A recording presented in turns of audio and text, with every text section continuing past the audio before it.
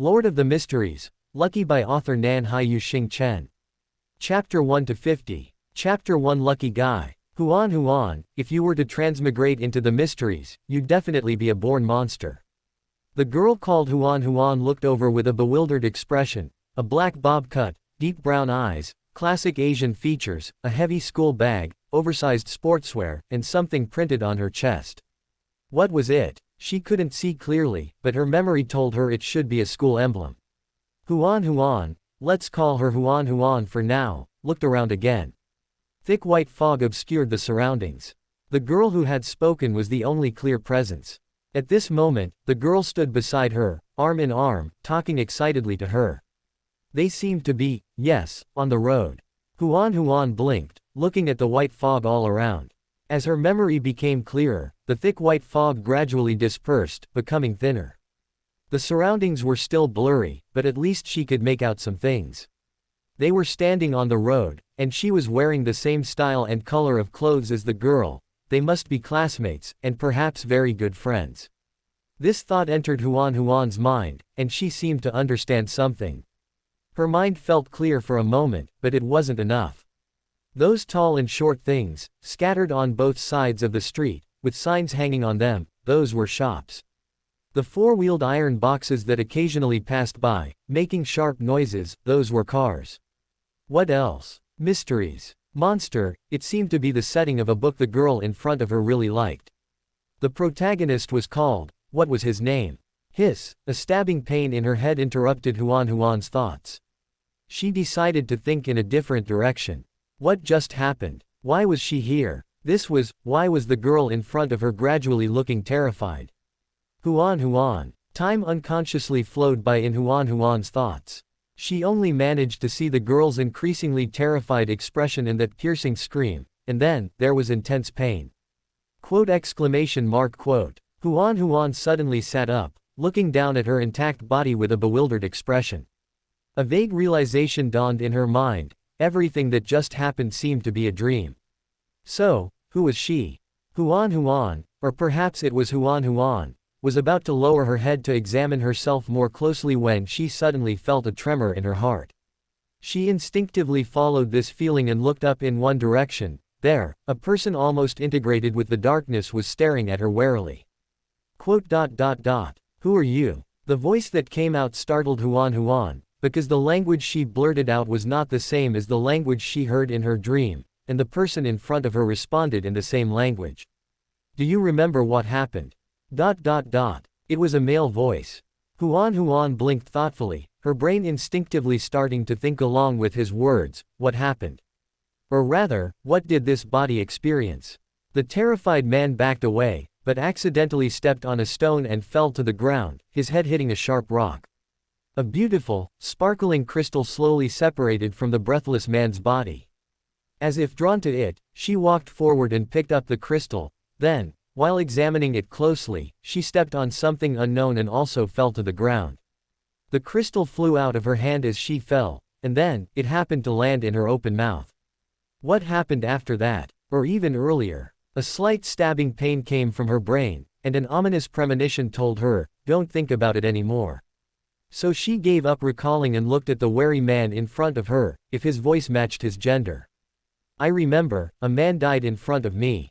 A very beautiful, sparkling crystal appeared on his body. I walked over to pick it up and look at it closely. And then, I fell. Yes, that crystal fell out, and it seemed to fall into my mouth. Did I, perhaps, eat something I shouldn't have? The man didn't answer her, but the surrounding scene began to break apart. She suddenly sat up again. That was another dream. She looked around in confusion. This time, it wasn't pitch black. It was a small room, and she was lying on a bed. The man from her dream was looking at her with a complicated expression. This man was wearing a police uniform, with 3 silver 6-pointed stars on his epaulettes. He looked about 30, with a prominent nose and deep gray eyes. Beside him was another man with black hair and green eyes, with a casual and unruly posture, messy hair, and 2 silver 6-pointed stars on his shoulders. Unlike his companion's complicated, unreadable expression, this man's expression was much more obvious. It was clearly surprise. Why are you looking at me like that? And that dream. Perhaps noticing the confusion of the girl in front of him, the casually postured man showed a gentle smile and slowly said to her, "All right, it seems we need to first let you understand the current situation. First, what's your name?" Name. The girl's expression became blank. She tried to recall, but besides the name, Huan, there were no other clues. Wait a minute. Strange images flowed before her eyes, a girl chasing a talking white rabbit with a pocket watch, falling into a rabbit hole. Along with the images, there was a faint impulse. She almost instinctively blurted out, "Alice Kingsley." "That's right, Miss Alice, have you heard of Beyonders? Beyonders. Yes. I don't remember. Huh, I don't remember. Besides what I just told you, I don't remember anything." The black-haired, green-eyed man and the gray-eyed man exchanged glances, seeming to communicate something through their eyes, or perhaps not. In any case, the black-haired, green-eyed man looked at Alice again. All right, then I'll introduce you to Beyonders first. So, I am now, a Sequence 7 lucky one of the Monster Pathway.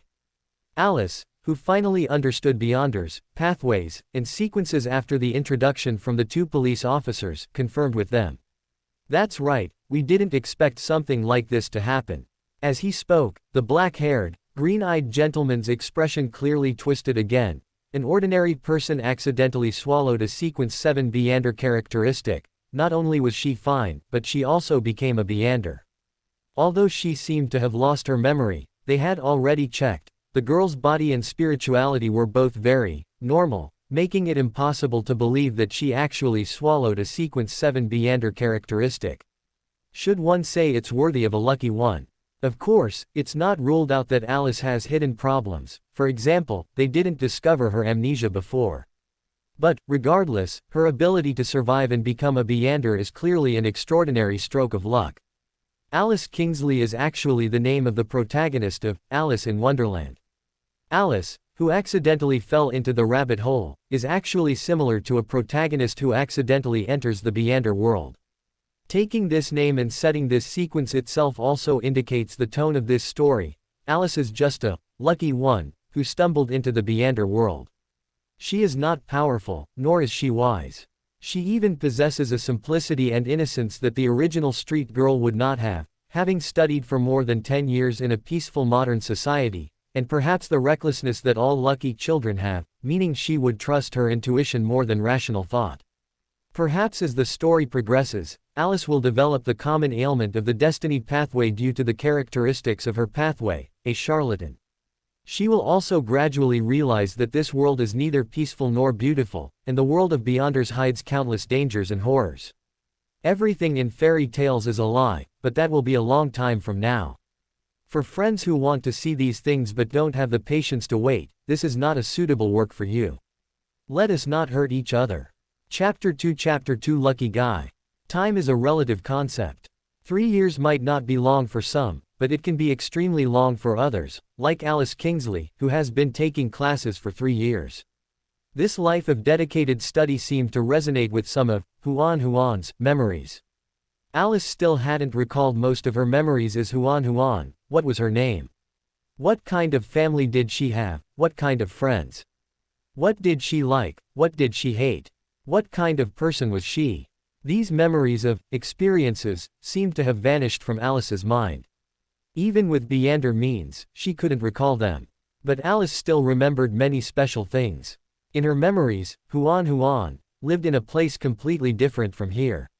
Whether it was the cars she initially saw in the images or the many modern, high-tech products she later recalled, they didn't seem to exist here, including those two adjectives which appeared along with the vague memories. Through Huan's vivid impressions of classes, homework, exams, and so on, Alice realized that the main part of Huan's life probably consisted of these things. She was a student. The girl who appeared in the white fog seemed to be a very close friend of Huan.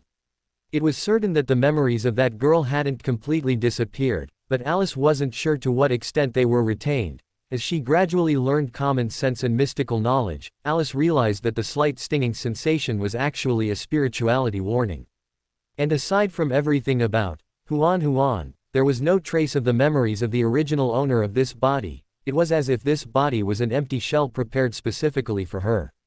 Alice was startled when this thought appeared, but she inexplicably resisted delving deeper into this issue. What Alice learned about this body ultimately came from the files. A few people who knew this girl called her Alice. Maybe that wasn't her name, maybe she had a surname, but no one cared, so no one knew. 3 years ago, she was probably only 12 or 13 years old, or perhaps a malnourished 14 or 15. Her exact age couldn't be determined because no one knew. However, Alice guessed it was probably the former, because even in a well-nourished environment, she had only just begun to develop. She survived by begging, stealing, and scavenging, the life of most street children in the city. It's worth mentioning that after washing the matted, dark hair, wiping the mud and dust off her face, and putting on clean clothes, this girl actually had a fairly pretty face. Of course, it wasn't a breathtaking beauty, but she had extremely bright blonde hair and pure blue eyes. These bright colors seemed inherently out of place on a street child. But the features on that face, obscured by mud and dust, gave Alice a subtle sense of familiarity, or perhaps it was brought by Huan. Yes, Alice still held reservations about whether she was Huan. In comparison, she was more willing to accept Alice Kingsley, which she blurted out at the time, as her name. Of course, the files contained more than just this. Alice also learned about the circumstances of her case. The man she saw falling in terror was an unlucky one. After all, no one had ever heard of a Sequence 7 Beander dying in such a way, right? However, things happened so dramatically, as if fate was playing a joke on him.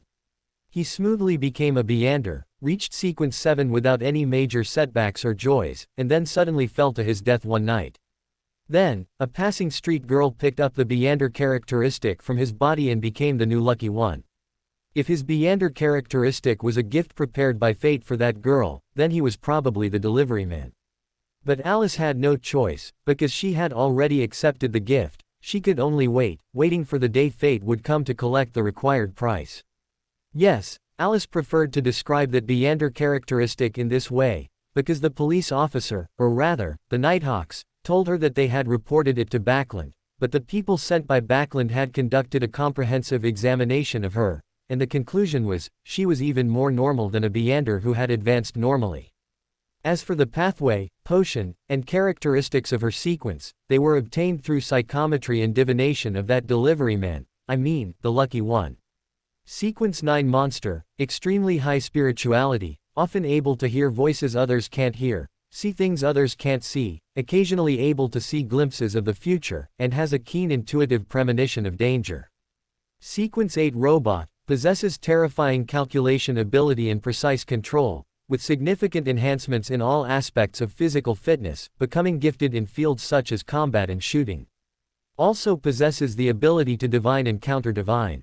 Sequence 7 lucky one, as its name suggests, the lucky one gains extraordinary luck, but it is uncontrollable and passive, and luck is not fixed, with highs and lows, sometimes particularly powerful, sometimes like an ordinary person. As for the sequel, letting Alice continue to be a street child, that was obviously impossible. Alice was left in Tingen City, and she temporarily resided in the church, for easy observation. After all, it was such a special situation. Considering her age and the lack of a large amount of knowledge, nominally, she was incorporated into the Tingen City Nighthawks team, but in reality, you can't expect a child who can't even recognize all the words to go out and perform tasks, right? In fact, Alice not only didn't perform tasks, she rarely went to the Nighthawks headquarters again. Her daily life was arranged quite tightly, referring to language and various basic course studies. This was partly to supplement Alice's lack of common sense, and partly to isolate Alice from the Beander world for a period of time to observe Alice's situation. As for Alice, Alice quickly adapted to this life of study, and even felt that the study time wasn't long enough. Well, she always felt that she should study for more than 10 hours a day to be correct. So, what kind of life did Huan live before? Didn't she sleep? After realizing this thought, Alice fell into deep thought about this question. Well, after all, she really couldn't understand how someone could study for more than 10 hours a day. Chapter 3. People who cannot be seen. It was Alice Kingsley's first day officially starting her mysticism classes. Good morning, Sister Roseanne. Finally free from annoying general education classes and no longer having to study the headache-inducing Hermes language and ancient Hermes, Alice cheerfully greeted Roseanne at the door. Have you seen the captain? Good morning, Alice. Roseanne yawned, then smiled in response when she saw it was Alice. The captain is in his office. Ah, you look really energetic. Alice didn't come to the underground often. In fact, she hadn't been down there more than a few times in the past 3 years. She had actually met Roseanne by chance at the church, and was surprised to find Roseanne working there in an administrative role. Because I'm so happy, I finally don't have to go to class anymore. Oh wait, I still have to take mysticism classes. But it's definitely different from general education classes and that darn Hermes language and ancient Hermes, right? Roseanne looked at Alice with a hint of speechlessness. After they became more familiar, the most frequent thing Roseanne heard from Alice was complaints about learning languages. It was clear that Alice was genuinely not good at learning languages. Alice, not getting the affirmation she sought, disappointedly withdrew her pleading gaze and let out a long, faint sigh of sorrow, then couldn't help but burst into laughter halfway through the sigh. All right, I'm going to find the captain now, Sister Roseanne, bye-bye. Bye-bye. Roseanne's weak response came from behind her, but Alice didn't look back. She knew Roseanne would make a cup of coffee next, and then, a blur, Alice saw a blurry male figure in a suit push open the door and walk in, while Roseanne was brewing coffee. She heard the man greet Roseanne, "Good morning, Miss Roseanne." Alice blinked, and the image vanished. As if she hadn't seen anything, she knocked on the door of Dunn Smith's, the gray-eyed officer she first met, office. "Come in." Dunn's voice and tone were deep and gentle. Alice pushed the door open and entered. Dunn was sitting at his desk, and Alice could clearly see, Dunn was enveloped in a deep, dense black, as if it was about to swallow him. She knew it was an omen of death. Alice smiled as if nothing was wrong, as bright and cheerful as she had been in front of Roseanne. She grinned, meeting Dunn's deep eyes, and was about to speak when an image suddenly appeared. The same blurry-faced man from before stood in front of the desk. She heard a solemn response, "Yes, I have made my choice." But why was his face blurry both times he appeared? After waiting for the image to dissipate, Alice reined in her smile and said to Dunn, "Captain, do you have another guest this morning?" You saw him. Seeing Alice's sudden change in demeanor, Dunn, who understood the characteristics of the monster pathway, realized something. I can. Alice frowned, organizing her words. "Can I come back to see you later?" "Why? Perhaps, I shouldn't see him." Is it in Revelation? I'm not sure. Knock, knock. A soft knock on the door came, and Alice instinctively closed her eyes. Dunn frowned, glanced at the closed-eyed Alice, and then said, "Come in." Alice heard footsteps approaching her, and then a curious gaze fell upon her, while her spirituality premonition screamed at her not to open her eyes. The intangible noise gave Alice a terrible headache. She moved a few steps to the side, leaned against the wall, and rubbed her temples. "Now I'm sure, I really can't see him, otherwise, I might die." Dunn looked at this scene with some astonishment. He didn't know what conclusion he had reached, but in any case, he introduced the two of them. "This is Klein Moretti, he's a newly joined administrative staff member, remember?" Alice nodded. "This is Alice Kingsley, a lucky one. Roseanne should have mentioned her to you." She's that lucky one. Am I that famous?" Even though Alice had her eyes closed and dared not look at him, Klein heard a strong sense of liveliness and curiosity in Alice's tone. It wasn't until Dunn tapped the desk twice as a warning that Alice reined herself in, returning to her weak posture, holding her head. "I originally wanted you two to go find old Neil together." "Well," Dunn watched the scene, sighing helplessly, "Alice, you go back first. Come back this afternoon." "Okay." Alice quickly turned around and walked away as if afraid Dunn would change his mind. At the same time, after her gaze swept past the source of her vision, she opened her eyes. "Klein Moretti. I feel like I've heard that name somewhere else." This audible whisper made the other two present hesitate to speak, but they quickly didn't need to worry. Alice's movements halted again. The white mist, unseen for 3 years, eerily reappeared. In front of her was still the same girl who had linked arms with her and spoken years ago. But this time, the girl's voice was not clear. She could only see the girl's lips moving, and then, amidst the chaotic babbling, she distinguished a blurry name. Zhou, Ming, Rui. Bang! The loud noise startled Alice. The frantic screams of her spirituality stopped her first instinct to look back. She heard, from behind her, a still shocked, perfectly articulated Chinese, "You." That single character, which seemed to contain many questions yet was forcibly cut short, made Alice realize that this person might have heard that name. That perfectly articulated Chinese, even if it was just one character, was enough to be evidence in Alice's eyes. Perhaps for others, because it was only one character, they couldn't be sure if it was Chinese, but Alice's intuition had already told her the answer in advance. And for Alice, her current main goals were three. First, to find out about Huan's past. Second, to find out about her own past. And third, to find the sender of that gift. The discovery of one of her main goals was certainly worth responding to. So Alice closed her eyes, turned her body towards the source of the sound, and responded in Loan language, "Perhaps I should invite you to lunch, even if eating with closed eyes isn't a good idea. I mean, you can find me at the church." Then, she turned and left, not caring at all what trouble the recent events would cause Klein, explaining such bothersome things to Dunn, of course, should be left to someone else. Chapter 4. Have you heard of the fool? Eating lunch with eyes closed was clearly not a wise choice. Sitting across from Klein, Alice, who had wrapped her eyes with cloth to prevent accidentally opening them, regretted her decision for what felt like the umpteenth time. The most bothersome part wasn't being unable to find her food. For some reason, she was almost skilled at moving with her eyes closed. In fact, what Alice disliked most was not being able to see what the food looked like. Although, to be frank, Loan wasn't a country known for its gourmet cuisine, Alice still believed that at least half of one's appetite came from the appearance of food. Then again, given the quality of Loan's food, even opening her eyes would probably only spoil her mood for eating, wouldn't it? Of course, this didn't stop Alice from getting angry about it. So, with the attitude of someone dealing with an enemy, she fiercely tore a piece from the bread, as if tearing a piece of flesh from a foe.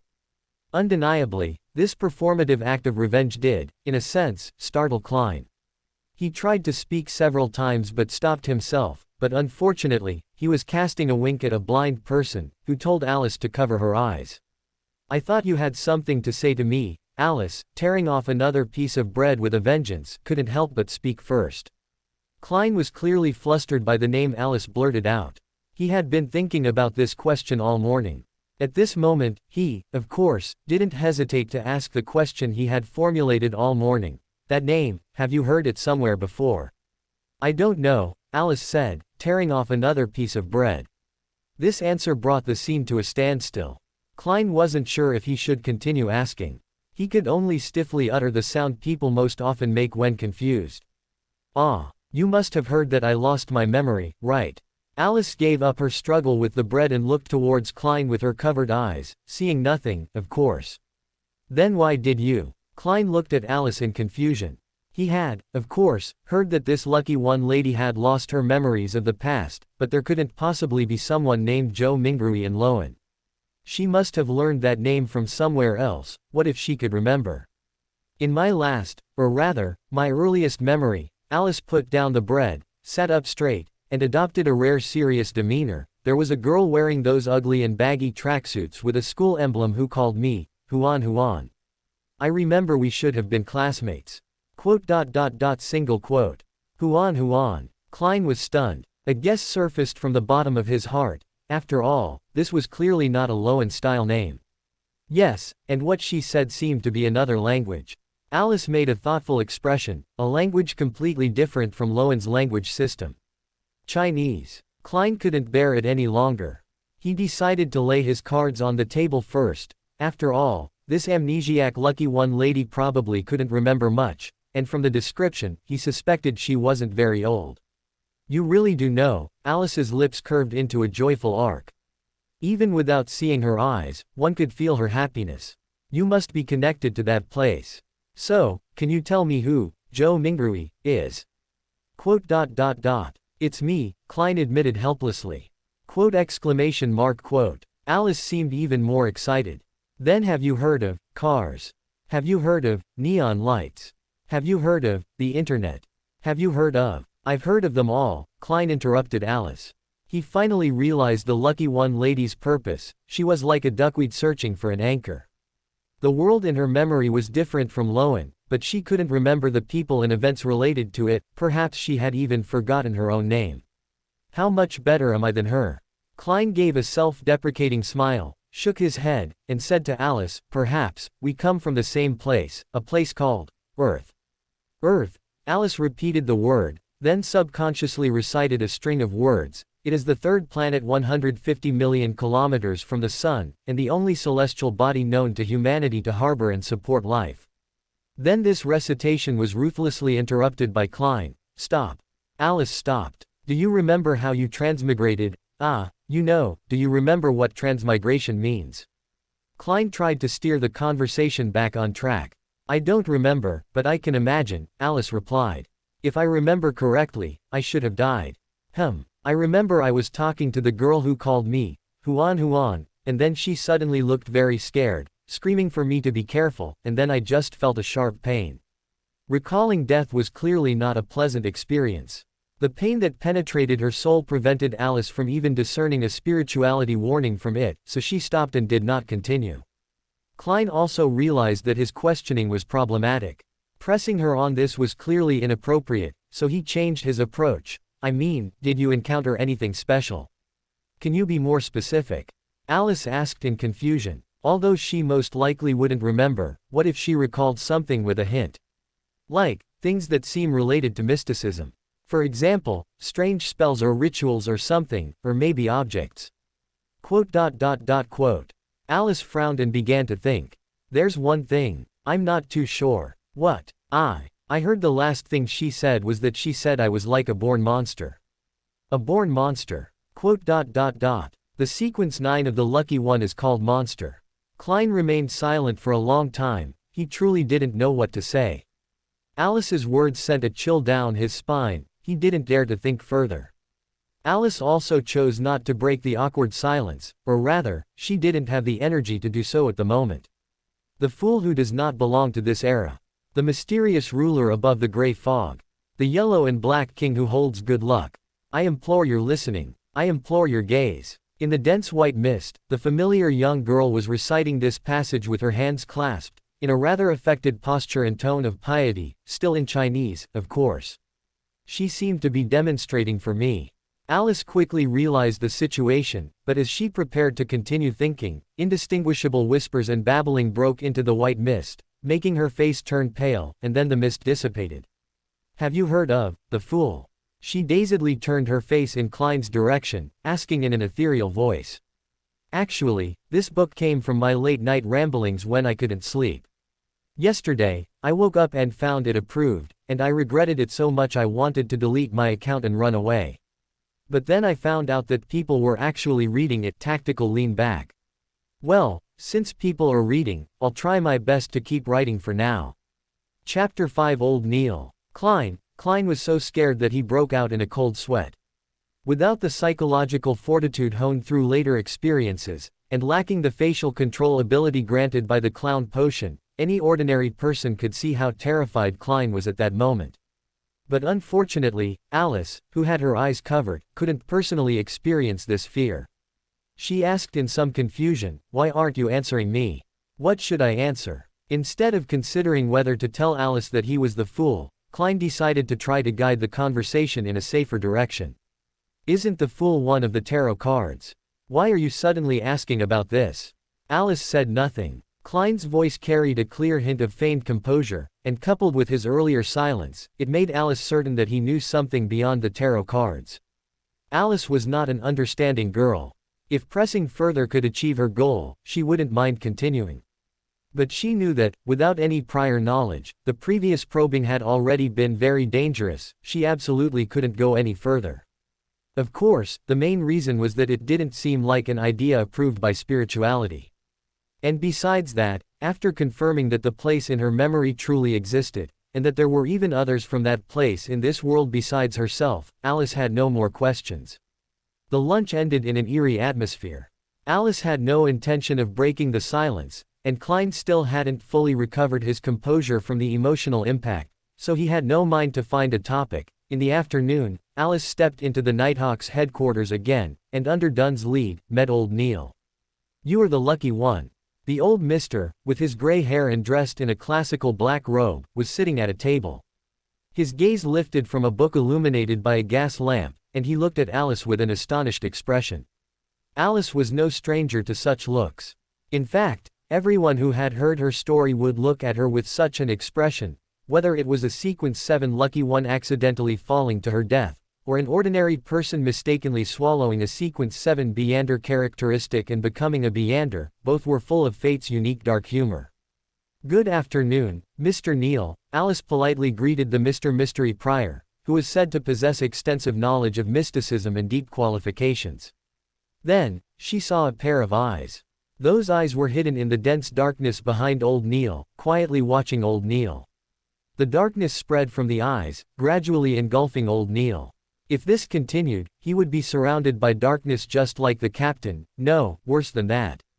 The captain was only surrounded, he would be directly devoured. Alice restrained her urge to rush out the door, forcing her facial muscles to move, making her previously stiff muscles flexible again, revealing a bright smile free of any gloom. She couldn't provoke him. "Sit," Alice heard old Neil say, "would you like a cup of hand-ground coffee?" "Thank you." Alice walked forward and sat on the stool. "You don't seem to be drinking any." Alice noticed the clear water in the cup. "Haha, it's my habit. I don't drink coffee after 3 p.m., old Neil explained with a smile. "Why, because you won't be able to sleep." Alice guessed. "Yes, then I would hear whispers from inexplicable existences," old Neil replied with a smile. Alice almost couldn't stop herself from glancing at those eyes again. She forced herself to resist and change the topic. "Captain said I can start my mysticism lessons. What do we start with?" As Alice spoke, she displayed the curiosity she should have. She leaned forward towards the contents on old Neil's desk, trying to see what was there. "I heard you've already learned. What are you looking at?" "What is that?" Alice's gaze landed on the yellowed page, and the reason for her attention was quite simple. She recognized this writing. These block characters, distinctly different from Loan writing, simplified Chinese. This is Emperor Russell's diary." Old Neil's tone sounded as if he was expecting Alice to ask him how he knew it was a diary. Emperor Rosal. Alice recalled information about this person in her mind. Is he the Emperor Rosal who invented many things, and wrote many books? The word, copied, that slipped out clearly indicated Alice's true thoughts. After learning about Emperor Rosal's life, she was convinced that this Emperor Rosal also came from that mysterious place and chose to plagiarize, transport the wisdom of his predecessors. That's right, old Neil, who wasn't questioned, wasn't discouraged. This is Russell Gustav's lost diary before his death. To keep it secret, he recorded it using strange symbols he invented. Alice assumed a posture of quiet listening. Because many people believe he didn't truly die but became a hidden god, there have always been cultists who worship him holding various rituals, trying to gain power. We occasionally encounter such things and obtain a few original or copied notes. Because to this day, no one has been able to decipher the true symbolism of those special symbols. The Church allows us to keep copies for research, hoping for an unexpected surprise. I have already deciphered several of these symbols, confirming that they are numerical expressions, and discovered that this is actually a diary. I am currently comparing historical events from different dates, especially those around the emperor, with the diary's entries for those days, to decipher more symbols. The old mister's shining eyes seemed to be screaming, "Praise me," so Alice generously offered her compliments. What a brilliant idea. Old Neil smiled demurely, pushed the yellowed page over, and asked, "You seem very curious about them. Would you like to take a look?" So, Alice, her wish fulfilled, picked up the diary without hesitation, exclaiming, "Really? I can look. Mr. Neil, you're so kind." Alice's peripheral vision noted old Neil's pleasure with satisfaction, so she began to focus on browsing the diary. November 18th, what a miraculous thing. A whimsical experiment and an accidental mistake led me to discover a poor fellow trapped in a storm, lost in the depths of darkness. He could only slightly approach the real world during each full moon, yet still couldn't transmit his cries. He is lucky, he met me, the protagonist of this era. Chapter 6 It's broken, I can't hide it anymore. This extremely Chunabu-like statement made Alice's mouth twitch uncontrollably. Considering that old Neil was still watching, and to avoid attracting his attention, Alice's gaze quickly skimmed over Emperor Rosal's Chunabu quotes, his romantic conquests, and various lamentations, searching for useful content within them. January 3rd, my choice back then was too hasty. Now it seems that whether it's apprentice, seer, or marauder, they are all better. Unfortunately, there's no turning back.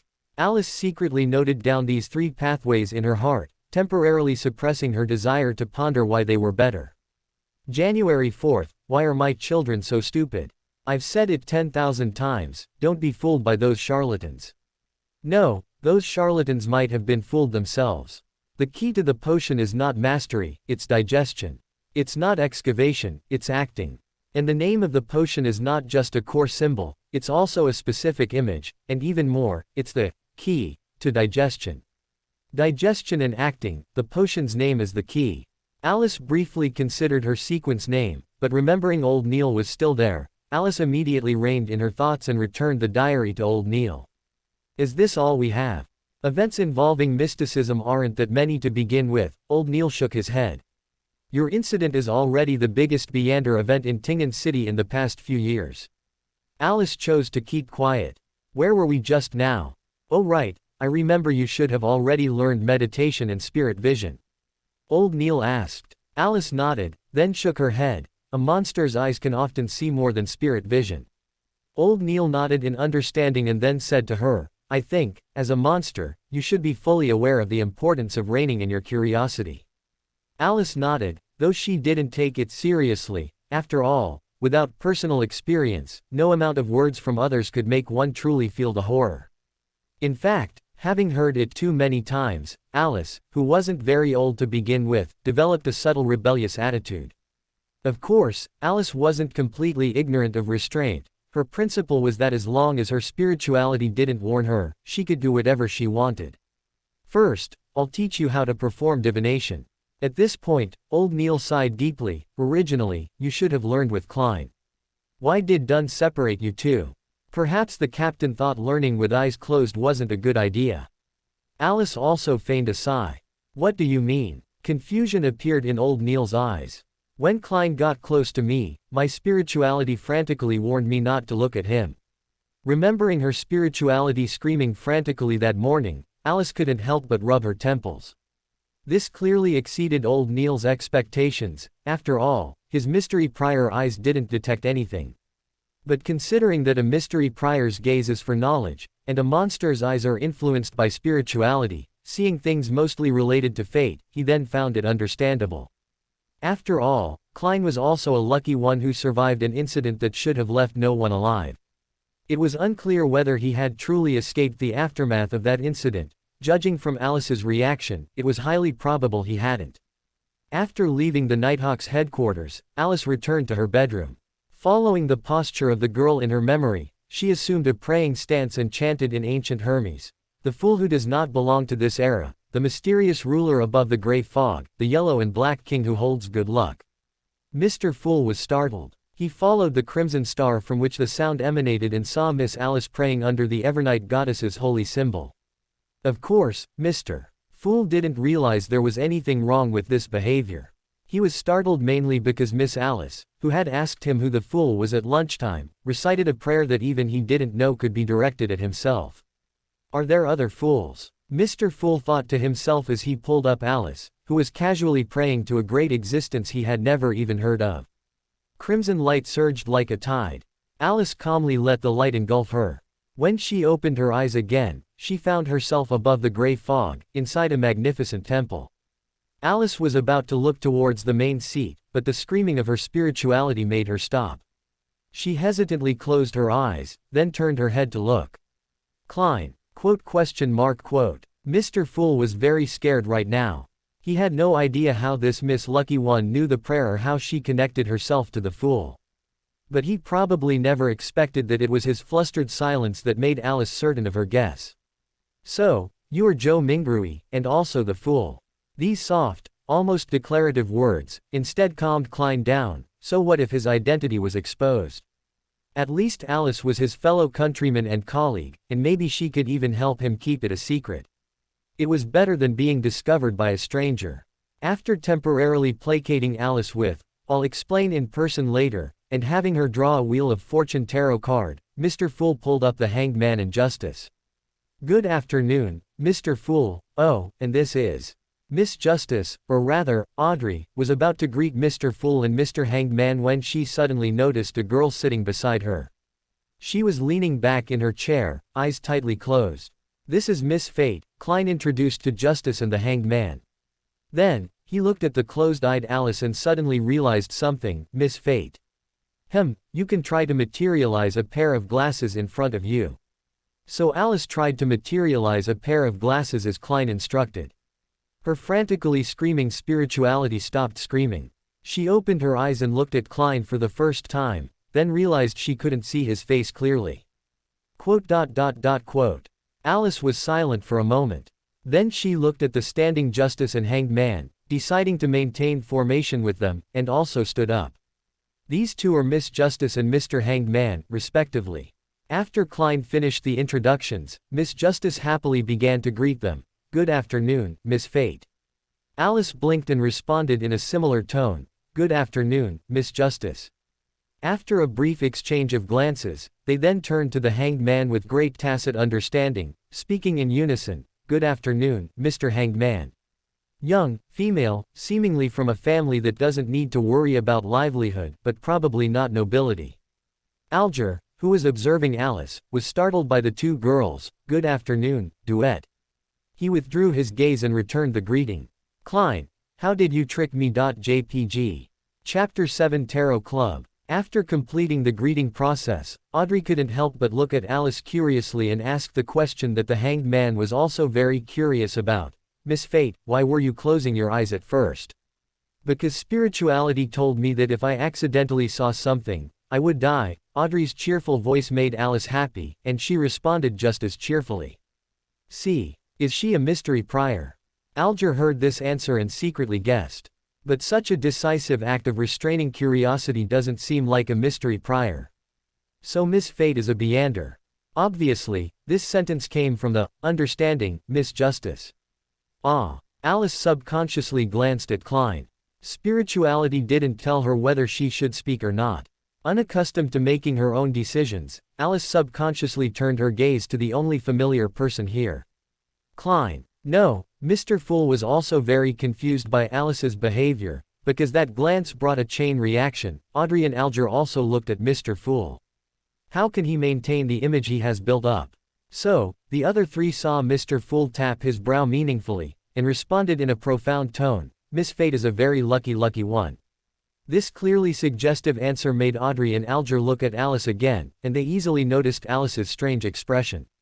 So Audrey blurted out, "Miss Fate, do you know what Mr. Fool means? If I tell you, it will reveal who I am." Even Alice, who lacked reverence for the supernatural and still carried the innocence of being naive, didn't think it was a good idea to let unfamiliar netizens find out her true identity. "At most, I can only tell you that I can't look at Mr. Fool because I am a Beander of the Monster Pathway." Monster Pathway. Is Lucky One the name of one of the sequences? I just don't know which sequence. What does very lucky mean? With such thoughts, the focus of this tarot club finally shifted from Alice. After Alger and Audrey completed the spectator potion formula transaction, and Mr. Fool successfully took the opportunity to pretend to be a open black lens bracket beep, close black lens bracket through the acting method and issued the task of collecting Rosal's diary, Alice heard Alger's long classic statement about, "Spectators are always just spectators." Alice recalled what she had seen in the diary. The name of the potion was key. Just as the spectator potion requires the user to be an absolutely neutral spectator, so she also has to act as monster, robot, and lucky one. But, the keen Alice noticed a hint of something amiss. "Mr. Hanged Man," Alice turned her head and asked a question. "Miss Justice's personality is clearly not that of an absolutely neutral spectator." If she keeps acting as a spectator, and gets too deeply into the role, will her personality change? Will she forget who she is and truly consider herself a spectator? If so, would she still be her? Audrey and Klein, who was considering whether to act as a seer, were both startled. As for Alger, after a moment of shock, Alger stood up and solemnly bowed to Alice. "Thank you for your reminder, Miss Fate." "You're welcome," Alice responded tentatively. She obviously hadn't realized how crucial the content she had pointed out was, but this didn't prevent her from accepting the thanks with a clear conscience. So Audrey also thanked Alice, just like Alger. As for Mr. Fool certainly didn't remind them, not because he didn't know. After Mr. Fool plagiarized the experience of the Great Food Empire and the British Empire and proposed the suggestion of civil servant selection exams, this tarot club finally came to an end. "As you wish." Audrey and Alger stood up and bowed simultaneously. Alice also imitated their movements, so the figures of Justice and Hanged Man quickly shattered, and only Fate remained in place. Realizing that Klein seemed to intend to discuss the unfinished issues with her directly here, Alice sat down obediently. Do you have anything you want to ask?" Klein organized his words and decided to let Alice ask. "What is this gathering about?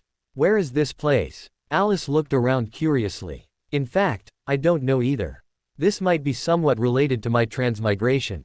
Klein replied. "You say, will I also have something similar?" Alice really wanted to get up and wander around this mysterious place, but doing so in front of the owner seemed a bit too impolite, so she could only regretfully give up that idea for now and ask other questions. "Oh, right, if you find any clues in Rosal's diary about how we got here, could you tell me?" Alice guessed that even if Klein's way of coming here was not exactly the same as hers, it must have similarities. As for other possibilities in Rosal's diary, if she really cared about that, she should have thought of trying to act like Klein after learning about the acting method, and Alice clearly had no such intention at all. "What? You mean she might have only made a secondary request because she was embarrassed? Do you see any sign of embarrassment on her?"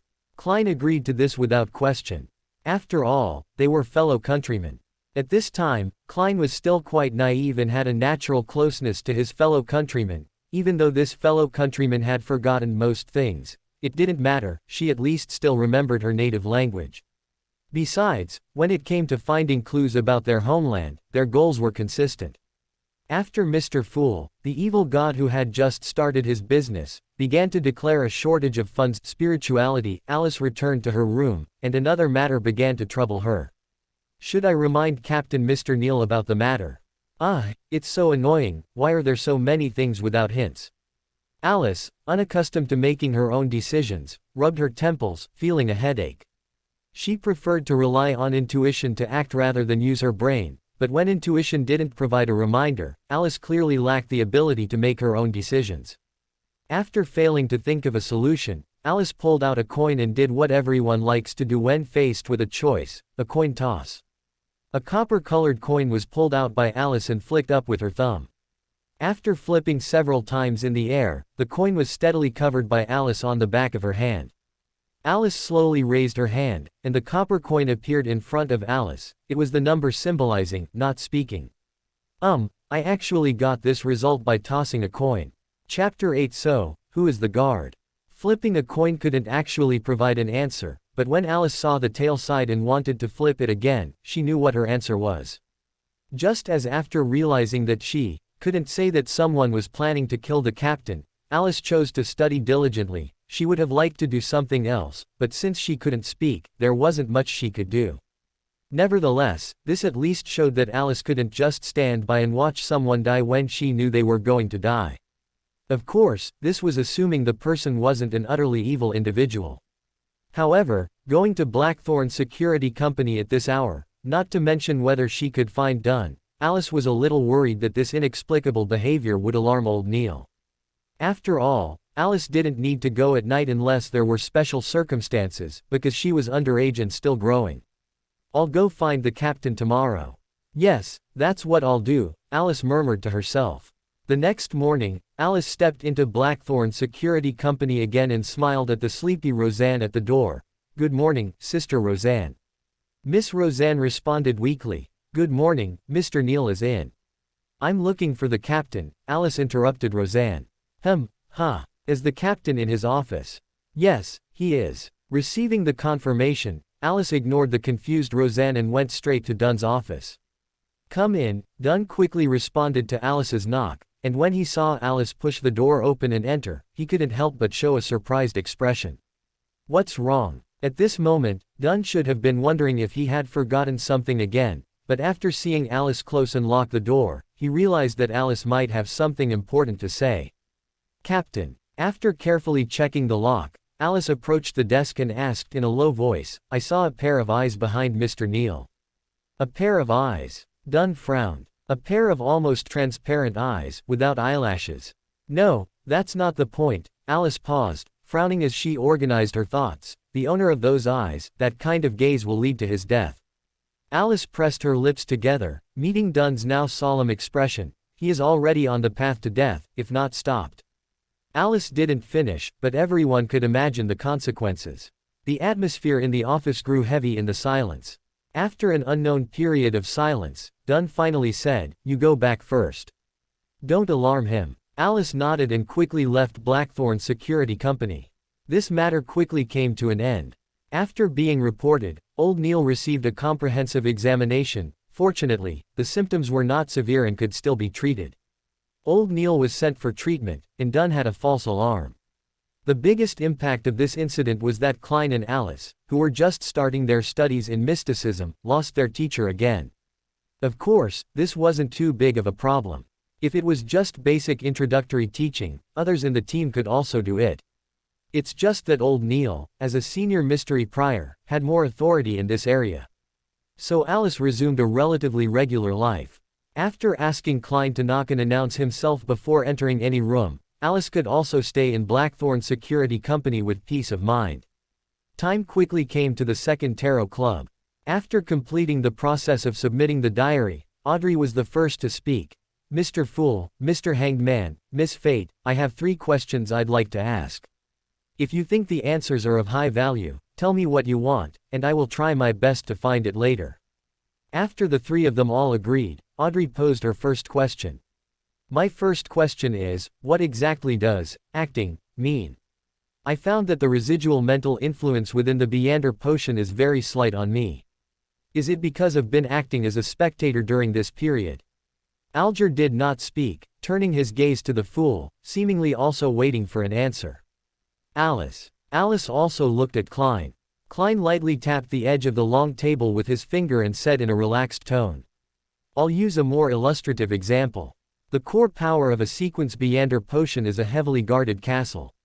The residual, backlash-causing mental influences reside within the castle. Our goal is to resolve it and truly become the master of the castle. We currently have 2 methods. One is to forcefully attack it, which may not succeed but will definitely harm ourselves, unless we crush it with absolute advantage, which we clearly do not possess. The second method is that we have an invitation letter given by the castle's owner. This invitation letter allows us to pass through the guard's checks and easily resolve the enemy. But the problem is, this invitation letter has the guest's appearance and corresponding temperament description. So, we must disguise ourselves, act as the invited guest, understand. Is that invitation letter the name of the Beander potion? Alice and Alger asked in unison, which made Alger glance at Alice. Yes, Klein gave an affirmative answer. But where did the guards come from? Alice said, as if talking to herself, and also like pressing for an answer. As soon as the words left her mouth, she realized she shouldn't have done that. Klein's obvious silence showed that he didn't know the answer either, and doing this could easily break the image Klein had built up. Next time I have such a question, I'll ask him privately.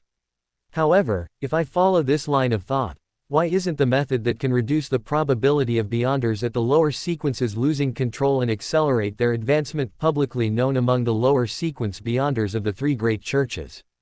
Rather than believing that the 3 great churches are also unaware of this, in a situation where deities truly exist, Alice was more willing to believe that this was the will of the deities. So, are the guards deities? No, that's not right.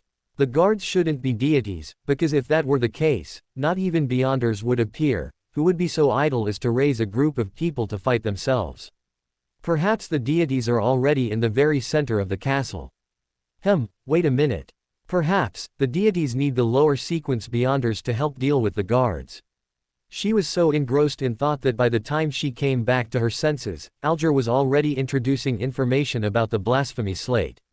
After Alger smiled and said he had sunk the psychology alchemist's member who was his source of information into the Sonia's sea, Alice looked at him with an amazed expression. Then, Audrey's third question made Alice feel the wonder of the world. My third question is, what would happen if, and I mean if, an ordinary animal drank a sequence 9 Beander potion? You have a friend who did something like that? Alice asked hesitantly. No, I mean if.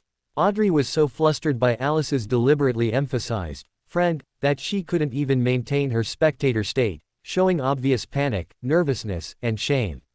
Even the esteemed Mr. Fool found it hard to keep a straight face after that remark.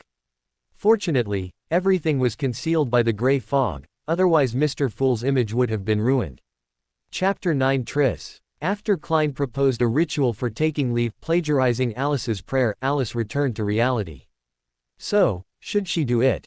Maybe not, aren't there 2 other people? Alice tapped on the table, looking at the requirements she had jotted down, thinking lazily. The next day, Alice arrived at Blackthorn Security Company as usual. After completing her daily study tasks, Alice, who was leaning against the counter chatting with Roseanne, was caught by Dunn, who was about to go out.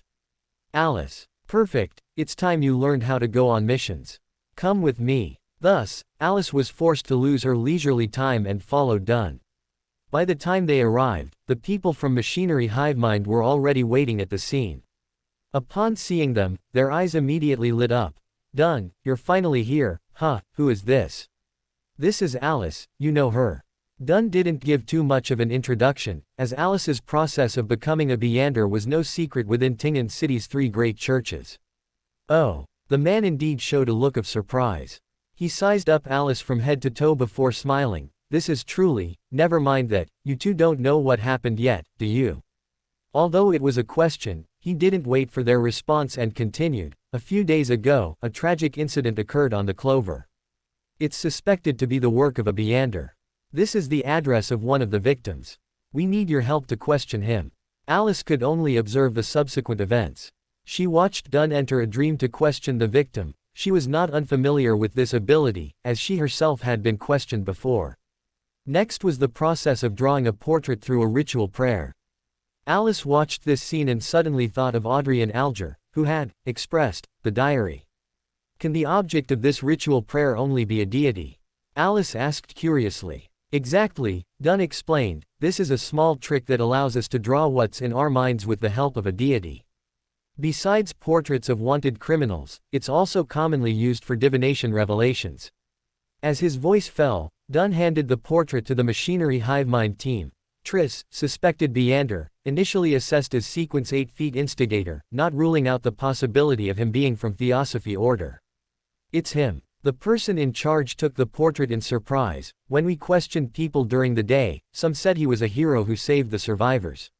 He paused, then added, if it's him, he might still be in Tingen City.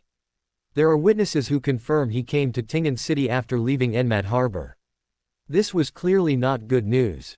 A wanted criminal had entered Tingen City. Dunn returned to Blackthorn Security Company with this heavy news and Alice, and informed the other Nighthawks about the warrant. It was not a peaceful night. In a deep darkness, a nimble figure floated down from the 3rd floor like a feather, not even a speck of dust rising from the ground. The figure turned a corner and abruptly disappeared into the alley. Wait, why did he run up there? Alice blinked, observing the figure's progress from this strange angle and perspective. She finally realized that this seemed to be the shadow's perspective. As she approached the dock, her vision became elevated again. This time, she was the sea breeze. She clearly saw that round, extremely approachable face. That was Tris. What was he doing at the dock? But the surrounding scene suddenly twisted. Alice couldn't make out the distorted scene. She could only see a bloody red, and only hear confused cries, please, and wails from within. It was a terrible disaster. In the bloody shadow, she saw Tris's figure. She was wearing a deep black long dress, the fitted skirt revealing her figure well. Her face was round, her features soft, and she possessed an extremely approachable demeanor. Wait, why was it a she? The dream shattered, and Alice sat up from her bed, checking the time. It was only early morning, and the sky hadn't yet brightened. Alice pinched her temples, a headache throbbing. Prophetic dreams weren't strange, but this dream was simply too absurd.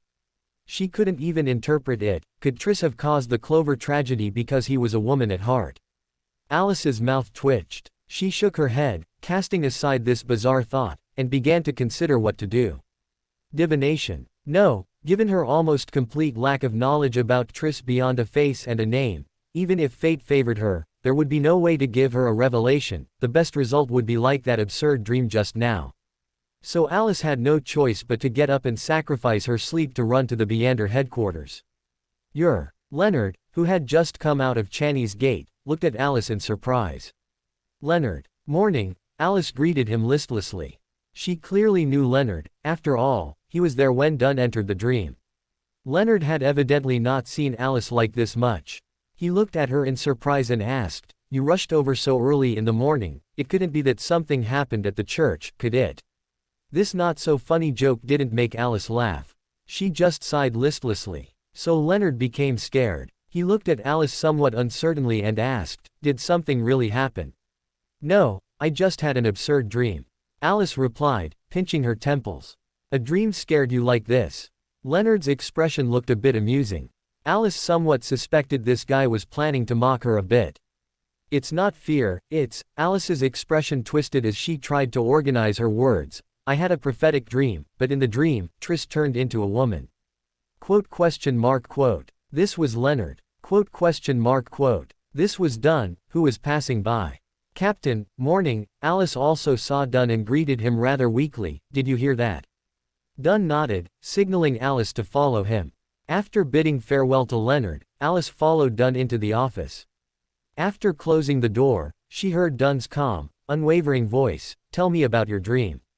His figure was nimble, jumping down from the third floor and heading straight for the dock.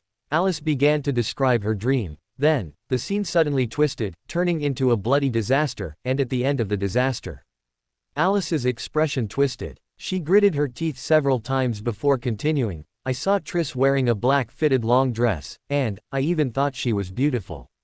Then I suddenly remembered he was a man, and I woke up scared." Chapter 10. Monsters in the Underground Market. Dunn said nothing, merely stating calmly that he understood, then motioned for Alice to leave. When Alice came out, Leonard was still waiting for her. Judging by his slightly excited expression, he probably just wanted to ask her about her dream. Sure enough, as soon as Leonard saw her, he smiled and waved her over.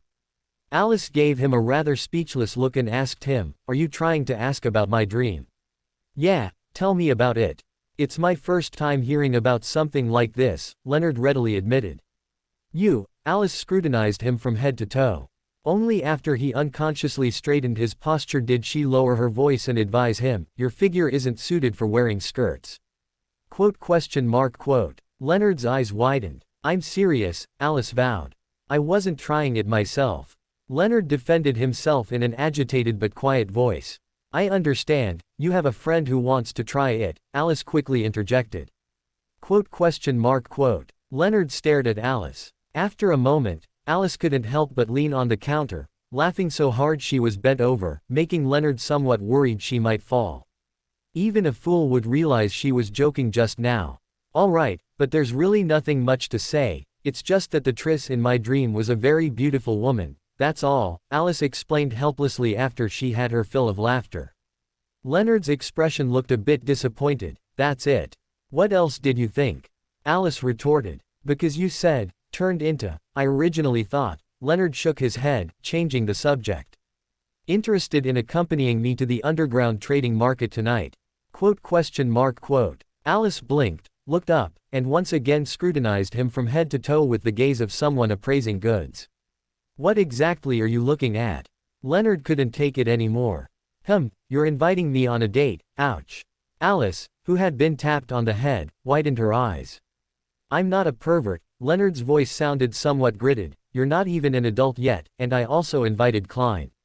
"Oh," Alice nodded with some understanding, concluding, "the one you really want to invite is Klein." Thus, their not-so-solid friendship once again declared its rupture. Leonard reached out to hit Alice hard, but she, having anticipated it, dodged. "All right, I'm just kidding. My point is, did you forget that I can't even open my eyes to look at Klein?" Alice explained while dodging. Leonard stopped his movements. He clearly realized this detail he had overlooked, frowning and hesitating. "I originally just thought, since I'm taking you guys to see the underground trading market anyway, I might as well take both of you at once, but I didn't expect. Speaking of which, do you know?" Leonard suddenly remembered something, frowning as he scrutinized Alice. "There's also a monster in the underground trading market. He was born half a monster, but unfortunately, the three great churches don't have the corresponding potion. So, there was no potion formula found on that unfortunate deliveryman after all." Alice asked thoughtfully. "Deliveryman?" Leonard's expression looked somewhat confused by the made-up word. "Oh, I'm sorry, it just slipped out. I meant that unfortunate lucky one," Alice explained, her slip of the tongue. "That's the strangest part." Leonard looked at Alice, his eyes holding a meaning she couldn't understand. That lucky one only left behind the sequence name and sequence characteristics. There was no other information, as if he appeared there that day just to deliver a Beander characteristic of a lucky one to me. Alice finished his sentence. Leonard frowned, looking at Alice. Alice met his gaze calmly. After a moment, he spoke first. "You had a guess early on. A lucky one tragically falling to his death. That doesn't seem normal no matter how you think about it, does it?" Alice rolled her eyes. "But what good is it if I guessed it? I've already accepted the gift, I have no other choice." "Then why did you originally?" Leonard stopped halfway through his sentence. He suddenly remembered that the girl in front of him had no memories from earlier. "Never mind. Shall I take you tomorrow night instead?" Alice readily agreed. The next day, Klein, who had returned from the trading market, found Alice. "I think I know what happens when you see me," Klein said as soon as he approached. "You saw that monster in the underground trading market." Connecting it to what Leonard had said, Alice realized something. "You know. Right, Leonard must have told you too." Klein clearly thought of it as well. "So, what happened when he saw you?" Alice asked curiously. After all, judging by Klein's attitude, that unlucky fellow should still be alive. "He screamed, and then blood flowed from his eyes," Klein recalled. "That's it." Alice was a little surprised. This was much lighter than she expected. She thought that unlucky fellow should at least be blind. Klein was a little surprised. "Right, after all, he's not a true Beander. Perhaps his spirituality isn't high enough," Alice murmured to herself. "You mean, this consequence isn't serious?" Alice's murmuring made Klein realize something, and he pressed on. "I said it from the beginning, if I see it, I might die," Alice answered with a smile. "But, what kind of thing would, just looking at it would cause death?" "Have you heard a saying?" Alice asked softly, "One must not look directly at a god." "What?" Klein looked at Alice in astonishment. He wouldn't think Alice was implying his act of impersonating an evil god. After all, he wasn't a real evil god, so looking at him wouldn't be a big deal, right? "I just suddenly thought of it. After all, you are." Alice paused, ultimately not speaking the words. "You see, how coincidental fate is." Klein pondered in silence. He clearly realized what Alice hadn't said. "You see, it just so happens you're impersonating an evil god, what a coincidence." But Klein thought much more deeply than Alice did. His greatest peculiarity lay in that gray fog space. If the eyes of the monster pathway could see something extraordinary, it must be related to that space. So, where exactly did that space come from? But Alice's light words interrupted his thoughts. "Do you know? I once heard a saying." "What saying?" he asked cooperatively. "Countless coincidences of fate converge to form the books written by an author." Alice was the type who knew nothing but guessed everything correctly. Part of it was high inspiration, part was good luck, and another part was, she just didn't like to use her brain. She wasn't actually brainless. Chapter 11, which Alice wasn't able to wait for the underground trading market as planned. She was called to help out. Last night, Triss entered the underground trading market to buy materials. After being discovered, he fled all the way to Iron Cross Street's lower section. The Punishers searched Triss's temporary residence on that street, but the trail went cold there. "So, why me?" Don't the Punishers have anyone who can track? Alice, who didn't want to work, complained with dissatisfaction. Machinery Hivemind has a senior mystery prior. I even suspect he's already advanced to Sequence 8, but in terms of divination, perhaps you have an advantage. And your dream? Dunn offered an explanation, but Alice felt that the main reason for this matter was her dream. Perhaps after hearing about it, the Punishers thought it would be better for her to visit the scene. Alice reluctantly followed Dunn to Iron Cross Street's lower section. After handing over to the Punishers team, she entered Triss's temporary residence alone. This temporary residence looked unremarkable, meaning no personal belongings were found. It made sense, if there were any, the Punishers would have likely taken them already. Alice walked around the house but found nothing.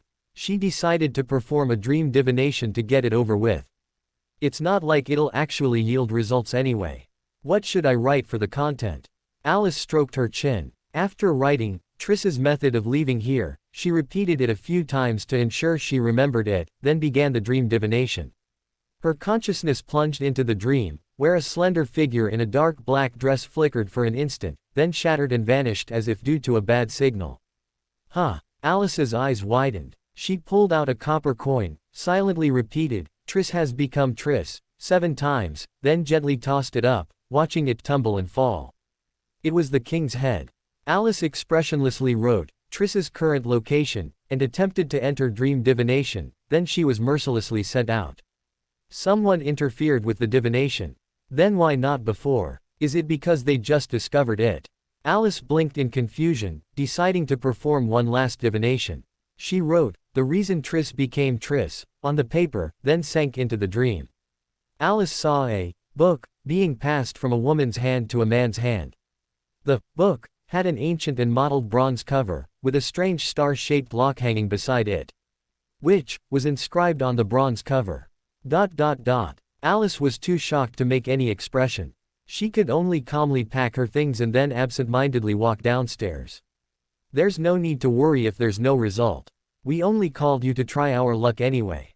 Dunn clearly misunderstood Alice's expression. Alice sighed weakly, shook her head, and didn't respond to Dunn. She just turned her head to the Punishers. "I couldn't divine her location. The divination was interfered with."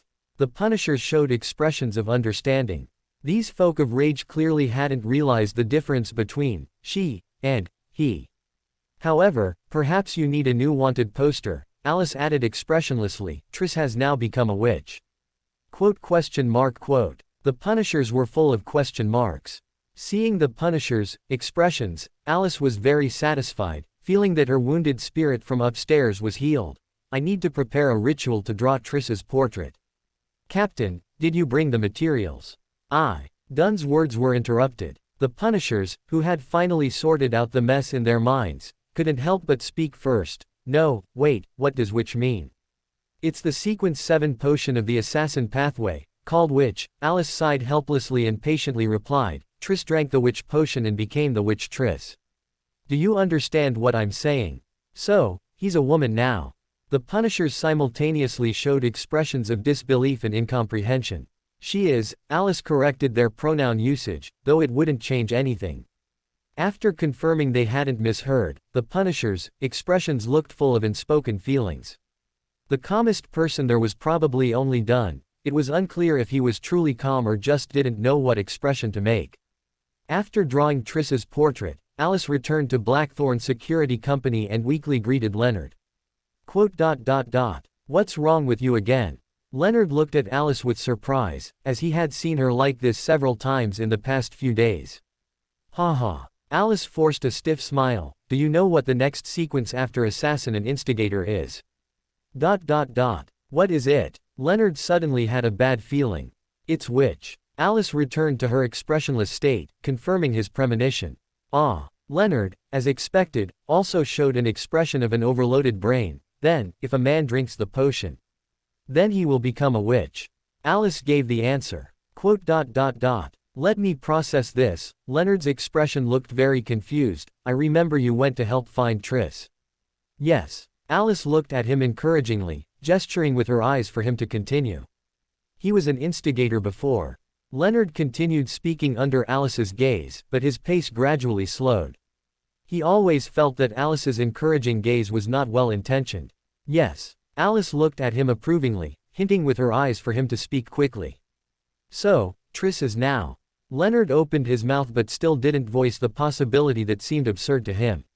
Once the Punishers print out the new wanted poster and send it over, you'll see what the witch Triss looks like. Alice shattered his last delusion. Leonard also left as if he had lost his soul, leaving only Alice in the hall. What? You ask what Alice was doing there? Well, she was going to tell the story of the instigator Triss and the witch Triss to everyone who would listen.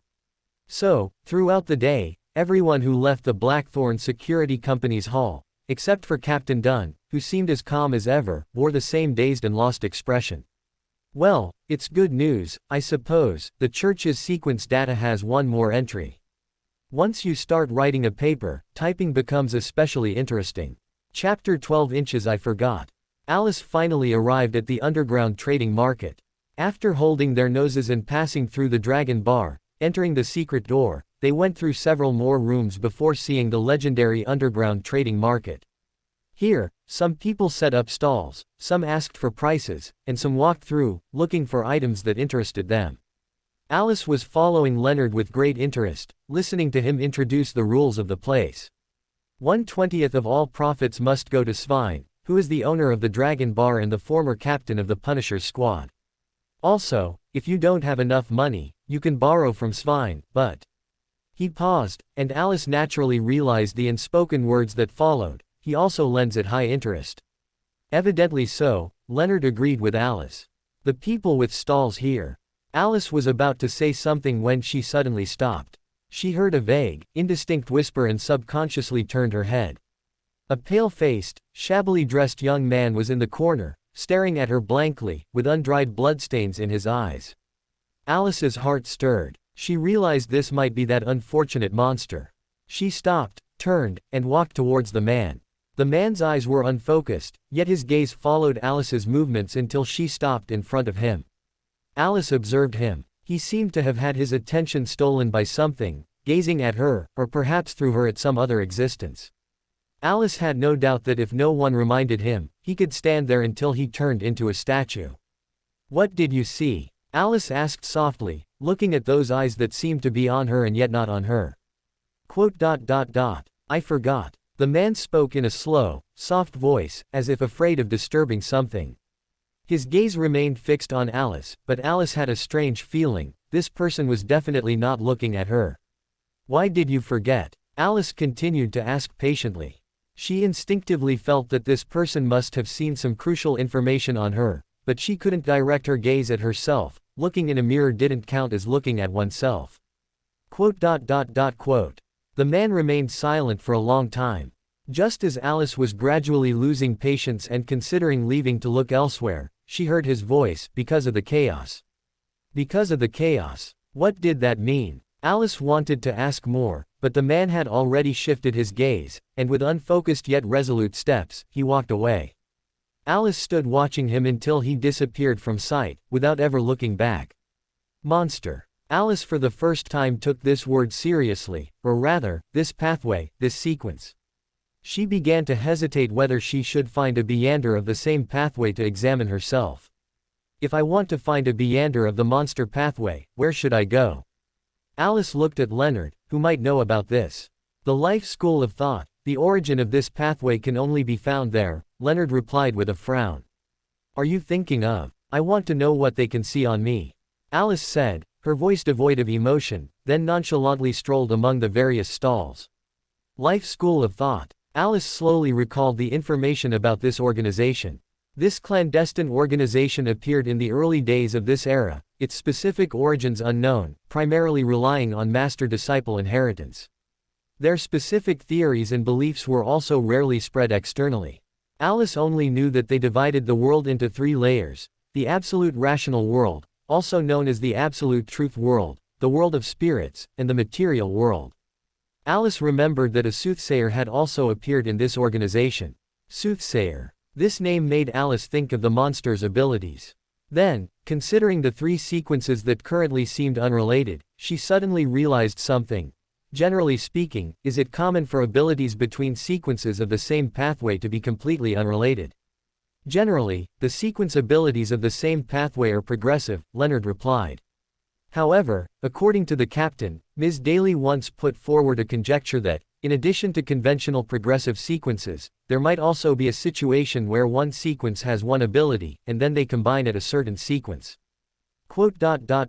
Sequence 4. Alice naturally thought of sequence 4, the starting point of high sequence, and the beginning of a change in the essence of life. Leonard nodded. Alice thoughtfully remembered this, then asked him, "Don't you have anything else to do?" I was just here yesterday. The implication was that he indeed did not. Alice then said nothing, just stood there, staring at Leonard, as if playing a game of who could stare longer. Leonard was the first to lose patience. "Go wander around by yourself." Watching Leonard leave the area, Alice began to wander alone in the underground trading market. Alice stopped at a stall selling amulets. Amulets with a certain effect, even if very weak, stood out enough in Alice's spirituality in this underground trading market full of fakes. Alice squatted down and picked out 2 amulets emitting a faint glow. These were the only 2 that had coincidentally carved the correct incantations. "Want to buy, miss?" The boss got excited when he saw business. "If you buy both, I can give you a discount, only." "No," Alice interrupted the boss, then, under his bewildered gaze, picked up another exquisite silver amulet. "I want this one." So the boss's joyful smile, usually reserved for customers, returned. "Oh, this one. This is something I carefully crafted, It's completely useless," Alice calmly interrupted the boss. "Then why do you want to buy it?" The boss's eyes were full of the question, "Are you here to cause trouble?" "Well, because it's pretty," Alice answered without hesitation. "Name your price, don't base it on an amulet." The boss stared at Alice for a while. He realized that this person in front of him might not just be a mysticism enthusiast, she had some understanding of mysticism, perhaps even a Beander. 3 solely. This realization calmed the boss's emotions considerably, and he chose to quote a price based on silver ornaments, not amulets. Of course, he habitually left room for bargaining, but Alice had no intention of bargaining. She just pulled out the money, paid, and left the stall. Chapter 13 inches 2049. Chapter 13, 2049. This was a dark, secret room. After slowly adjusting to the dim light, Alice saw a puppet wrapped in oily cloth strips. The puppet creaked as it turned over, its face painted with clown grease paint directly meeting Alice's gaze. On that eerie face were a pair of pure black, pupil-less eyes, and below them, a sudden slit appeared, forming the shape of a mouth. That gaping mouth showed a distinct curve, forming an exaggerated clown smile on its grease-painted face. Alice realized that this puppet was smiling at her. Alice abruptly woke from her dream, recalling that strange and terrifying smile, and she was still shaken. Unable to sleep, Alice had no choice but to get up and check the time. Good, at least it was daylight.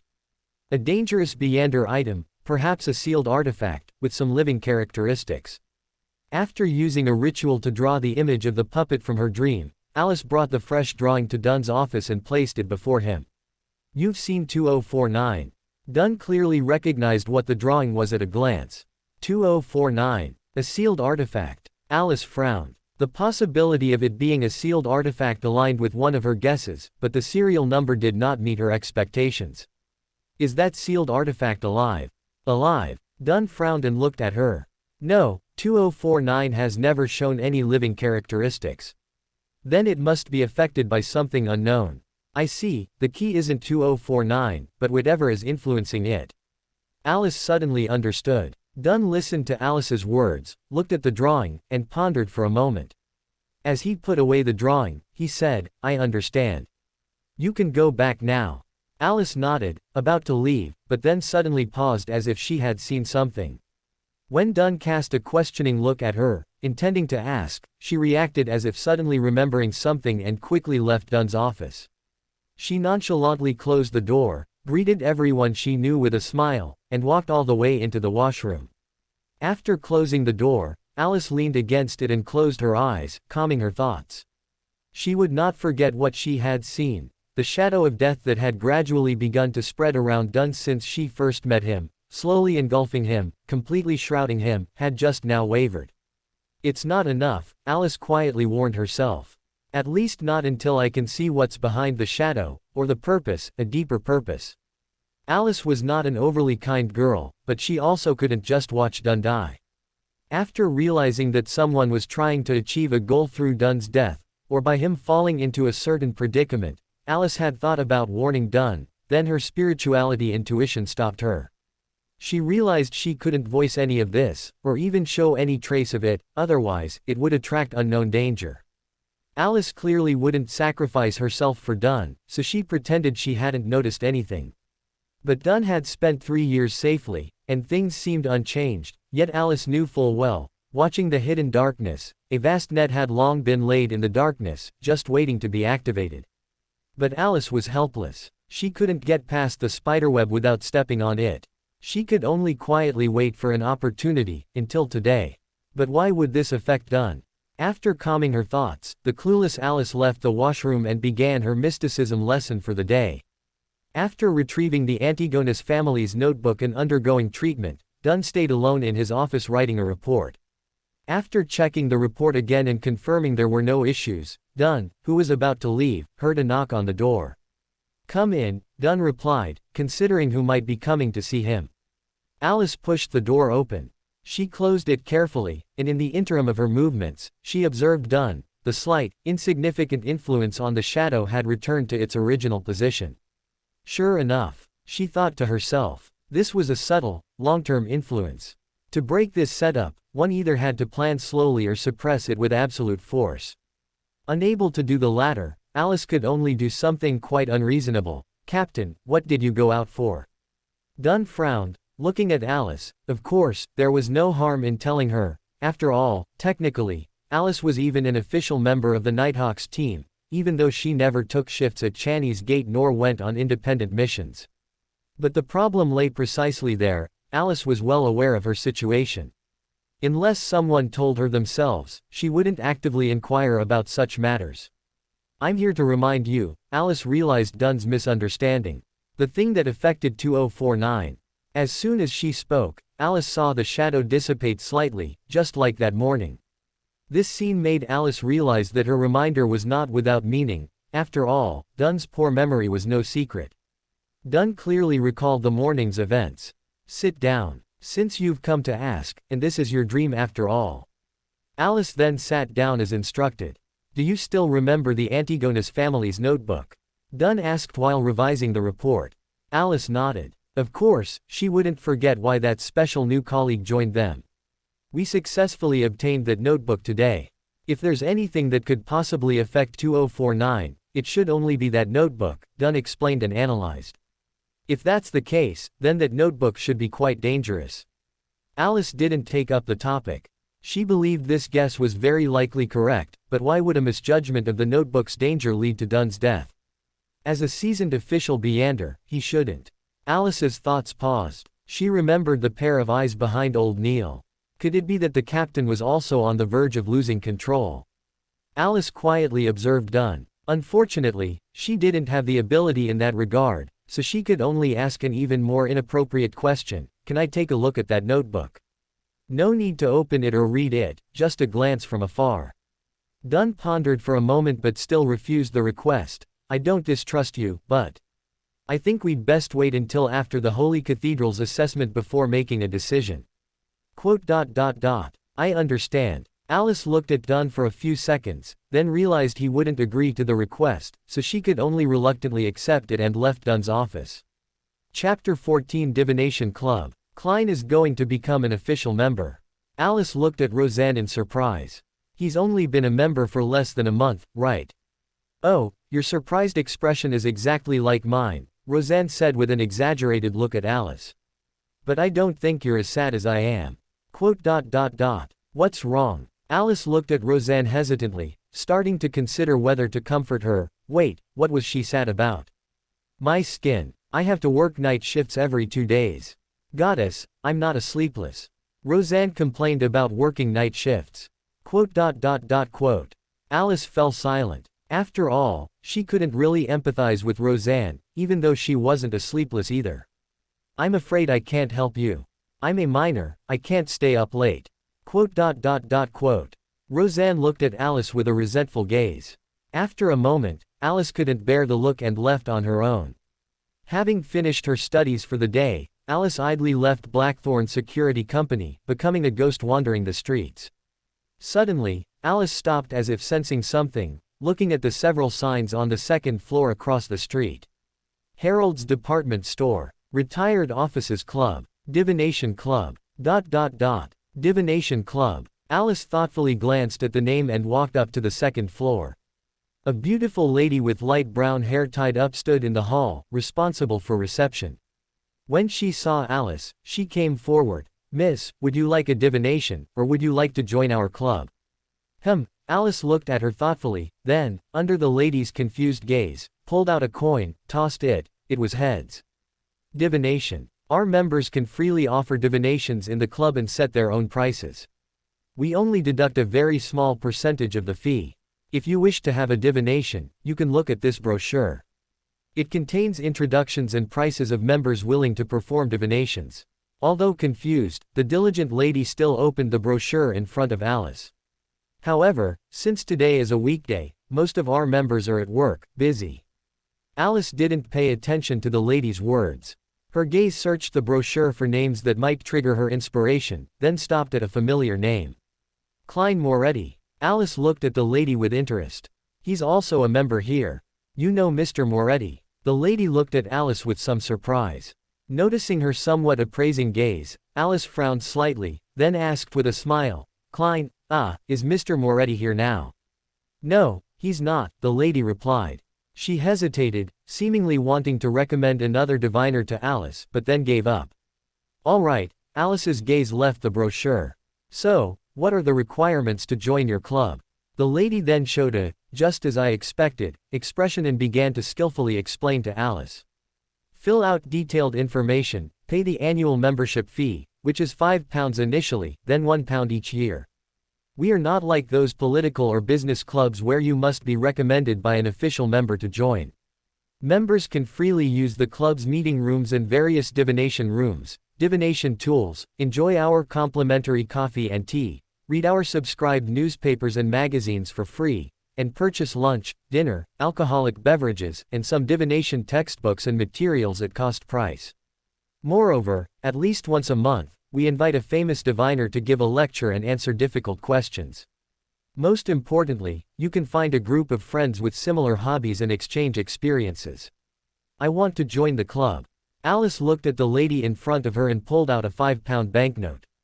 It's our pleasure, the light brown-haired lady smiled cheerfully, took the banknote, carefully verified its authenticity before putting it away, and then handed Alice a form. Please fill in your information, and I will issue you a receipt. So Alice picked up a pen and carefully filled in her name, gender, address, and company information on the form. After hesitating for a moment in the age column, she wrote, 16, and did not fill in her birth year and month. You live in a church. Oh, are you and Mr. Moretti colleagues? The light brown-haired lady easily noticed these things. Alice looked up at her silently, her attitude clear. She had no intention of answering that question. So the lady consciously put away the form and handed Alice a cufflink, extending her right hand to her and saying, Welcome to the Tingen City Divination Club. I am Angelica Barrett, your diligent server. This is your member cufflink. It has our unique inscription, which proves your membership status. Hello, Ms. Angelica. Alice shook her hand and took the dark gold cufflink. Alice examined the cufflink with interest, while Angelica continued her work. May I ask what divination method you are skilled in, or rather, what divination method you wish to learn at the club? We will consider inviting corresponding renowned diviners to teach, and we will also introduce you to members with similar expertise so you can have pleasant exchanges. No need, Alice shook her head. I know a bit of everything. I'm not a beginner. After a pause, Alice asked again, Can I perform divinations for people now? You can freely perform divinations for people at the club at any time. However, until we confirm your skill level, we will not speak highly of you when customers inquire. What is your desired fee for a divination? Angelica responded as per usual, though Alice noticed she was barely holding back her curiosity. Price. Alice looked thoughtfully at Angelica, then once again made that baffling gesture. She pulled out 12 coins and scattered them on the table. There were exactly 6 heads and 6 tails. 6 pence. Angelica opened her mouth, then recovered her smile and continued to explain. We will deduct a quarter of a penny, based on 1/8 of the total price. As she spoke, she entered Alice's information into the brochure. Do you need a drink? We offer Zybo black tea, South Wales coffee, and Dissy coffee.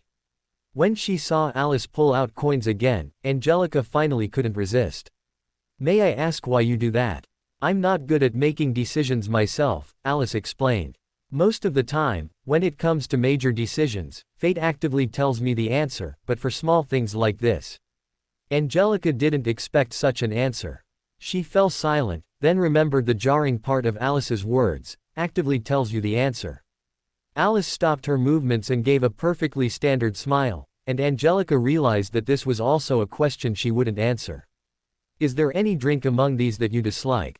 Angelica decided to rephrase her question.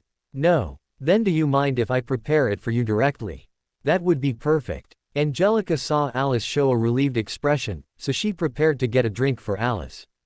Just then, a young man with very short hair walked in. His face was sallow, and his red eyes were a little dim. I want a divination, he said to Angelica. Chapter 15 Inches Use luck sparingly. Before Angelica could feel awkward, Alice took a half step back, signaling that Angelica didn't need to worry about her. Do you have a specific seer in mind? Angelica gave Alice a grateful look, then enthusiastically greeted the short-haired man, while Alice quietly activated her spirit vision. I'd like to ask Mr. Klein Moretti to do a divination for me.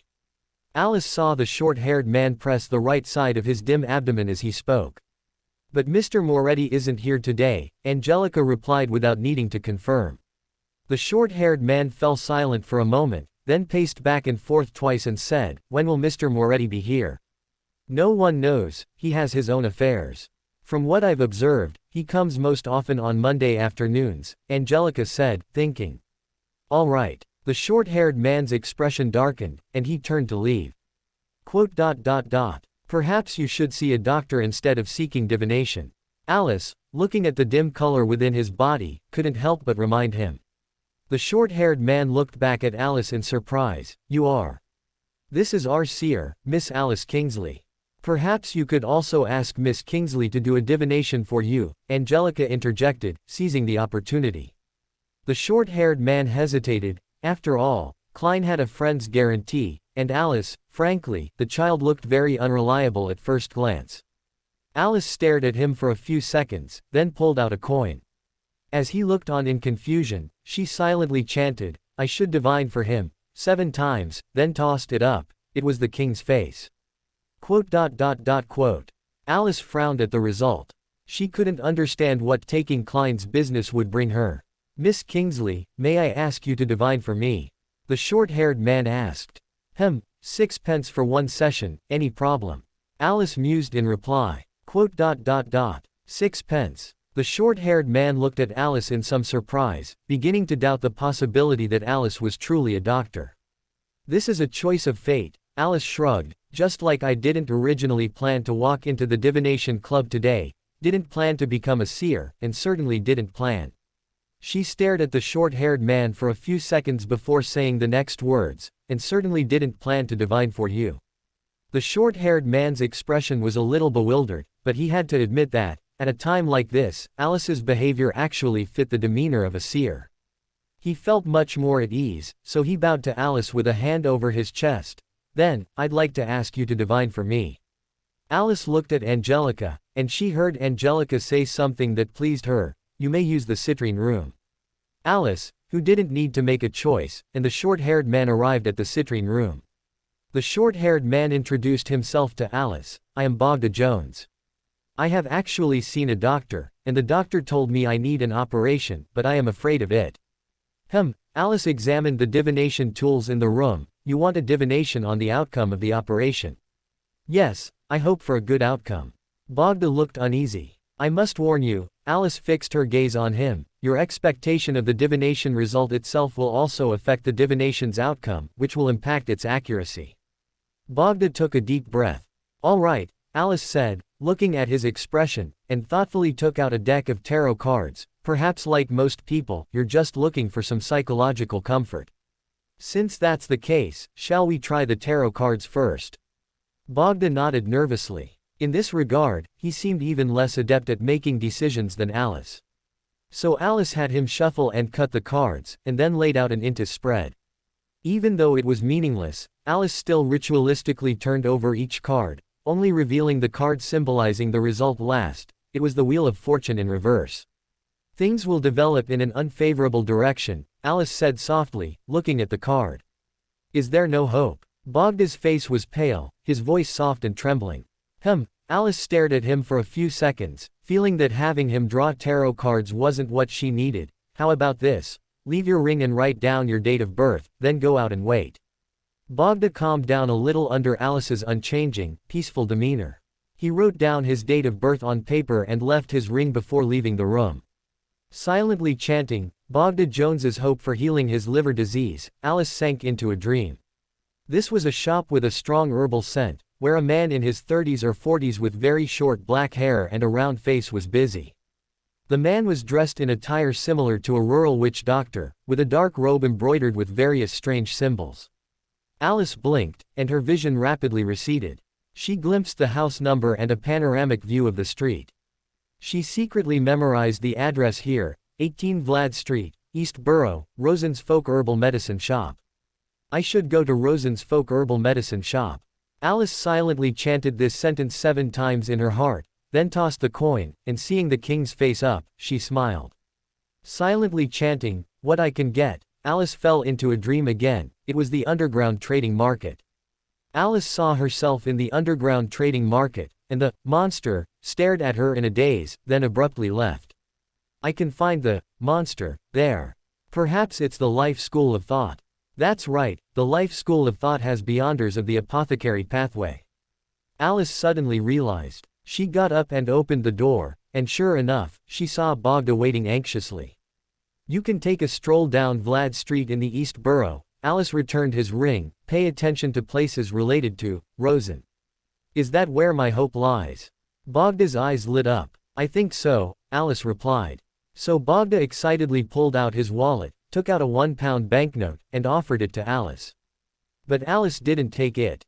She merely emphasized, my divination price is 6 pence. But you are worth more. Bogda looked at Alice, I believe, you. If fate tells me I should only receive 6 pence, then I'd best only receive 6 pence. Because I've already obtained what I wanted from it, I cannot demand more, such as money. Alice was speaking, but her attention wasn't here.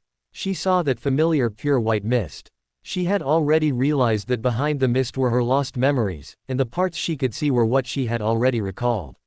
She realized she was writing at a desk, her hand showing a childishness with baby fat that hadn't fully disappeared. Her age at this moment shouldn't be old.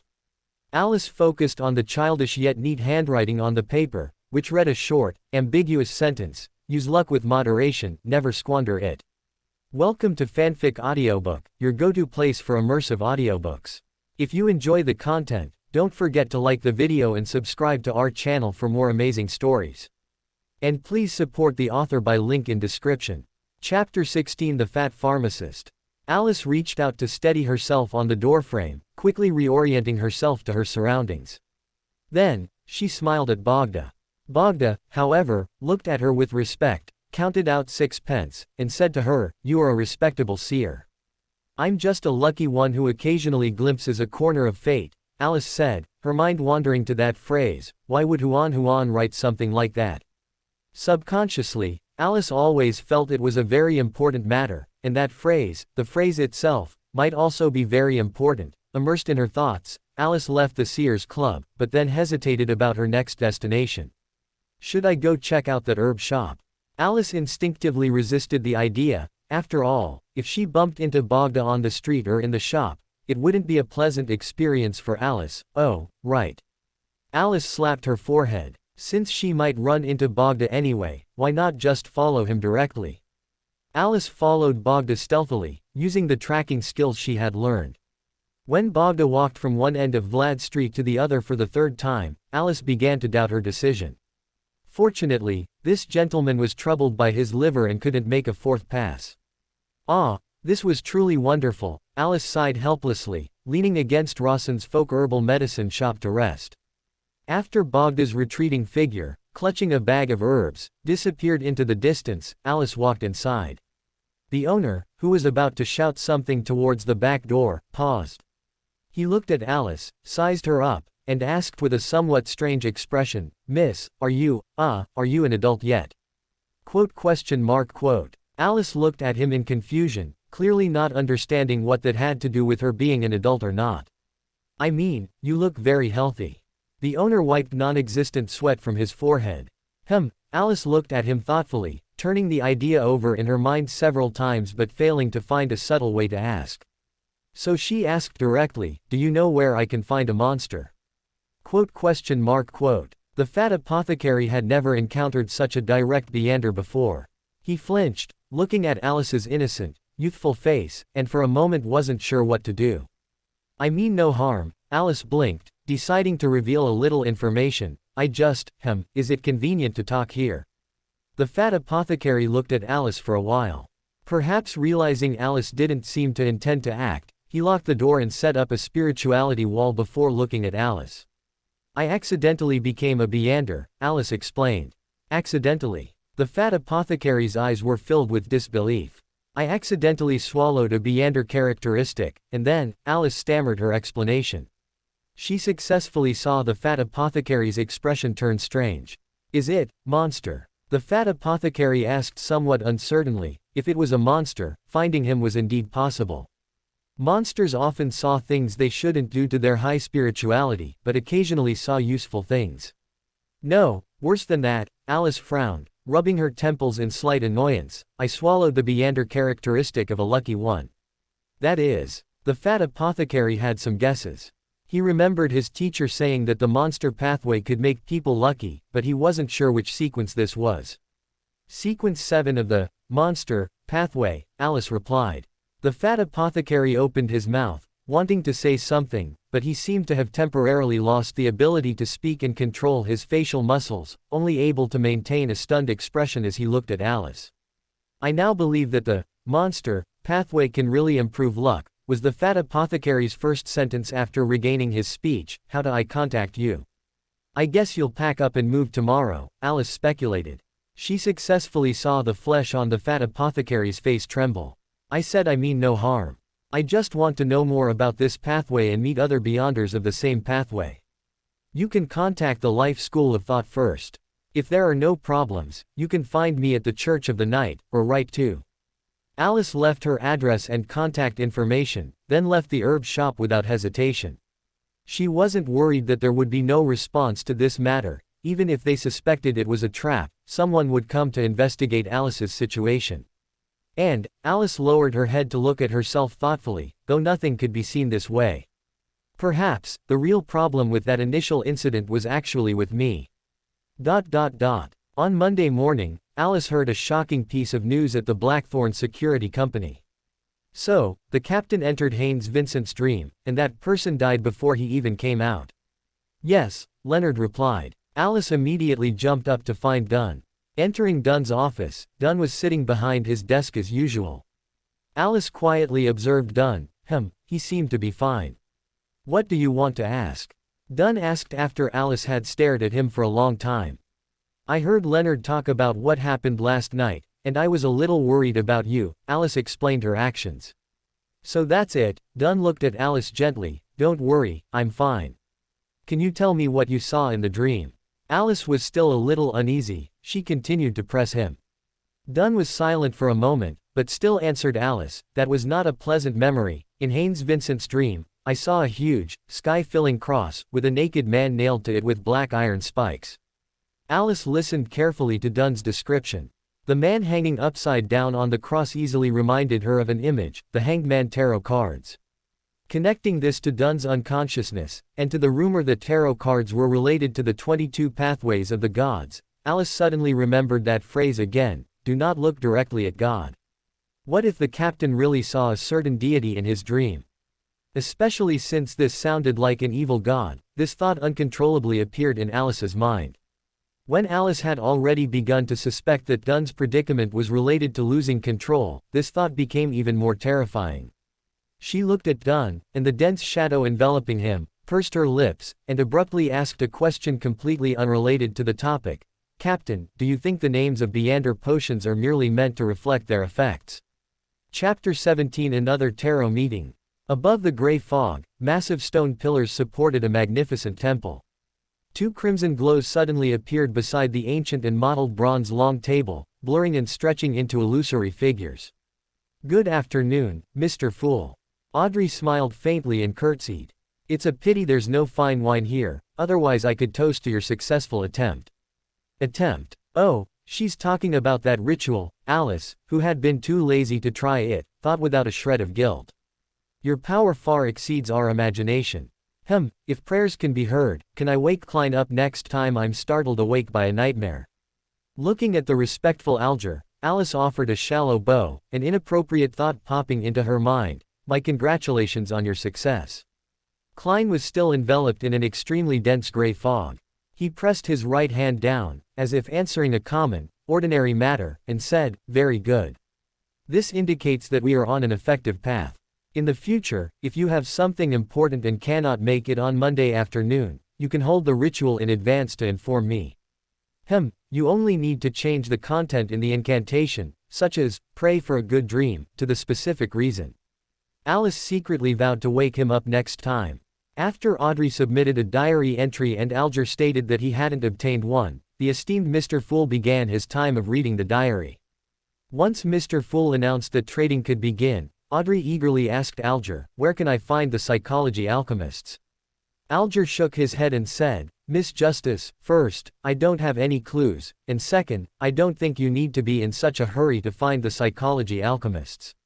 Your current priority should be on digesting the spectator potion. After realizing that Mr. Fool had no intention of adding anything, Audrey nodded with a slight disappointment. I just hope to have ample time to prepare and approach them more naturally. All right. Then when will I be able to digest the spectator potion and finish acting? Is there a standard for judging? I hardly ever experience irritability or hear whispers anymore. Clearly, Alger also didn't know the answer to this question.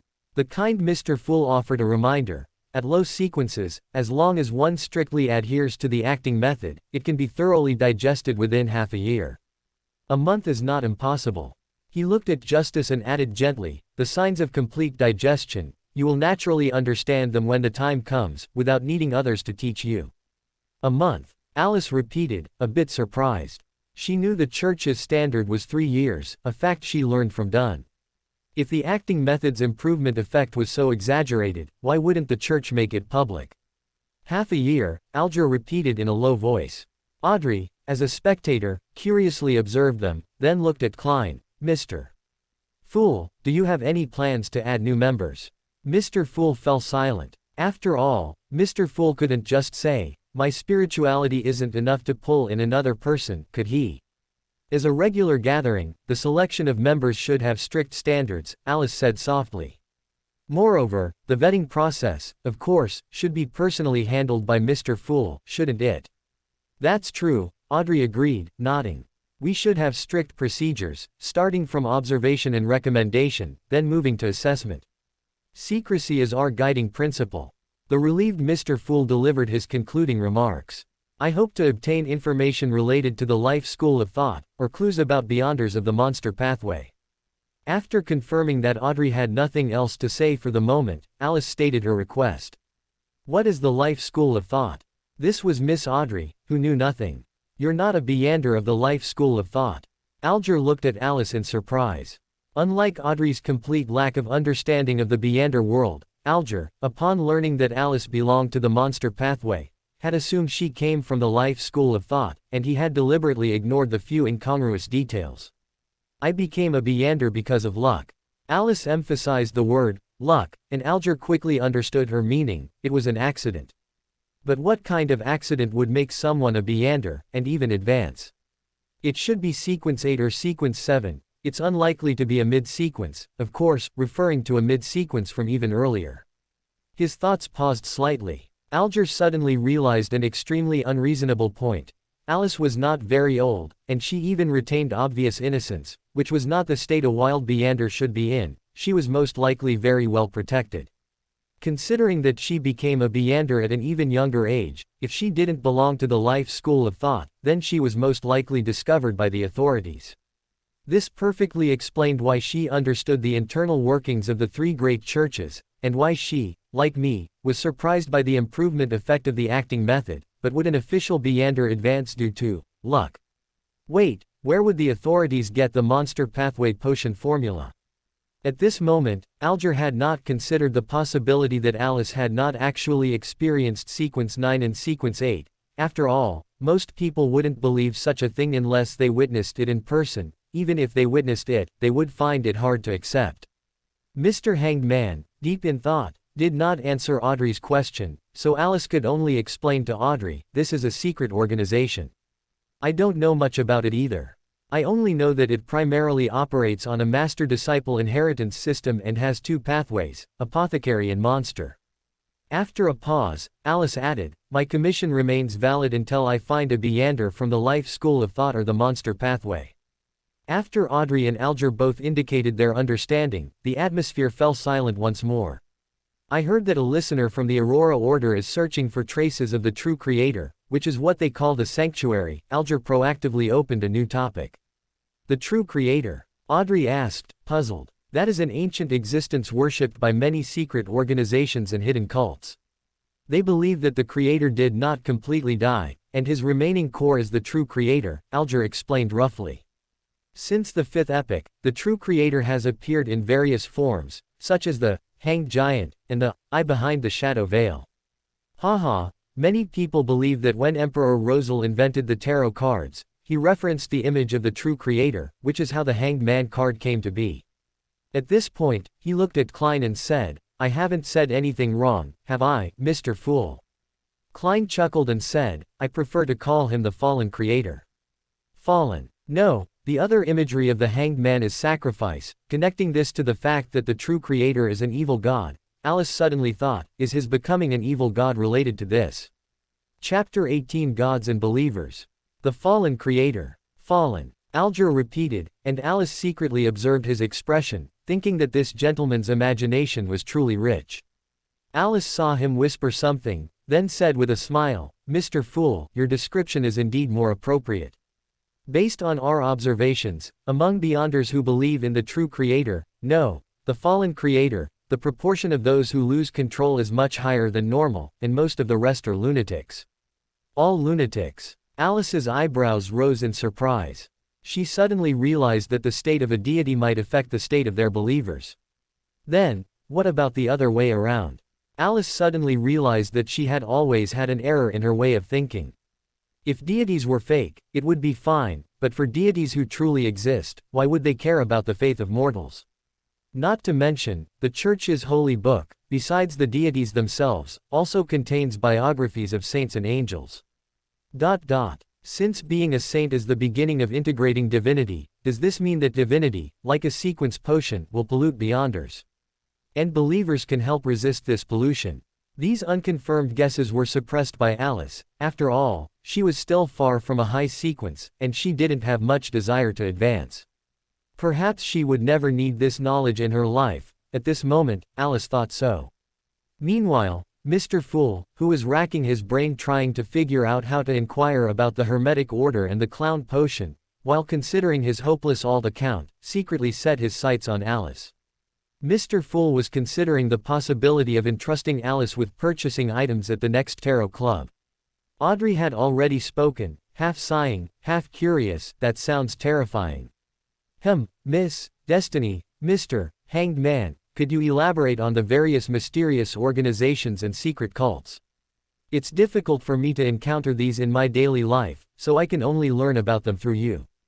I will pay a reward. What would you like?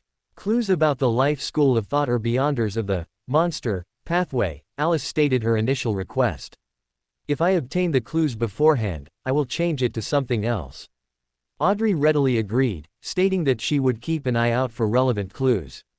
I need a sum of money, £1,000, preferably unsequenced banknotes, or newly mined gemstones, calculated at the monthly average price of the Backland jewelry market. Alger didn't seem too disappointed, and after a moment of thought, stated his request. This offer made Alice a bit surprised, and what surprised her even more was that Audrey readily agreed, and her tone was cheerful, sounding not at all troubled by it. She didn't even mind Alice listening in for free. She's really rich. Alice sighed silently, gaining a glimmer of understanding for Audrey's ability to remain so innocent. Alger also remained silent for a long time before giving the transaction location. Alice suspected he regretted asking for too little. "Mr. Hanged Man, please go first," Alice suggested. "I will provide supplementary information. Let's start with the Moses Ascetic Order. It is the earliest secret organization. Of course, many people believe that the earliest secret organizations should be the Evernight Goddess Church, the Church of the Earth Mother, and the God of Combat Church. What about the other 4 Orthodox churches?" Alice asked sincerely. "These people must be members of the Lord of Storms Church, the Church of the Eternal Blazing Sun, or the Church of the God of Knowledge and Wisdom," Audrey retorted sullenly. "These truths are long buried in ancient history. The only thing that can be confirmed is that no one has ever said that the Lord of Storms Church, the Church of the Eternal Blazing Sun, or the Church of the God of Knowledge and Wisdom were once secret organizations. All right, let's save time and get back to the main topic. The Moses Ascetic Order was initially formed by several humans who viewed the blasphemy slate. They believed in an impersonal deity called the Hidden Sage. Alger began to introduce the Moses Ascetic Order and the Hidden Sage, an organization that was once highly respected, and remained so until the Hidden Sage came to life. Like a ghost story, Alice mused, while recalling the pair of eyes behind old Neil. She added, the Moses Ascetic Order controls the mystery prior pathway. The Hidden Sage is suspected to be a true god or high-sequence powerhouse of that pathway. He will irregularly instill knowledge into all mystery prior pathway beyonders. If one cannot endure it, one will go insane. Alice heard about the mystery priors being pursued by the Hidden Sage's knowledge after old Neil was taken for treatment. Evidently, those eyes back then belonged to the Hidden Sage. Next, Alger introduced several other secret organizations in turn. Alice pointed out a possible reason why the demonist sect's high-ranking members were all female. Sequence 7 of the assassin pathway is called Witch. Witch. Audrey's eyes widened in surprise. What if a man drinks the potion? How would he act as a witch? Alger also felt confused and found it difficult to comprehend. If a man drinks the witch potion, he can no longer be considered a man. In every sense, he will become a witch. After saying this, Alice carefully observed Audrey and Alger, and she was satisfied to see their confused expressions. While enjoying her achievement, Alice recalled the Hidden Sage, who had come to life due to faith, and she also thought of the hypothesis that believers could influence deities. After exchanging information for a while longer, Klein announced the end of the Tarot Club. The next morning, Alice met Ms. Daly at Blackthorn Security Company. "Good morning, Ms. Daly," Alice greeted Daly in a cheerful tone. "Good morning, little Alice." Daly's tone carried her familiar flirtatiousness, and she simultaneously extended her hand towards Alice. Alice had foresight. She deftly avoided Daly's wicked hand. "Please spare me, I bet you're here to see the captain, aren't you?" "Oh." Daly withdrew her hand in disappointment, then her smile returned as she said, "I have good news for you, little Alice." "What is it?" Alice asked while vigilantly watching Daly's hand, preventing a sneak attack. Ever since they met, Daly had loved to pat her head, but she was a big girl now. "I'm being transferred to Backland," Daly replied, a response that made Alice wary. Alice knew Daly's qualifications. She had only been a Beander for 5 years, yet she had already become a Sequence 7. And unlike Alice, who accidentally swallowed a potion to become a Sequence 7, Daly had truly advanced step by step, which meant. Alice looked at Daly curiously, "Are you going to advance again?" Daly nodded and left, but Alice fell into deep thought. If Daly's rapid advancement was due to mastering the acting method, did the church's higher-ups guess this and decide to transfer her to Backland? This also meant that the higher-ups indeed knew about the existence of the acting method. Chapter 19 Dream. When told that she would be eating with Klein that evening, Alice initially refused. But there was no helping it. After all, it was a group dinner.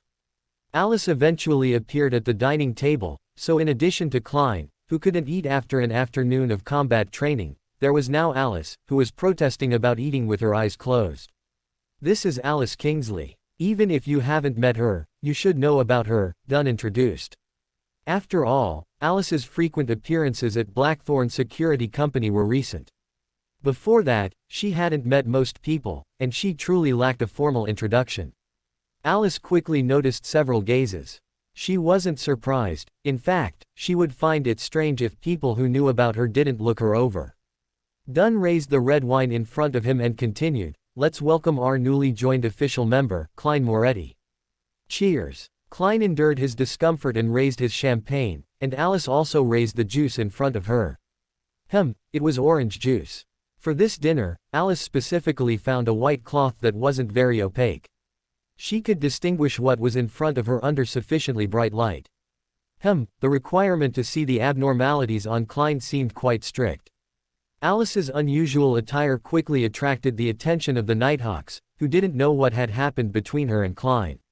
Ziggy Tiang curiously asked after Klein put down his glass, "Alice, why are you dressed like this?" Alice responded with an undulating aria, "Because our Mr. Moretti's destiny holds secrets that cannot be directly gazed upon." The others looked at Klein curiously because of Alice's words, and Klein successfully displayed the flustered awkwardness Alice had expected. Satisfied with her revenge, Alice finally calmed down and contentedly drank her orange juice. At this moment, she suddenly realized the benefits of being a child. For example, she could drink childish sweet beverages on such occasions, and she could use such pranks to express her dissatisfaction with Klein, even though Klein hadn't actually done anything wrong. By the time the food in front of Klein was eaten up by Leonard and the others, the waiters also brought out servings of pudding and ice cream. This was Alice's favorite part of a meal. She quickly finished her portion of ice cream drizzled with blueberry sauce. Just as she was considering ordering another, Dunn suggested, "Let's stop here. Let's raise another toast to Klein." Before he finished speaking, Klein blurted out, "Captain, can I have some dinner?" In the silent pause among the group, Alice quickly followed, "Captain, I also want another ice cream." Then everyone laughed. By the time Alice finished her second ice cream, Klein's black pepper steak was also served. Alice watched Klein eat his steak, licked her lips, and was disappointed when she didn't taste any lingering sweetness. Then she looked at Dunn expectantly and stammered, "Captain, you can't have a third ice cream." Dunn ruthlessly refused the request. Alice pouted and listlessly tapped the table, waiting for Klein to finish. At night, Alice suddenly awoke from her dream, but unlike being startled awake, she quickly realized she was still in a dream. Because she was in a room made of desserts, with cake walls and a chocolate table, on which was a table full of ice cream. Looking at Dunn, who was sitting opposite her with an expressionless face, Alice felt she understood why she had woken up. But Dunn said nothing, just quietly stared at Alice. At first, Alice could continue eating ice cream with the mindset of, "Eat it if it's free," but Dunn kept watching, and Alice gradually felt that eating ice cream had become a form of torture. This was truly a complete nightmare. Alice, who had lost her joy, thought silently to herself. She began to regret the words she had used to remind Dunn earlier. It shouldn't be just herself, but also Ms. Daly. She wondered if Klein had reminded him. Alice realized that the captain should still be trying to find the acting method for nightmare. Recalling how she had slacked off as a lucky one for 3 years, she suddenly wanted to reflect on her attitude. But reflection was useless. The monster pathway wasn't like the sleepless pathway, the church didn't have any Beander potion formulas. Hey, speaking of which, why could she stay awake in her dream? Alice suddenly realized something. She remembered Dunn's first time entering her dream to question her. She was actually awake then too. For example, she selectively concealed that she actually remembered the unlucky delivery man was startled because he saw her suddenly wake up. Moreover, after Dunn entered her dream, the dream's scene also changed. This power could never have belonged to her. Alice, realizing this, suddenly felt a sense of fear. All along, she had lacked reverence for Beander powers, but at this moment, she truly felt a trace of dread. Who tampered with her dream? Could that unknown existence, which allowed her to stay awake in her dream, also make her die unknowingly in a dream one day? or fall into an eternal coma, becoming a vegetable. Just thinking about these hypotheses filled Alice with fear, as did her lost memories and her seemingly pre-arranged process of becoming a Beander. It was like a puppet. Alice thought. For a moment, she even suspected she was a character penned by someone, with all her experiences, thoughts, and actions under control. So, if that were the case, would her current suspicion about this matter also be pre-written? Alice shivered, dispelling this terrifying and dangerous thought, but the dream, due to her fear, could not be maintained and gradually shattered. She awoke from the dream, opening her eyes to see the holy symbol of the Evernight goddess. Alice had never felt the holy symbol of the Evernight goddess to be so reassuring. She remembered that the goddess had the authority of peaceful sleep. She closed her eyes and silently prayed in her heart.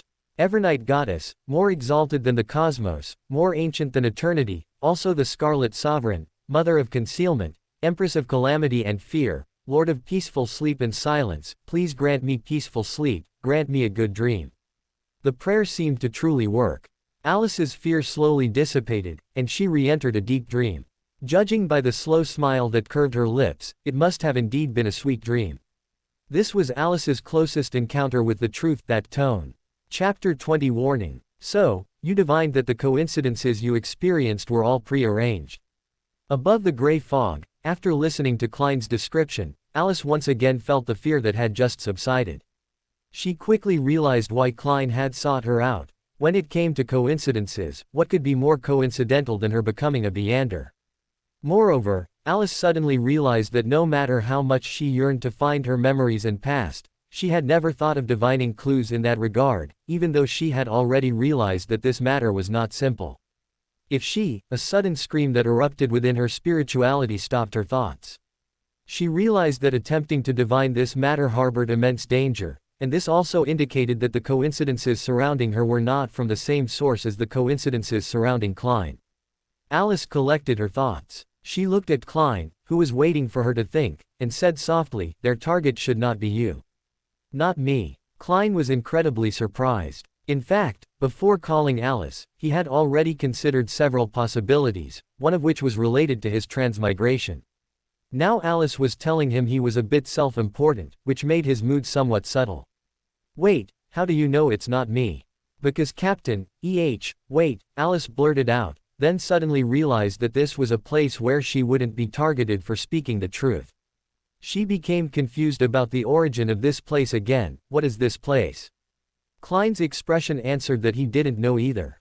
"All right," Alice sighed helplessly. She frowned, organizing her words. "Let me think about how to tell you. I first noticed something was wrong with Captain, starting from a certain day 3 years ago. I don't know how to describe the feeling, it was like shadows or transparent threads. In short, some ubiquitous yet invisible thing became entangled with Captain. The master behind it guided Captain's destiny, gradually leaving only death as a possibility in Captain's future. So, the person who arranged all this, their target is Captain." Klein asked, "Why didn't you tell anyone else, yet you?" "Because when I was outside, I had a premonition that I would be discovered as soon as I spoke." Alice explained her reason with a frown, "But I feel that the target of the person behind this might not necessarily be Captain." "Then what is it?" Klein pressed. "I don't know, it's just my feeling, my intuition, you understand." Alice tried to explain her special method of reasoning to Klein. Most of the time, she looked for evidence with the answer already in mind, rather than inferring the result from the evidence. Reason told Klein that this was rather imprecise reasoning, but a Beander's intuition was sometimes more than just simple intuition.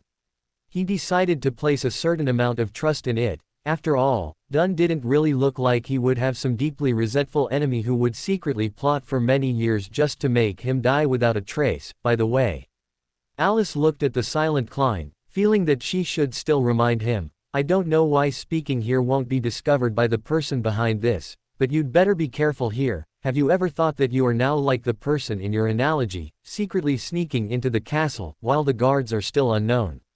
Klein stiffened slightly. Although he wasn't like Leonard, smug about his specialness and thinking he was some protagonist of an era, he wasn't particularly wary of Saphira Castle either. He even relied on Saphira Castle at times. Alice sighed helplessly. She asked Klein, "Do you still remember how I became a Beander?"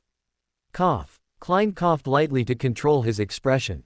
All right, it seems you still remember. Alice didn't mind this at all, as she was used to it. What does this seem like to you? Huh. Klein looked at Alice in confusion. He didn't understand the purpose of Alice bringing this up.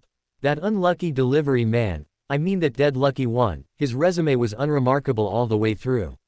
He was practically a delivery man specifically chosen just to deliver this Beander characteristic right to my eyes. Alice described her long-standing feelings to Klein, but, have you thought about who the sender is? Is it related to the truth of your transmigration? That girl, Klein asked somewhat uncertainly. To this day, he couldn't forget Alice's initial words, the girl who told her, "You are simply a born monster."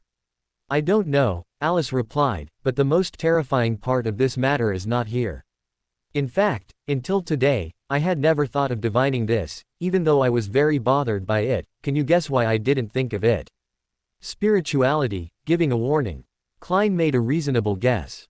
This was the most likely answer for a Beander, but it also made him even more afraid. What kind of existence would make even attempting to divine it impossible?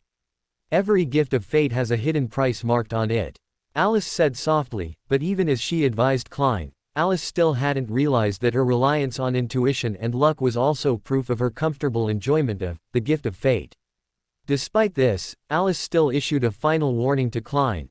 Not just the guards, but also the true owner of the castle. You are sitting in the castle owner's seat, dressed as the castle owner. Justice and Hanged Man both treat you as the castle owner. If one day the castle owner replaces you, will they know? This chapter is relatively short. I'm not feeling well and can't write anymore today.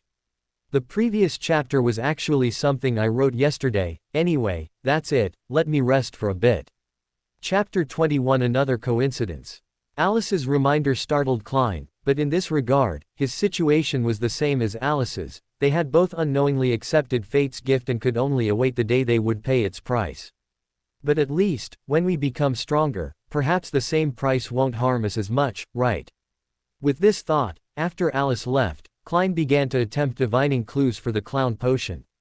Alice soon saw the portrait from Klein at Dunn's place, but it was meaningless because Klein quickly encountered the person in the portrait and killed him. When Seenley returned to find someone to clean up the aftermath, Alice was doodling on paper. Speaking of which, I've always wanted to ask, Alice grumbled as she followed along, does the sleepless pathway not have its own ritual magic?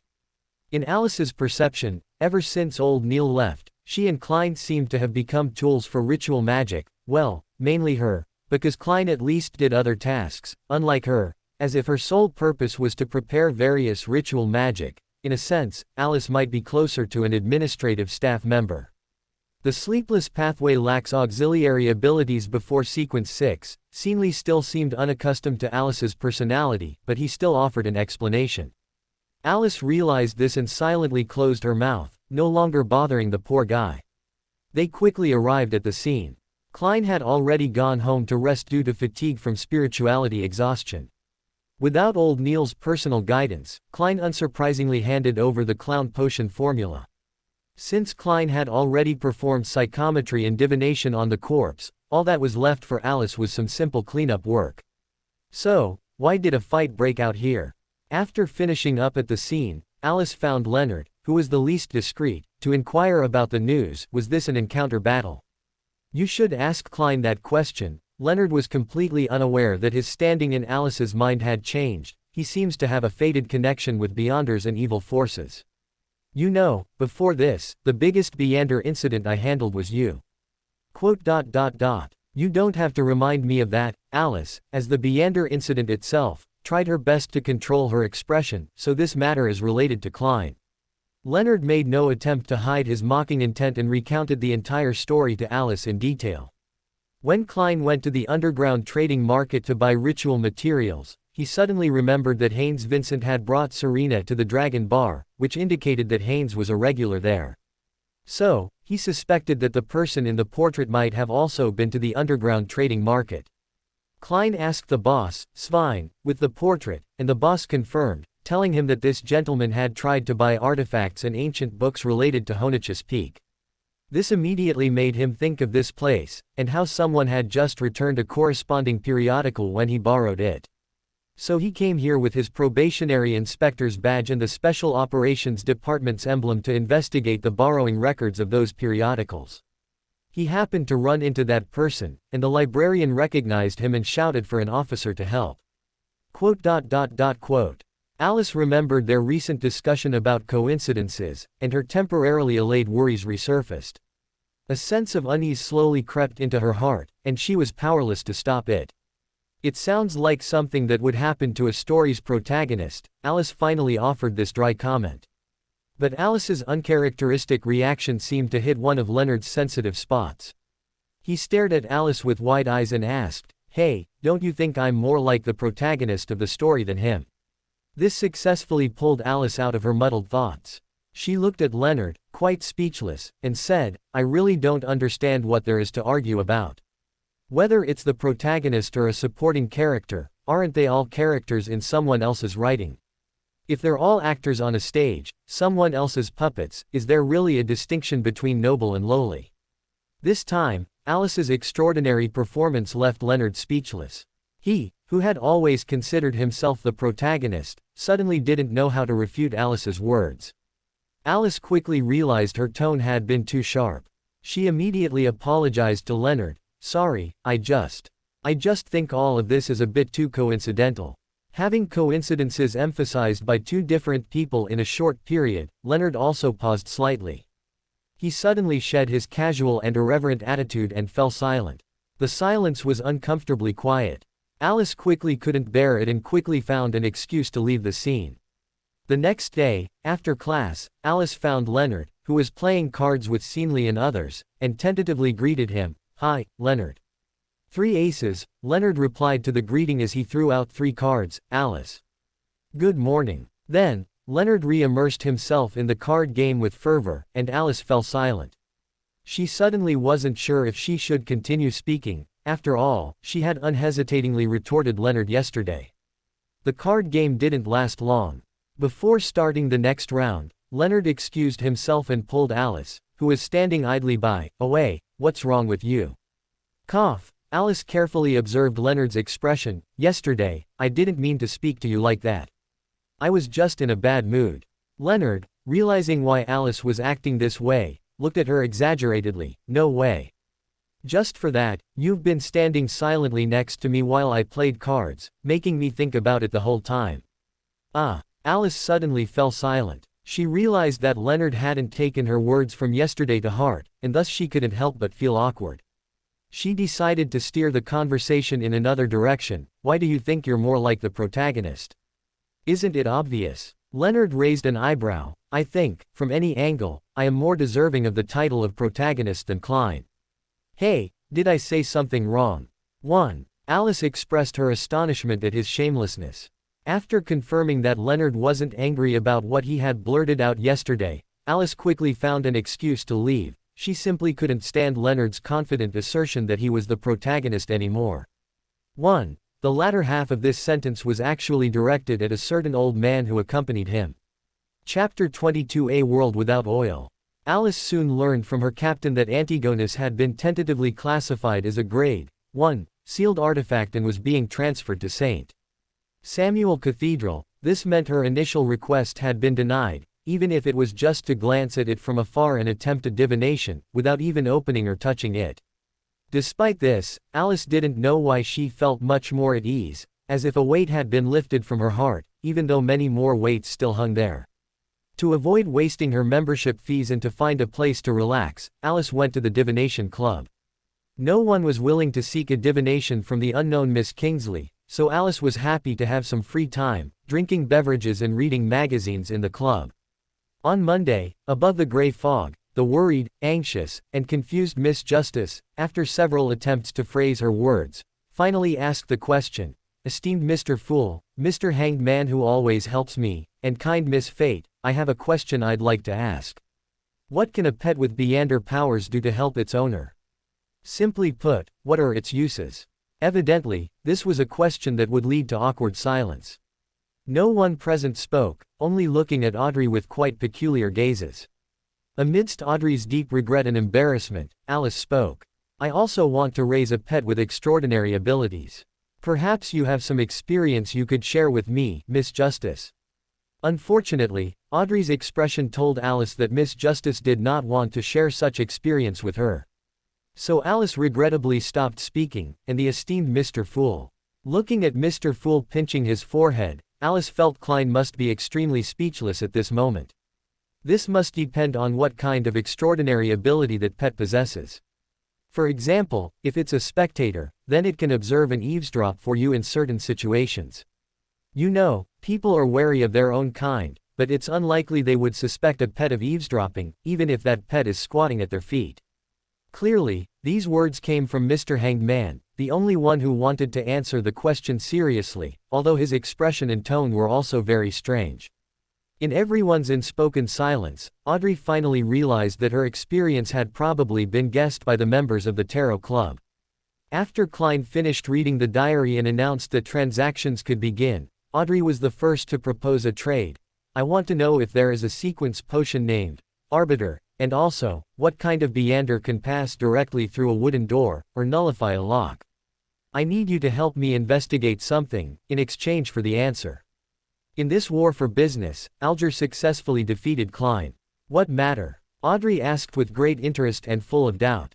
I want to know if the king intends to retaliate against the Fasak Empire this year or before June of next year, starting a new war on the eastern coast of Byron, Alger said thoughtfully. Audrey agreed to this request and made her first negotiation in her life. The open-minded Audrey didn't seem to realize there was a third person in this Tarot Club meeting, so Alice had to remind the two of them. Hey, if you're going to exchange this kind of paid information, you shouldn't at least let me listen in, should you? Oh, only then did Audrey realize she had overlooked Alice, who was mostly quiet. Mr. Fool, may I request to speak with Mr. Hanged Man privately? Klein gladly agreed to this request, and they quickly completed the intelligence exchange. Alger thought for a moment, then turned his head to look at the head of the long bronze table. Esteemed Mr. Fool, I want to ask something. Is the sanctuary of the true creator proclaimed by the Aurora Order the legendary, forsaken land of the gods? That is not something you should know now. Klein's flat voice came from the head of the long bronze table. Unlike Alice, who guessed that Klein was probably uninformed, Alger immediately bowed his head and apologized. Please forgive my small transgression. After the atmosphere fell silent, Audrey seemed to feel she should say something and spoke. Mr. Fool, if, and I mean if, I have the opportunity to join another organization, such as the Psychology Alchemists, would that be permissible? Klein maintained his leaning back posture and chuckled. No problem. My only requirement is that you must not reveal the existence of the Tarot Club. If you become a member of other organizations, the materials and intelligence you can use for exchange will certainly improve. I understand. Audrey became excited again, then immediately thought of a question. Mr. Fool, if I discover gentlemen or ladies suitable for the Tarot Club, may I guide them to join? How should I guide them? Mr. Fool, who had no extra spirituality, looked like he wanted to speak but held back. Alger didn't notice Mr. Fool's embarrassment under the gray fog and followed up with a question. Mr. Fool, what are the criteria for subsequent members to join our gathering? How should we judge? Mr. Fool's silence made Audrey and Alger uneasy. Alice chuckled and tapped the table. Regarding that, Mr. Fool has already said it, you know. Audrey and Alger looked at Alice in confusion. It must be personally decided by Mr. Fool, Alice reminded with a smile. Also, secrecy is our principle. I see. Thank you, Miss Fate. Audrey remembered this matter because of Alice's reminder. Then, if I find suitable participants, may I recommend them to you, Mr. Fool?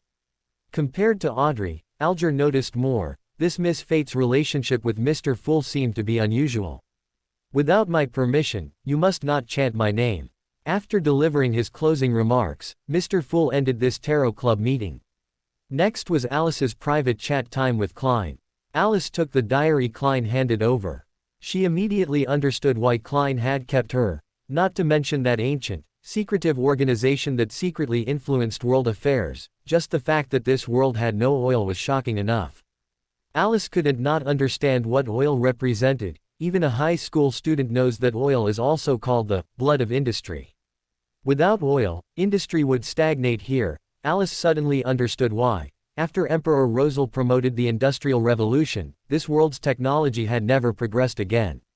Moreover, the absence of oil itself indicated a deeper problem. Was the oil buried in forbidden zones inaccessible to humans, or did this world simply not have enough time to produce oil?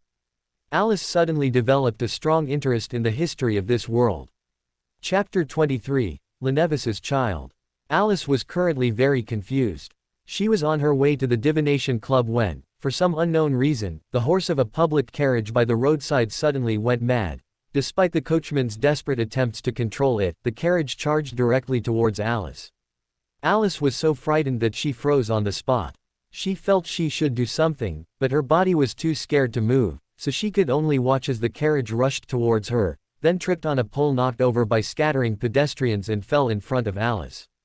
Alice could even feel the gust of wind as the carriage charged at her. Still stunned with fear, she received the coachman's apology. Distraught, she refused compensation and left. But why? Why did this thrilling and dangerous scene give her a strange sense of familiarity? It was as if she had experienced this kind of coincidence countless times, brushing past death due to bizarre accidents, yet always emerging unscathed. When Alice, still confused, stepped into the divination club, 3 people brushed past her. Alice sensed that her spirituality seemed to have been touched. Subconsciously, she looked in the direction they had left, but their backs had already disappeared around the stairwell. She only managed to catch a glimpse of half a lotus leaf hat. Alice. Klein noticed Alice's arrival with surprise. He was the first to speak, offering a reminder. Alice, who hadn't noticed anything amiss, quickly closed her eyes and walked to where the voice came from. Sitting down. I didn't expect to meet you here. These words, which should have been spoken by Klein, made him fall silent. After all, it was perfectly normal for him, who was there to summarize the seer's acting principles, to be present. You seem quite famous here, Mr. Seer. Alice, emboldened by the fact that she couldn't see Klein's expression, started chatting with him, adopting the mindset that if she wasn't awkward, then others would be. Klein, who had some understanding of Alice's personality, decided to take control of the conversation. Do you know? I just heard news of a vile swindler. How vile? Alice asked, predictably curious. He absconded with over £10,000. Klein's tone held an inexplicable indignation. What's his name? This amount also stirred a hint of emotion in Alice. Lanruis, his name is Lanruis, Klein replied. Just now, 2 of his victims came to me for a divination. They've already reported it to the police, and the police are taking it very seriously. Moreover, they are willing to offer a portion of the recovered money as a reward.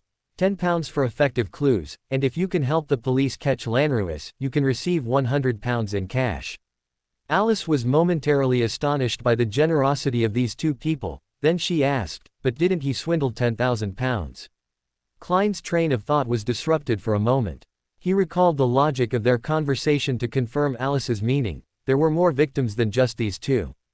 Alice nodded thoughtfully, then asked again, didn't you try to divine Lanruis's location? I did want to try. Klein made no secret of his covetousness for the bounty, but there was no information, even the name is likely fake, and he didn't have any personal. It's not entirely true to say he didn't. What do you mean? Alice pressed. Lanruis's girlfriend is pregnant with his child, Klein stammered in reply. Alice remembered her spirituality being touched earlier and the trio she had missed. Her smile suddenly vanished, and she asked, before I came, had Lanruis's girlfriend just left? Klein was slightly startled. He didn't understand the purpose of Alice's question, but infected by her sudden seriousness, he replied, yes, those 2 victims came with Lanruis's girlfriend. They left just before you arrived, you should have run into them. So Alice said to Klein, we need a place where we can talk freely. Klein received the hint, and that evening, they met above the gray fog. What do you want to say? Klein eagerly inquired. So Alice frowned and began. This afternoon, I encountered a car accident. This car accident ultimately caused no harm, it only delayed me, leading me to brush past those people you mentioned at the entrance. And as we brushed past each other, there was a girl among them wearing a lotus leaf hat. She must be Lanruis's girlfriend. She touched my spirituality. Klein said nothing. He suddenly remembered the spiritual vision he had failed to recall after being interrupted. He suddenly realized that something must be wrong with that Migos. Klein? Alice asked, puzzled, looking at Klein who had been silent for a long time. This afternoon, I wanted to use spiritual vision on her, but I forgot. Klein said softly. Alice pursed her lips. After a while, she hesitantly spoke, perhaps, seeing her would be dangerous for us. But what kind of danger would prevent even a glance? Klein's words trailed off because he suddenly realized what things one could not look directly at, deities, or mythical creatures. That child. They looked at each other, saying no more. The next morning, they uncharacteristically arrived at Dunn's office together. Under Dunn's gaze, Klein spoke impatiently. Captain, yesterday at the Divination Club, I met victims of the Lanruis fraud case. They wanted me to divine Lanruis's whereabouts. I told them I needed a personal item belonging to Lanruis, and then they suggested divining through Lanruis's child.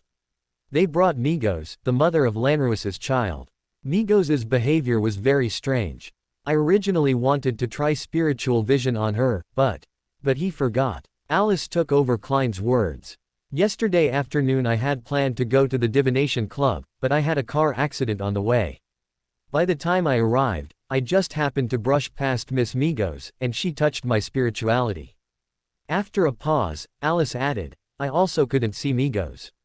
You suspect there's something wrong with that child. Dunn clarified Alice and Klein's thoughts. Spirituality warned Klein not to look at that child, and fate helped me avoid the possibility of seeing that child. Captain, what kind of child, you ask, cannot be looked at directly? Alice posed the question to Dunn. Which district did this happen in? What is the faith of Migos's family? Dunn began to ask as usual. Lanruis's steel company is in the South District. As for Miss Migos, her family believes in the god of steam and machinery. This was Klein's answer. So Dunn motioned for them to go back for now, saying he needed to consult with the Punishers and the machinery hivemind. Klein and Alice could only obey. After all, even if they wanted to sneak a look at Migos, they would have to do it secretly. Chapter 24, Out of Control. What an astonishing coincidence. Alice Kingsley saw the anomaly of the Antigonus family notebook in her dream. Thanks to Alice's prior warning, Dunn did not read the Antigonus family notebook. This is logical. Things took a turn for the better. Dunn entered Haynes Vincent's dream and saw a clear image of the true creator, suffering immense damage. However, he was not corrupted by it, which would be noticed by the Nighthawks, higher-ups. At the urging of Alice and Daly, Dunn began to try the acting method, which improved his condition somewhat. This is truly unbelievable. Klein already noticed in Zangwill's subtle influence and saw that dark red chimney. Klein encountered Cyrus in the library and, unable to hold back, killed him. Thus, the clue to Lanruis's matter was cut in half, and the discovery of the problem was delayed, pushed back. Klein met Migos, but his spirituality prevented him from investigating, and he didn't notice the subtle anomaly afterward. This is very logical, our story is not fabricated. He collected information about the red chimney, but he always chose routes that didn't include the target. Perhaps it would be 2 or 3 months later, with the last batch, before he could discover the real, red chimney house. Alice Kingsley noticed something was wrong through an accidental car crash. With her reminder, Klein realized that things were not simple, and they reported this matter to Dunn together. Dunn contacted the Punishers and the Machinery Hivemind team. After investigation, they confirmed that Migos' child was actually a descendant of the true creator. The official Beyonders of Tingen City reported this matter. The 3 great churches each dispatched high-ranking officials from Backland. Oh, poor Ince Zangwill, his plan failed once again. Migos will soon. A slightly pale hand grasped the quill that was writing, moving to the next line to start anew. The arrival of a large number of official Beyonders attracted the attention of the Aurora Order members in Tingen City. They consequently discovered Migos, who was pregnant with the divine child, and contacted Mr. A, who was in Backland. As a divine envoy of the Aurora Order, Mr. A's travels would surely attract attention. He would draw the attention of all official Beyonders in Backland. This is logical. Just as Alice had finished reeling from the news that Migos was pregnant with the true creator's descendant, the news of Mr. A, the Aurora Order's divine envoy, arriving was thrown in her face. This incident was discovered outside Migos' house. Mr. A, who was preparing to take Migos away, coincidentally encountered the Red Gloves team guarding outside, but Mr. A did not make a move and left the scene directly. So, he ran away. Alice asked innocently upon hearing about it. It should be said that he let the Red Gloves go. Dunn shot Alice a warning glance. The Aurora Order's shepherd is considered the strongest in skirmishes below demigod level. If you encounter him, run away as fast as you can. I'm not that UNL. Alice almost subconsciously wanted to say she wasn't that unlucky. As a lucky one, she trusted her luck implicitly, but the recent events had unsettled her. She remembered the first image in her memory, that lucky one who accidentally fell to his death, and silently swallowed her words back. I understand. Starting today, if you go out, you must do so in teams of 3 or more. Alice, you are no exception, Dunn warned Alice again individually. After all, she wasn't a child completely oblivious to the gravity of things. Alice quickly realized the seriousness of the matter and reined in her usual nonchalance and laziness. In this solemn atmosphere, Alice saw her first uncontrolled meander. I need your help. In the underground market, Alice, who was squatting and staring wide-eyed at a monster, was taken along by Svein. A member of a Punisher's team nearby has lost control. We must deal with him before he harms ordinary people. Since entering the world of Beyonders, Alice had heard countless stories about losing control, and countless people had also marveled at her luck. That she hadn't gone mad, hadn't lost control and turned into a monster on the spot, and hadn't suddenly gone mad or lost control on some later day. But hearing about it and witnessing it firsthand produced a different kind of shock. When she saw Dunn's serious and unwavering response, when she noticed Dunn's suddenly heavy emotions, Alice's own emotions couldn't help but become heavy. She thought of old Neil, who had gone for treatment and had not yet returned. In fact, Alice and old Neil had only met briefly. She didn't have much affection for old Neil, but she had heard Dunn mention old Neil. This was a comrade Dunn had fought alongside for many years. Losing a companion must be a very painful experience, right? Pushing through the chattering drinkers, they breathlessly followed Svein to the dock area. When Dunn handed Alice 2 slumber charms and then rushed forward himself, Alice understood what she should do. In Dunn's mind, she was most likely not yet a team member, but a civilian holding a gun. But I'm a Nighthawk too, Alice grumbled, putting the charm in her left pocket and reaching for the revolver in her underarm holster, adjusting the firing position and trigger. The monster burst out of the crack in an instant. Alice glimpsed the monster's appearance. It was over 1.8 meters tall, wearing a tattered shirt and trousers, with dark green scales covering its exposed skin. The gaps between its fingers and toes had webbing, like the webbed feet of some aquatic animals. It had a wrinkled head, vaguely human-like, with mucus oozing from its scales, constantly dripping down. Alice pulled the trigger, and the bullet accurately hit what appeared to be the monster's eye, one of the few areas on its body not covered by scales. The pained monster abandoned Svein, who was fighting it, and pounced towards Alice. A strong fishy smell came on the wind. This scene was far more shocking than the carriage that had rushed towards her, yet Alice found herself unexpectedly calm. She ducked down, and as the monster pounced on her, she slipped out from under it, hiding behind the Punishers who had caught up. What happened next had little to do with Alice. Watching the folk of rage defeat their former comrade, and then helping each other stand, Alice suddenly felt an inexplicable sadness in her heart. In a daze, she seemed to feel a warm embrace, as if she heard someone desperately shouting to her. Huan, run, don't look back. Chapter 25 Luck and Misfortune. Alice found herself sitting in a classroom, the lights bright, as the teacher lectured on the key points of the lesson. She lowered her head, and on her textbook, in remarkably neat handwriting, was a name, Class 9-2, Shen Yinghuan.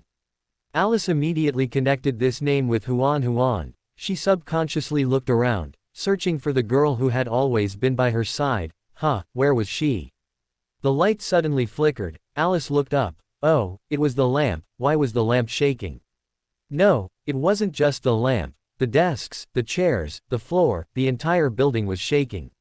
Next, she lost temporary control of her body. She felt herself starting to run, surrounded by screams, cries, footsteps. This school must not have had many earthquake drills. Alice thought absently. She noticed her body growing tired from the rapid running. She started to pant heavily, breathless, but she dared not stop.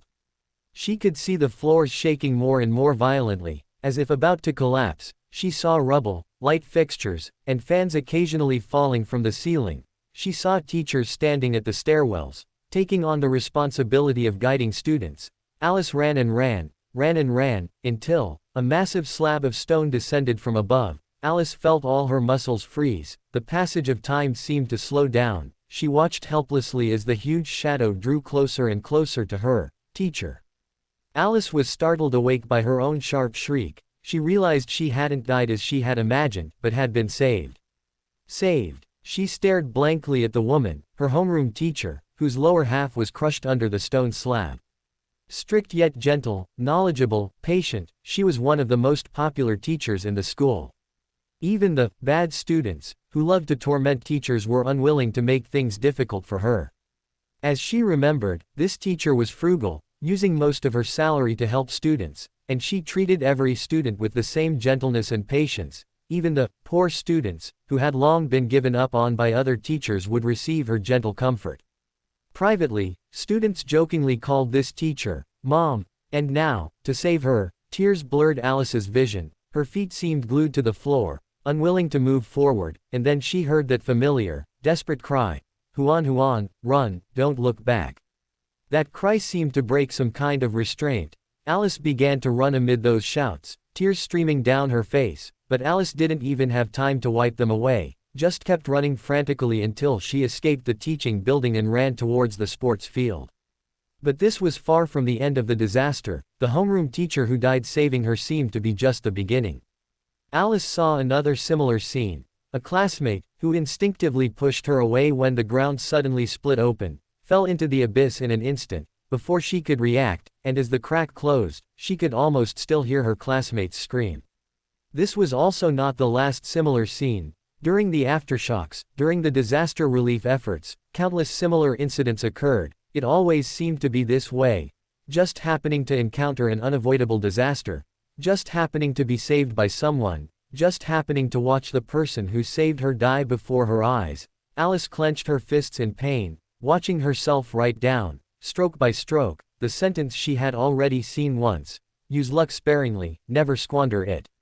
At this moment, Alice finally realized, all of this was the price.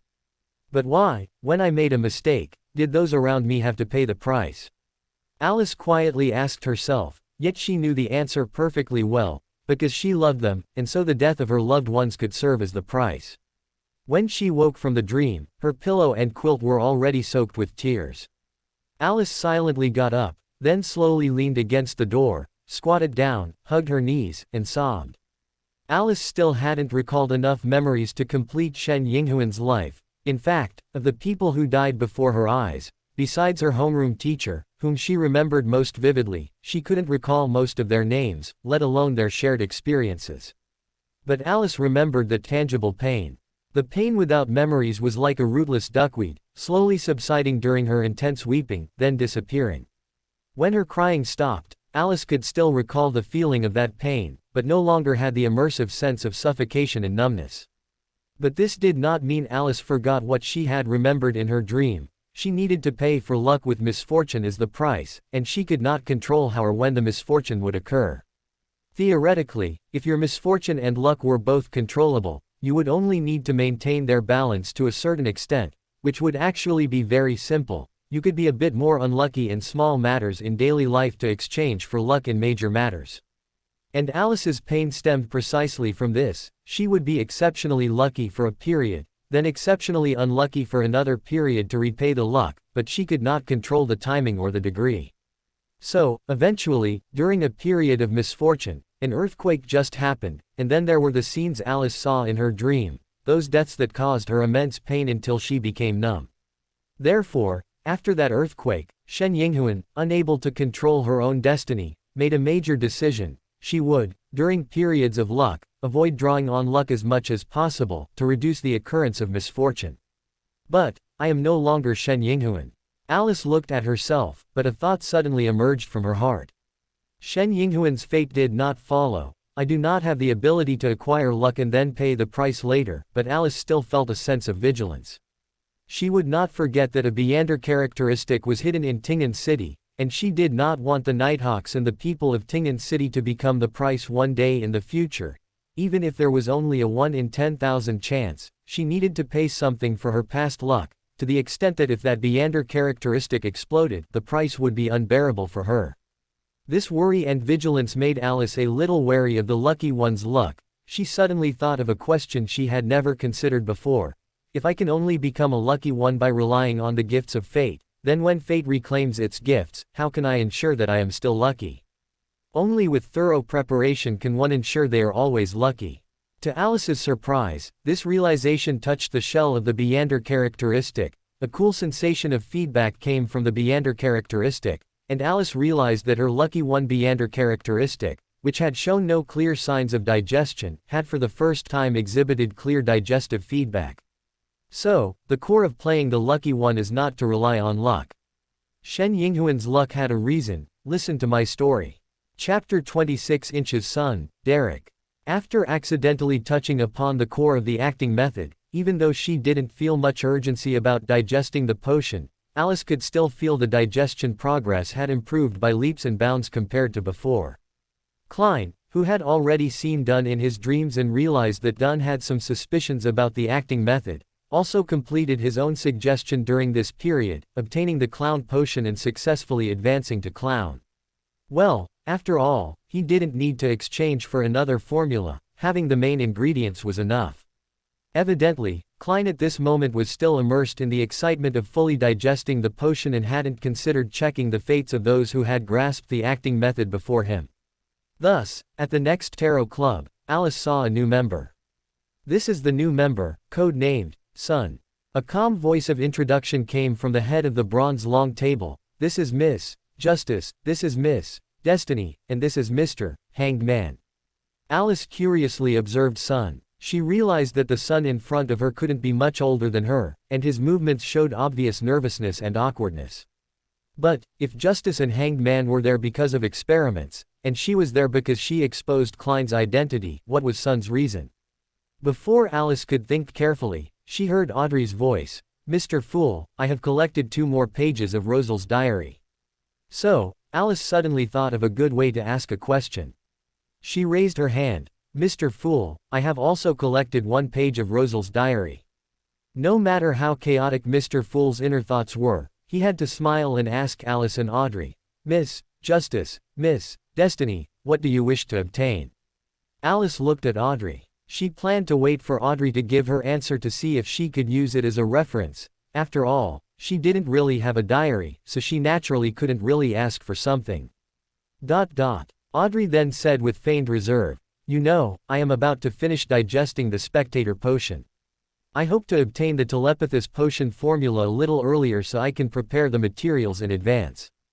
I know the content of these 2 diary pages isn't much and might not match the value of the telepathous formula. I will give another page, and I will also pay you an additional sum of money. Alice looked at Audrey in surprise, unable to understand why she would say such a thing to Klein. How could anyone think of giving money to a deity? Although she thought Klein would probably like the suggestion. Without Alice's reminding gaze, Audrey had already realized the inappropriateness of her words. She instantly dropped out of her spectator state and hastily explained, I didn't mean that. Mr. Fool, I meant that you can specify the compensation you want. Yes, that's right. Alice silently withdrew her gaze. Just then, Son, Derek suddenly joined the conversation. Telepathous potion formula. Is it the telepathous of the psychoanalyst pathway? Klein might have his business stolen. Alice blinked, both gloating and keenly noticing that something was amiss. Derek used the ancient name for psychoanalyst. Derek apparently didn't notice the gazes of others. He very seriously stole Mr. Fool's business. I can help you get this formula. The naive little Son even felt guilty for not being able to produce the formula immediately and explained. This sequence originated from the dragon race, and our city of Silver was once under the rule of the giant court.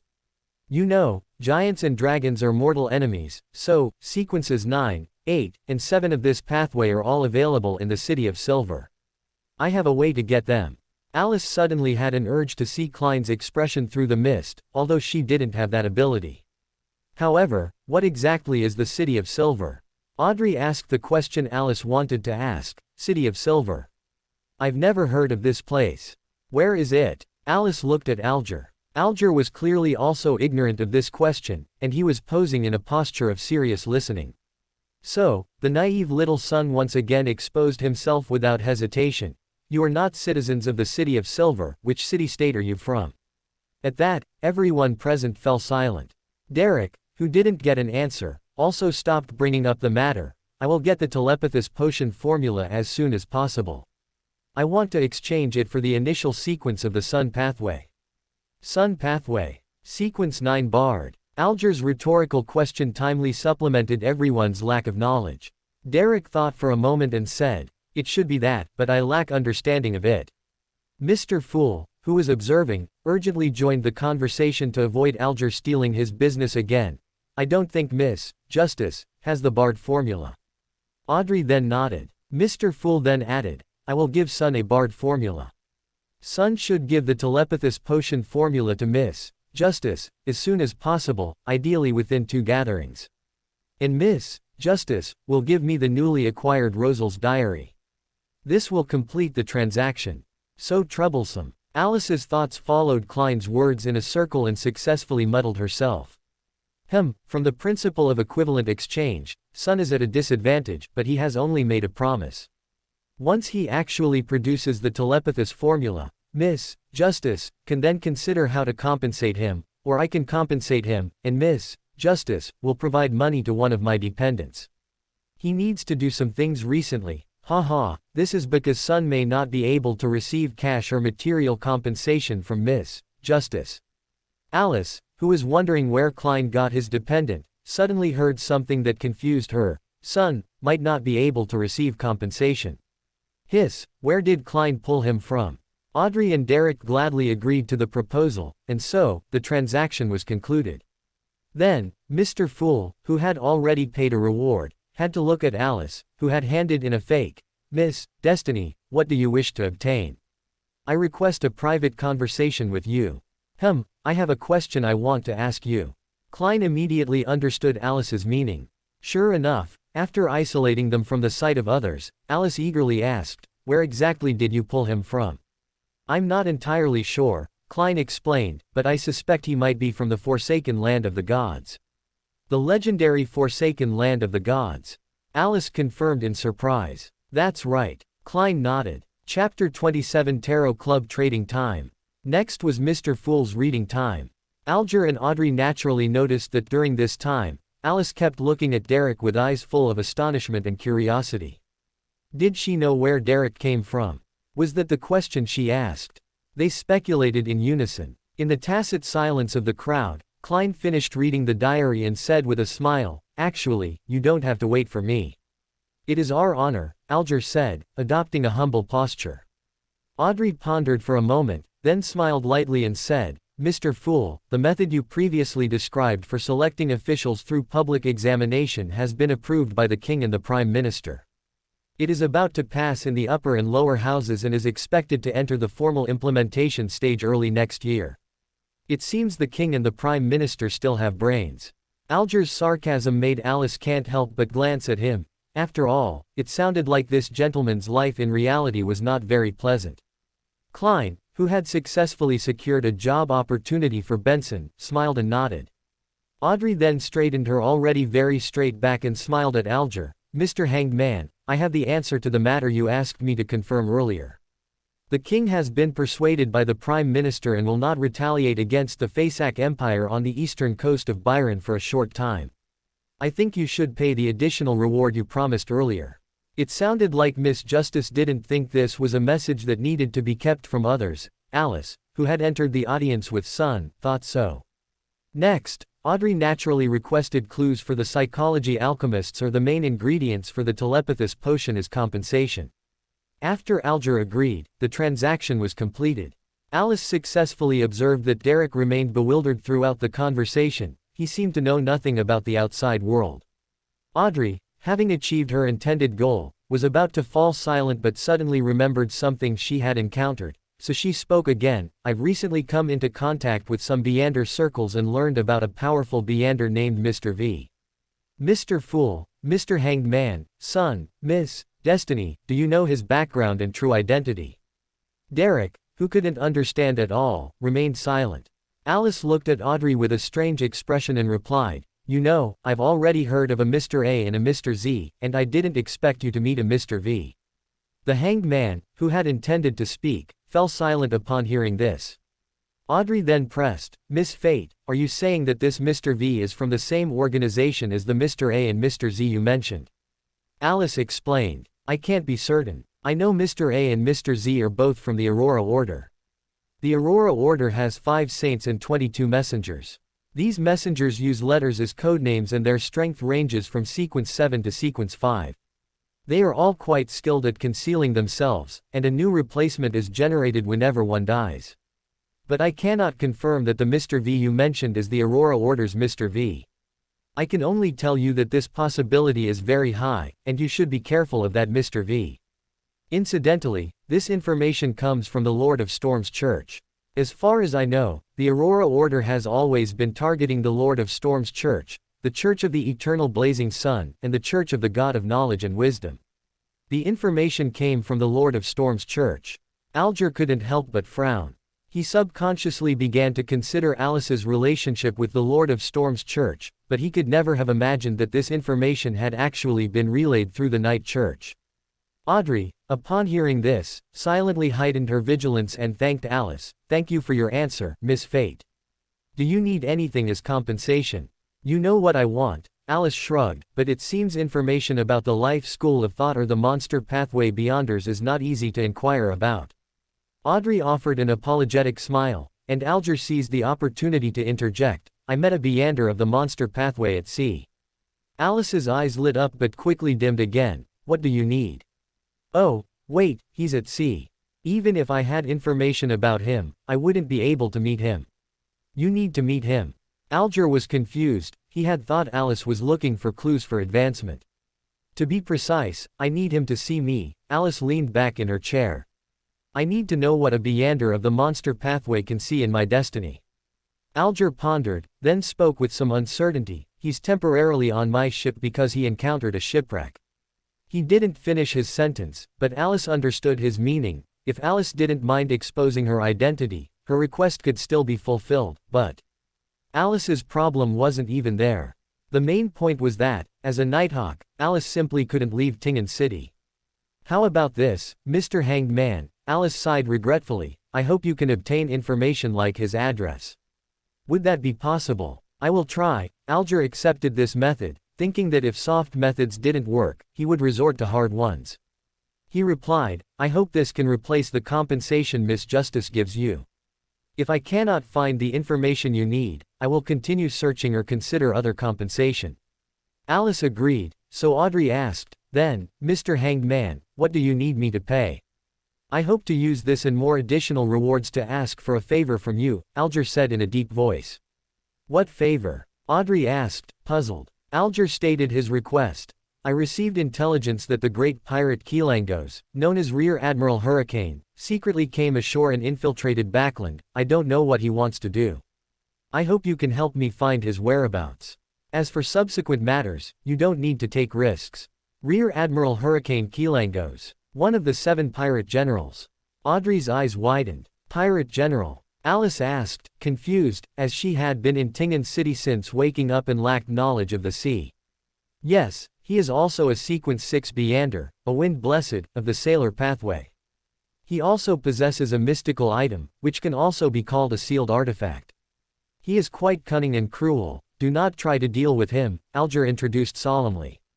At this point, he suddenly turned his head and looked at Klein, saying, Mr. Fool, may I request the help of your attendant at a critical moment? I will pay a price that interests you. Chapter 28 Keelangos. Requesting help from Mr. Fool's Blessed, Alice lowered her head, biting her lower lip with her upper teeth, and coughed twice to hide the laughter she almost couldn't suppress. Mr. Fool, seated at the head of the bronze long table, responded with increasing familiarity, hidden by the gray fog, provided my blessed happens to be in Backland. All right. Alger retracted his gaze, a mix of disappointment and expectation. What's so special about Keelangos's mystical item? Audrey began to inquire about her target, and Alice quietly perked up her ears. Facing Audrey's question, Alger seemed well prepared. He answered without hesitation. The true name of that mystical item is unknown, but those who know a bit about it call it creeping hunger. Kilangos must satisfy it with the soul and flesh of a living person every other day, otherwise, it will take its owner instead. This description made Alice frown. She, who had not yet witnessed the cruelty of the Beyonder world, felt a natural aversion to such an evil item that craved the fresh blood of living people. This is an important clue that can be used to find Kilangos, Audrey said, frowning slightly, also seeming to dislike this mystical item very much. Yes, but in a metropolis with at least 5 million people, the disappearance of a few vagrants won't be noticed, Alger reminded her, which made Alice suddenly freeze. She realized that the former Alice was also a vagrant girl whose disappearance wouldn't have been noticed. Alger continued to add, ever since he obtained creeping hunger, Kilangos has become extremely difficult to deal with. He was originally just a wind-blessed, possessing decent Beyonder abilities in the domains of water, wind, and weather. But later, people discovered that he could make targets go mad, enter others' dreams, summon light to purify wraiths, enhance himself with song, and transform into different people's appearances. He was almost omnipotent. At the end of his statement, Alger made a guess. We suspect all these are brought about by the mystical item, creeping hunger. Shepherd. Derek and Alice blurted out almost simultaneously. Klein also thought of this. After all, a shepherd was currently in Tingen City, and information about shepherds had been made public to every Nighthawk. Shepherd. Audrey and Alger asked at the same time. Alice looked at Derek, stopping him with her eyes from speaking, then raised an eyebrow at Audrey and Alger. I will try my best to help you gather more information you want, or you can propose other rewards, and Mr. Fool can bear witness to this, Alger immediately stated. I can also pay a reward, Audrey immediately declared. Mr. Sun can supplement any incomplete information I provide. Alice glanced at the naive Derek, realizing that the child was worryingly pure. I will split this reward with Mr. Sun. We can discuss the specifics later. Right now I only need information on the life school of thought and clues about Beyonders of the monster pathway. Realizing the value of his information, Derek looked at Alice gratefully, and Alger, though regretting not getting free information, still accepted the situation. Audrey also clearly realized Derek's naivety, and at the same time, her trust in Alice increased a little. After all, Alice was genuinely doing a kind thing. So Alice slowly began. A shepherd is a sequence 5 of the secret supplicant pathway, which is a pathway controlled by the Aurora Order. The characteristics of the mystical item you listed are very similar to the abilities of a shepherd. A shepherd can graze souls, including wraiths and evil spirits. They can devour souls into their bodies, command these souls, and use the Beyonder abilities corresponding to these souls, just like grazing lambs for a deity. There is a limit to the number of souls a shepherd can graze, but they can be replaced. A shepherd with a reasonable combination of Beyonder abilities is widely recognized as the strongest in skirmishes below demigod level. After saying this, Alice looked at Derek, who then shook his head. Miss Destiny has given a very comprehensive introduction. I have nothing to add. So, Alice looked at Alger and Audrey with a warning gaze. If you happen to encounter Kilangos, my only advice is to run. The strongest in skirmishes below demigod level was a rather vague concept for Alice, as she hadn't even seen many proper battles between Beyonders. However, under Dunn's repeated warnings, she had at least remembered to run if she encountered Mr. A. Alger and Audrey both nodded. Compared to Audrey, who, like Alice, lacked knowledge of battles between Beyonders, Alger's expression was more cautious. He understood the significance of the strongest in skirmishes below demigod level more clearly, and also how terrifying a reasonable combination of multiple Beyonder abilities could be for low-sequence Beyonders. But merely investigating intelligence, the adventurous Miss Justice believed she could give it a try. Mr. Hanged Man, I am willing to accept this commission, but I cannot guarantee that I can find Rear Admiral Hurricane Kilangos. There couldn't be a better answer. Whether you succeed or not, as long as you make an attempt, I will pay you a certain reward afterwards, such as some hidden knowledge and intelligence. And if you succeed, perhaps I can directly provide you with the main materials for a telepathist. Of course, the prerequisite is that we need to know what they are. The hanged man's attitude was quite generous, and Alice believed that the information she wanted might be within reach. Deal. The transaction concluded with Miss Justice's voice, and so, with Klein's permission and help, Alger materialized Keelangos's portrait. Alice also memorized Keelangos's appearance, well, just in case she needed it. One of the 7 pirate admirals had a distinctive wide jaw, brown hair tied into an ancient warrior's topknot at the back of his head, and dark green eyes that seemed to hold a smile but were exceptionally cold. After the transaction segment ended, it was time for sharing information and discussion.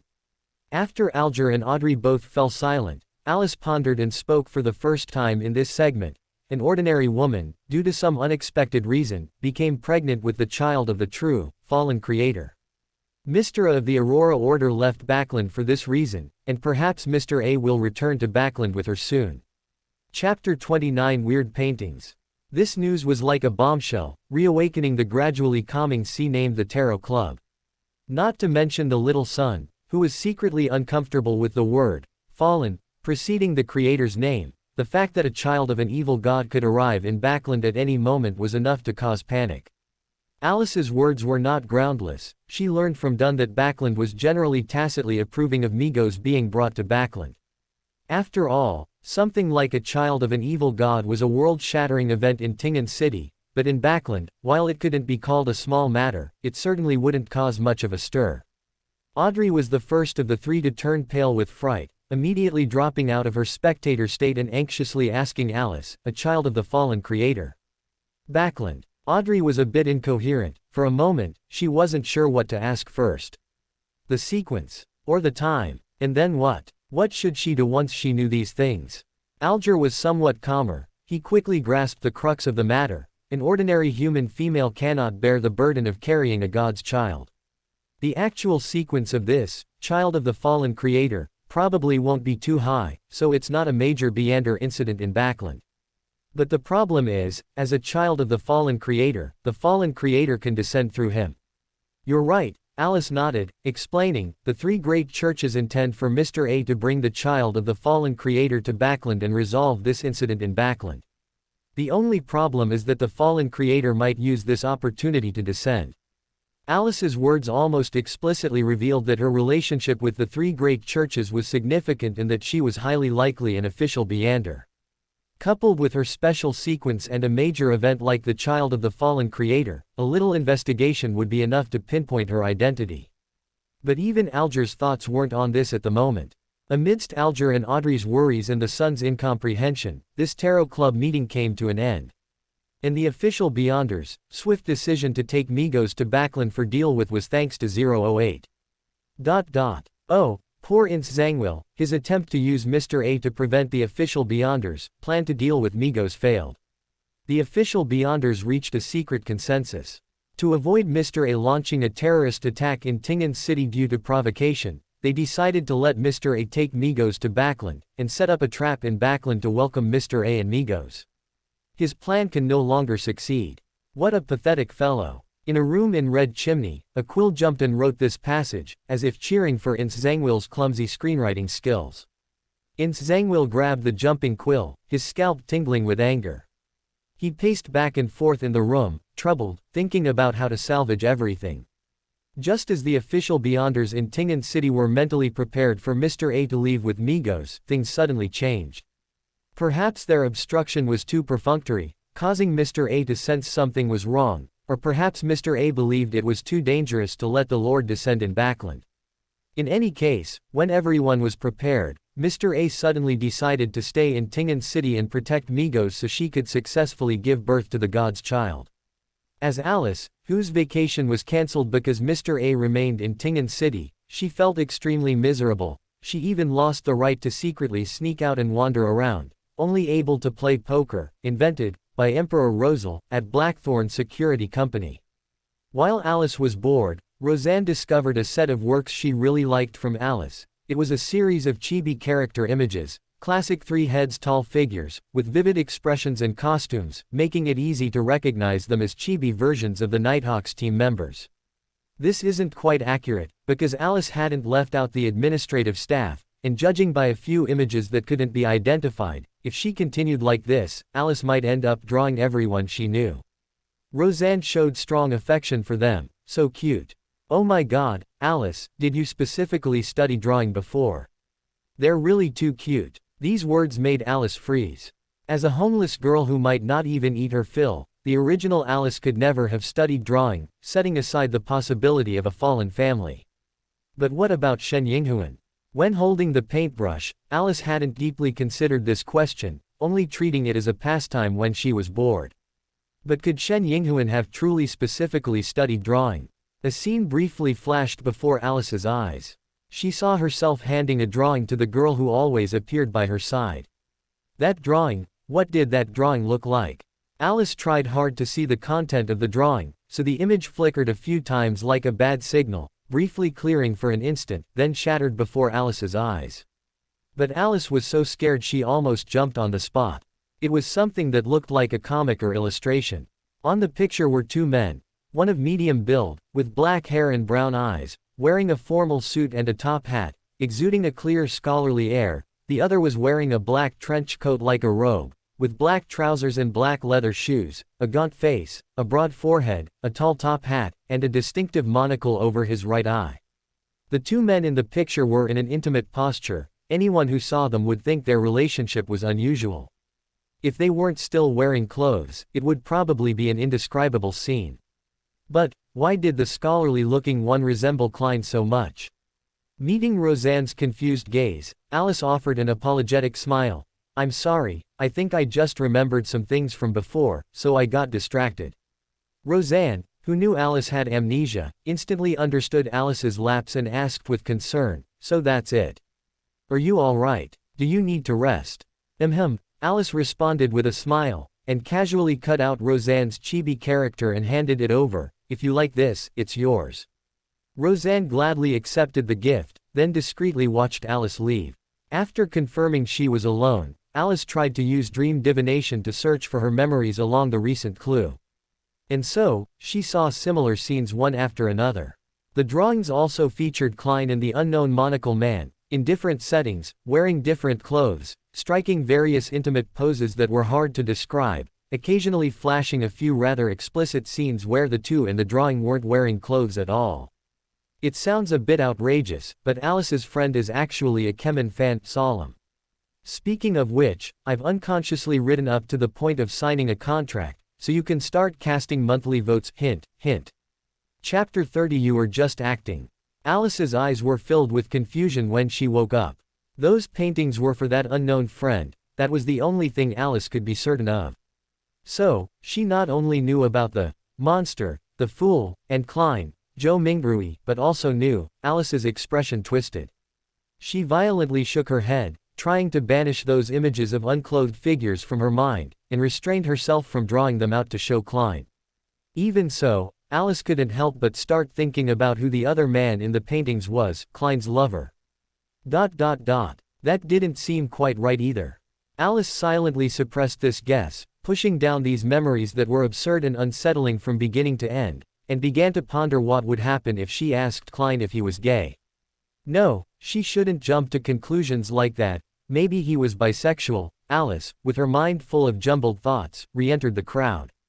Sika noticed Alice and gave her a smile. Hi, Alice, those paintings you gave Roseanne, do you have one for me? Yes, Alice said, pushing the chaotic images in her mind into a corner, and raising a smile. Actually, I drew these Q version characters for everyone. If you like it, should I cut it out for you? Then I won't be polite. Sika immediately responded, so they're called Q version characters. I saw the one you drew of Roseanne, it's so cute, I even want to ask you to illustrate my works. Illustrations. The jumbled images Alice had forcibly suppressed threatened to resurface. Alice, startled, quickly stopped him. I don't think this art style is very suitable for illustrations, haha. But the art style I just saw was actually pretty good. Oh no, I can't think about it anymore. Stop thinking, stop thinking, stop thinking. Alice, muttering to herself, quickly fled from Sika. For some reason, she had a premonition that the content she was recalling now wasn't the most outrageous yet. She worried that if she continued talking with Sika, she would remember even more outrageous things. And so, in the time that followed, everyone at Blackthorn Security Company noticed that Alice was always avoiding Klein. Although Alice had always avoided Klein before, recently, even hearing Klein's name would make Alice act as if she had done something wrong. But Alice was unexpectedly tight-lipped about this matter. No matter how everyone probed, Alice refused to reveal a single word, and no one knew the origin of Alice's strange attitude. Alice, restraining herself from thinking about related matters, naturally overlooked the answer that should have already shown traces. She seemed to have, indeed, entered a book. The preparations for finding Migos and taking Migos away went too smoothly. Although official Beyonders were encountered during the process, Mr. A keenly noticed that the other party was not genuinely trying to stop him, which made Mr. A suspicious. After investigation, Mr. A confirmed that Tingen City's official Beyonders were inducing him to take Migos to Backland. Considering the strength of Backland's official Beyonders, Mr. A ultimately decided to have Migos give birth to the divine child in Tingen City and summon the true creator through it. Quote. Mr. A's stay made Tingen City's official Beyonders anxious. They realized that Mr. A might have become wary, and with their plan failed, they decided to send someone to distract Mr. A and deal with Migos directly. As the new plan was set, the time also arrived for the next tarot club. Audrey, in Backland, after completing a round of greetings, immediately looked at Alice, Miss Destiny, the fallen creator's offspring. Mr. A and the official Beyonders have both changed their minds. He should not appear in Backland for a short time. Alice shook her head, giving Audrey a comforting smile, while her heart grew increasingly worried. Not approaching Backland meant that the bomb might explode in Tingen. Audrey breathed a sigh of relief, also noticing Alice's hidden worry, but she did not press. In the past week, she had already guessed that Alice might be near the evil god's offspring, or even one of the official Beyonders responsible for this matter, which also explained her source of information. Not pressing was Audrey's respect for the members of the Tarot Club. The Hanged Man, who also had some guesses about Alice's identity, was also quite relieved by this answer. At least this meant that Kilangos's matter would not be interfered with by another matter for a short time. So Audrey smiled at Klein. Mr. Fool, I still have a page of Emperor Rosel's diary. After Mr. Fool's reading time ended, Audrey quickly looked at Derek. Mr. Sun, have you obtained the telepathous potion formula? I have already obtained the telepathous potion formula. Little Sun, who had spent everything to get the potion formula, replied thus. Under Klein's guidance, Derek grasped the quill at hand, successfully expressed the telepathous potion formula, and handed it to Audrey. And with Klein's thoughtful translation, Audrey also received a formula she could understand, and praised, Mr. Fool, you are truly knowledgeable. Next, Audrey proposed to give Mr. Fool's non-existent dependents a compensation of £300. Alice, who was eagerly watching Klein, hoping to see how he would gracefully utter words like, Backland Bank, and, unregistered account, was disappointed to find that Klein merely materialized the relevant content in front of Audrey. Next, Klein smiled at Derek. What compensation do you wish to receive? Derek thought seriously for a moment and said, I don't have any urgent items I want to obtain recently. I should be able to digest the barred potion very soon. The compensation can accumulate there, to prepare for the corresponding sequence 8 formula, or necessary materials. Alice keenly noticed the word, digest, and frowned slightly. He knows the acting method. Audrey had already begun to ask cautiously, Mr. Sun, have you mastered the acting method? Derek looked at Audrey in confusion and replied frankly, this is not strange. The general education class in the City of Silver teaches the acting method. The general education class teaches the acting method. The inexperienced Alice, Audrey, and Alger looked at each other in dismay. Then did your general education class tell you about the precautions for the acting method? Alice asked, blinking. Yes. Derek nodded without hesitation. Our general education class explained it very clearly. There is only one precaution for the acting method. Remember, you are only acting. Chapter 31, Kilangos's New Intelligence. It's just acting. If you get too deep into the role, you won't be able to get out. A flicker of understanding passed through Alice's eyes. She recalled her initial worries when she first heard about the acting method and realized that this must indeed be the core of the acting method. Audrey also had a sudden realization due to Derek's words, finally understanding what Alice had said at the beginning. If a spectator acts for too long, their own personality will change, and they might even forget who they are. She stood up solemnly and bowed to Derek and Alice respectively. "Thank you for your information, Mr. Sun, and thank you for your reminder back then, Miss Destiny. I just mentioned it casually at the time." Alice waved her hand, indicating that she didn't mind, as she had only voiced her guess back then. Audrey's actions made Alger unable to continue feigning ignorance. He could only stand up and express his gratitude solemnly like Audrey. He sat down only after receiving a similar response from Alice. The actions of the two made Derek finally realize the value of his casual remark, understanding that what he considered common sense might be precious knowledge to others. He couldn't help but remind himself of this. After all, he couldn't always expect there to be an Alice wanting to do business with information every time he wanted to blurt something out. After confirming that Audrey had nothing more to say, Alice looked at Alger with expectant eyes. "Mr. Hanged Man, that Beander of the monster pathway you mentioned. He is still on my ship." Alger responded with a frown. "I couldn't get the information you needed, but he told me that Destiny told him it's not time to disembark yet." This familiar charlatan style left Alice speechless. Judging by Mr. Fool's action of pinching his brow twice, he also felt a strong sense of empathy with that statement. It took Alice a while to find her words. Did Destiny tell him when it would be time to disembark? Alger shook his head, so Alice could only give up regretfully. After the others fell silent, Alger spoke. "Mr. Fool, Miss Justice, I have obtained new intelligence. Rear Admiral Hurricane Keelangos infiltrated Backland to complete a difficult mission. He might stay there for a long time and cause appalling tragedies. Additionally, I also know that this matter involves a very important mystical item, one that can help Keelangos quickly become a high-sequence Beander." He naturally excluded Derek, who was in some secluded place, and Alice, who was clearly not in Backland and entangled with a bizarro sorcerer's offspring, unaware that Mr. Fool on the high platform was in the same predicament as Alice at this moment. In her spectator stance, Audrey quickly grasped the key point of this statement and asked Alger in return, "Quickly become a high-sequence Beander? Is he not afraid of losing control? After all, according to the intelligence, Keelangos was merely a sequence 6 wind blessed, still a sequence 5 away from the high sequence 4. Alger had already anticipated this. That's why that mystical item is so important.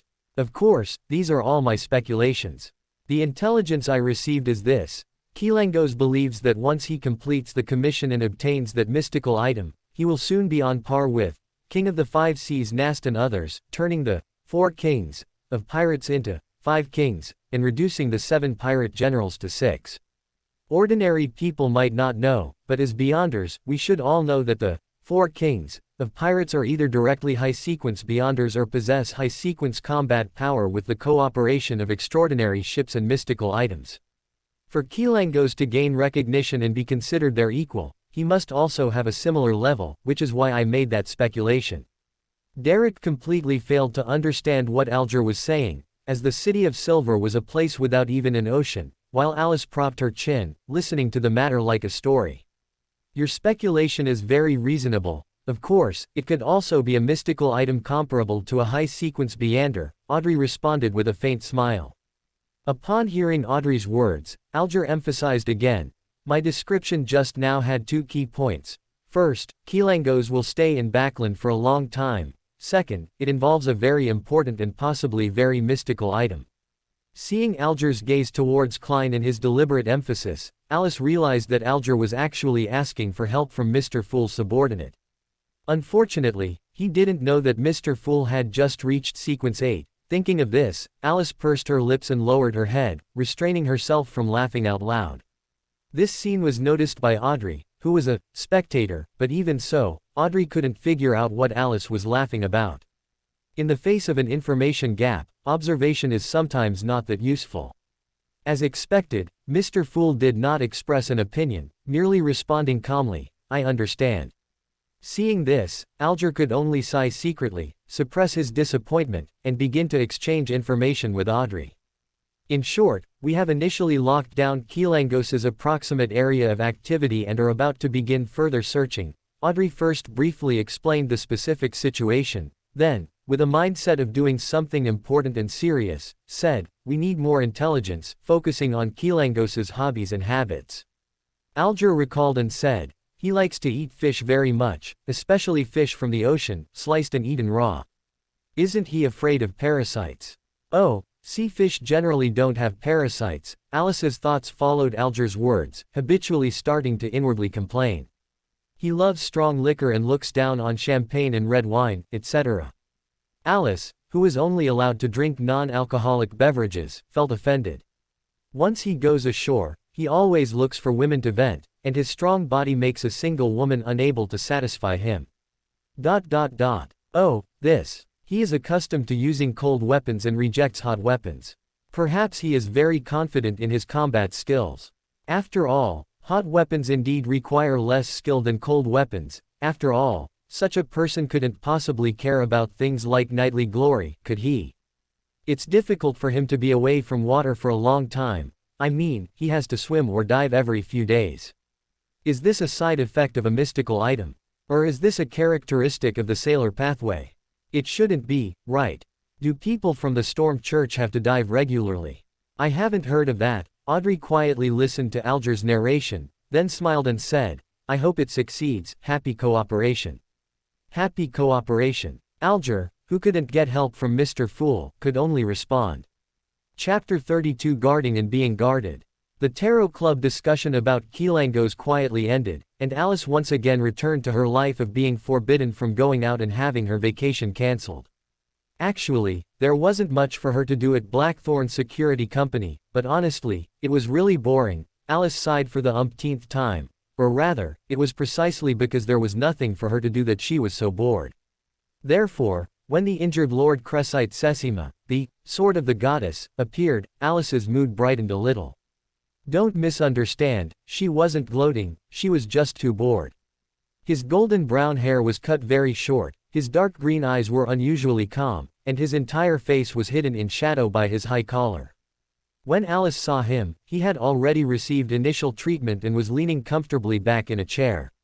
Suddenly seeing a stranger, Alice's steps paused, and at the same time, her spirituality instantly exploded. Oh, this was a very dangerous powerhouse for her.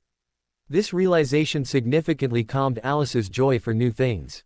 She cautiously stopped, and although her spirituality told her that the powerhouse in front of her bore no ill will, she still considered the possibility of turning around and leaving now. Alice's footsteps apparently startled the gentleman. He looked up at Alice, then showed a knowing look. "It's you, that child." His voice was gentle, and he showed a slight smile when he spoke. This soft demeanor made Alice abandon the idea of leaving, and she asked, "You know me? You don't recognize me?" "That's right, you hadn't woken up when I left," Sessima replied with a chuckle. These words instantly made Alice understand his identity. This was Lord Sessima, the sword of the goddess, who had rushed to Tingen for her matter back then. This lord had also appeared when Klein was promoted to clown, but Klein's sharing of experience did not include Alice. He only intermittently and separately hinted at some content of the acting method to everyone. Alice, who had long known about the acting method and had always avoided Klein, was naturally not included, and thus, those who swore before the goddess's holy relic also did not include Alice. This was the first time Alice had seen this lord since she woke up. "Lord Sessima," Alice quickly bowed to Sessima, "You are." "A small accident," Sessima shook his head, motioning for Alice to sit down and speak. "The red gloves I led unexpectedly clashed with Mr. A. This wasn't the first time such a thing had happened recently. There had been countless skirmishes between the Red Gloves team and Mr. A, big and small. But, Alice keenly realized that this lord was clearly injured. This meant that this lord was injured in this encounter with Mr. A. And in fact, recently Mr. A had been avoiding the Red Gloves whenever possible. For the sleepless pathway, which is not good at long-distance movement, pursuit is obviously impossible. So, why did Mr. A suddenly change his mind? An uneasy premonition resurfaced in Alice's heart, but due to a lack of key information, her private attempts at divination for this always ended in failure. She didn't even know how to warn others. The Beander's spiritual intuition is sometimes very miraculous. Both Dunn and the Red Gloves took Alice's unease seriously, especially her frequent and causeless unease, which further indicated the unusual nature of the matter. But one's spirit cannot always be tense. Sesima quickly noticed the renewed anxiety in Alice. Having already heard relevant reports, he clearly knew that this was a causeless unease, and there was nothing he could do except heighten vigilance. Ultimately, Sesima merely offered Alice a reassuring smile. "Don't worry, at least we won't let civilians be at the forefront." Civilians. Alice suddenly fell silent. She actually disliked this feeling from the bottom of her heart. Although she was nominally a Nighthawk, people seemed to treat her as an ungrowing child, caring for her, looking after her, protecting her. Alice was naturally delighted by this care at first. For a lonely soul with no past, far from her homeland, this care greatly alleviated Alice's unease in a strange environment. She gradually built trust and reliance on the world around her, but deep down, she always had a sense of discomfort about it. She seemed to really dislike being protected. Why? Alice had a vague guess in her heart, ever since that sad dream. She suspected that in the past, she had played such a protected role, but at that time, she was powerless and could only watch those who protected her die before her eyes for various reasons. But now, I clearly have the ability to protect myself. Alice pursed her lips, lowered her head and eyes, and an insincere curve appeared at the corner of her mouth.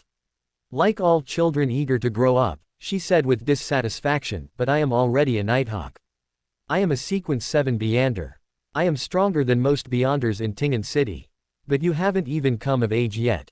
So Sesima looked at Alice as if she were a willful child. Alice opened her mouth but couldn't find words to refute, as her not being of age was an undeniable fact. Seeing her unconvinced expression, Sesima suddenly chuckled. He sat up a little straighter and said to Alice in a negotiating tone, "How about this? After this matter is over, I'll talk to Dunn and arrange a team mission for you. How does that sound?" "Really?" Alice's eyes immediately lit up. "Really?" Sesima nodded, reaffirming his words, "And you're already Sequence 7. If you perform well, once you're a bit more familiar with handling Beander incidents, you can absolutely apply to join the Red Gloves. Then, you'll be one of our elites." Such words were actually no different from what adults would use to coax children when they were young, a bit better than the grand promises bosses make to employees. At least these were promises made with concern, but in terms of not coming true, there was basically no difference. Alice, of course, didn't believe this. She'd bet that if she applied to join the Red Gloves, no one would agree, unless she first served as a Nighthawk for 3, 5, or 10 years, but at least, Sesima's previous sentence should be true. Such a prominent figure surely wouldn't lie to her for fun about this, right? Harboring expectations of becoming a de facto Nighthawk, Alice revealed a happy smile. Chapter 33 Uneasy Restlessness. Sesima soon left Blackthorn's security company again. That injury seemed to be a signal. Afterwards, he had to become busy. Mr.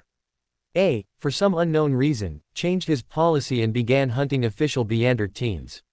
After Mr. A no longer tried to avoid official Beyonders, a 3-person official Beander team was no match for Mr. A. But official Beyonders couldn't help but go out. There were always Beander incidents that needed to be handled, and even if there weren't, other members of the Aurora Order would create Beander incidents. The large influx of low-level Aurora Order members effectively tied up the official Beyonders. After all, there was a clear difference in value between lunatics, who could be mass-produced as consumables by the Aurora Order, and carefully selected official Beyonders. Mr. A might not care about the lives of those lunatics, but the 3 great churches couldn't ignore the lives of low-level Beyonders. If Alice were a little older and had more social experience, she might have realized that the actions of Mr. A and the Aurora Order were leading things in a rather dangerous direction: insufficient police force. When all the official Beyonders were busy and mentally strained by their crazy actions, real danger would take advantage of the vulnerability. But unfortunately, the busy official Beyonders had no energy to ponder all this, and the only leisurely Alice had no experience in this regard. She could only feel the increasingly obvious and hard to ignore unease as the unknown danger approached step by step. Troubled by this unease and the boredom of not being able to go out, Alice anxiously welcomed the next Monday. "Good afternoon, Mr. Fool. Good afternoon, Mr. Hanged Man. Good afternoon, Mr. Sun. Good afternoon, Miss Destiny. Audrey's customarily joyful and light-hearted voice came through, which somewhat soothed Alice's unease. She forced a smile. Good afternoon, Miss Justice. As a spectator, Audrey naturally wouldn't overlook Alice's emotional distress. Miss Destiny, you seem to be in a bad mood. Is it because of that evil god's descendant? No. Alice leaned back in her chair, and only after calming herself down did she begin to answer the question. My spirituality might be trying to warn me about something, but I've never been able to figure out what it is.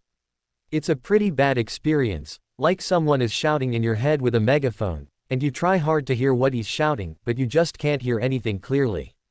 This vivid analogy made Audrey immediately understand Alice's predicament. She thoughtfully showed a hint of sympathy. I imagine that must be very uncomfortable. Alice gave a weak smile, then adopted an, I don't want to talk right now, attitude, emptying her mind and ignoring people. This was her most common attitude over the past week because she couldn't make herself very busy.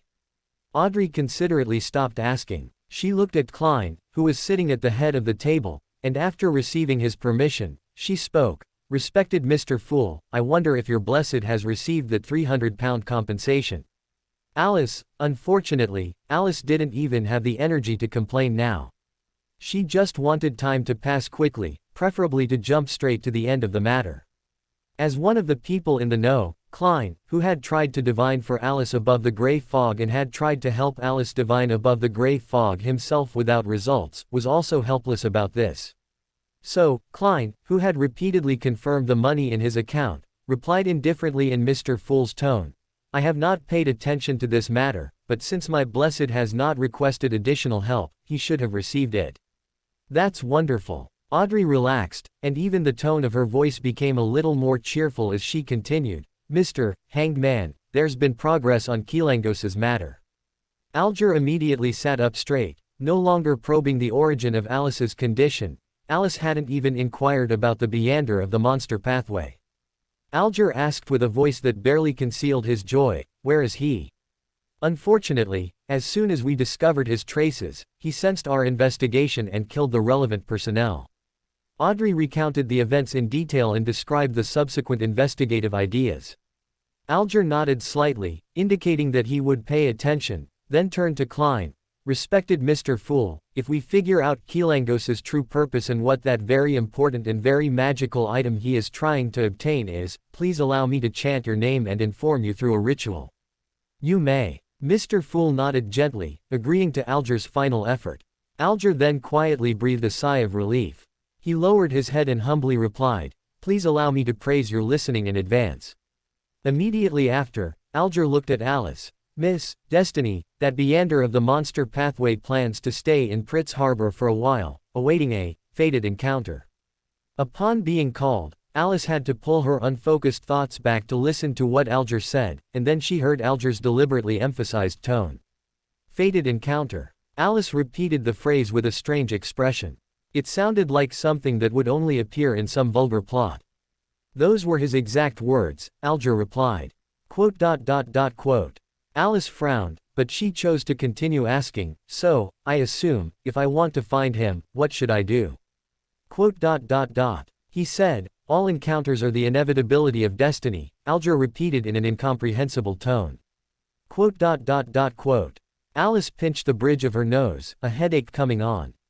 She suddenly felt she understood Angelica's feelings when she saw her toss a coin. Anyway, thank you for your help, Mr. Hanged Man. This can offset part of the debt.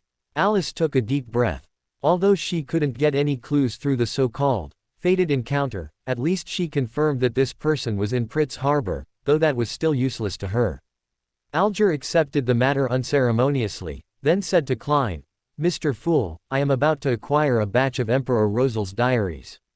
I believe I will be able to present them to you at the next, or the one after next, gathering. Klein nodded, responding with a slightly pleased tone, very good. But what would he use to pay the hanged man?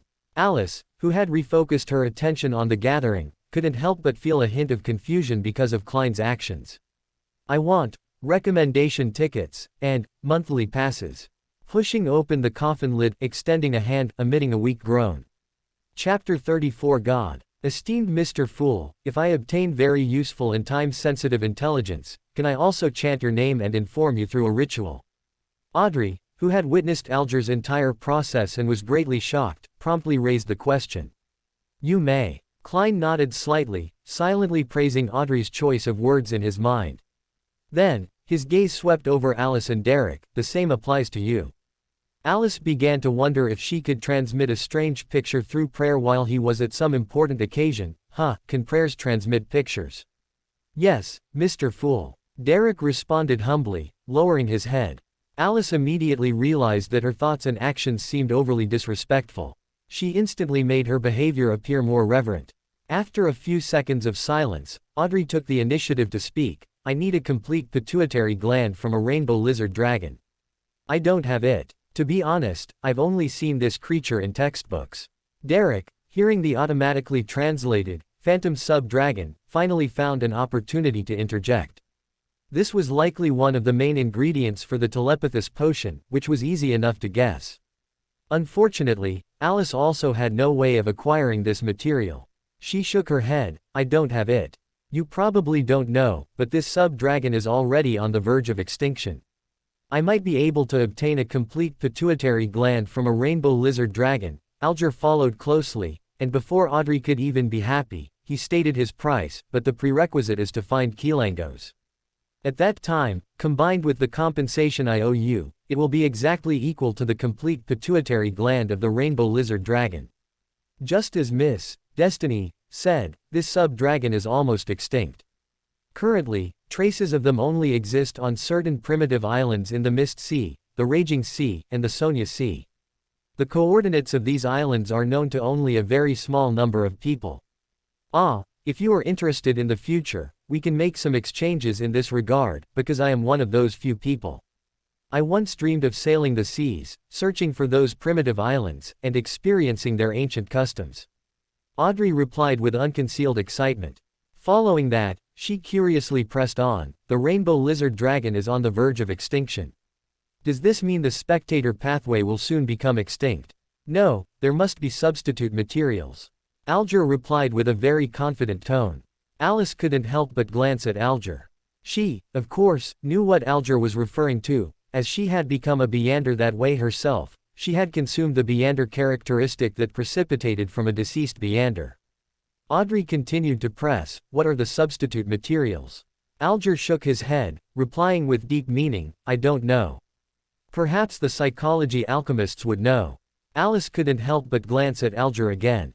She realized this was likely one of Alger's few acts of kindness, not wanting to spoil Audrey's good mood.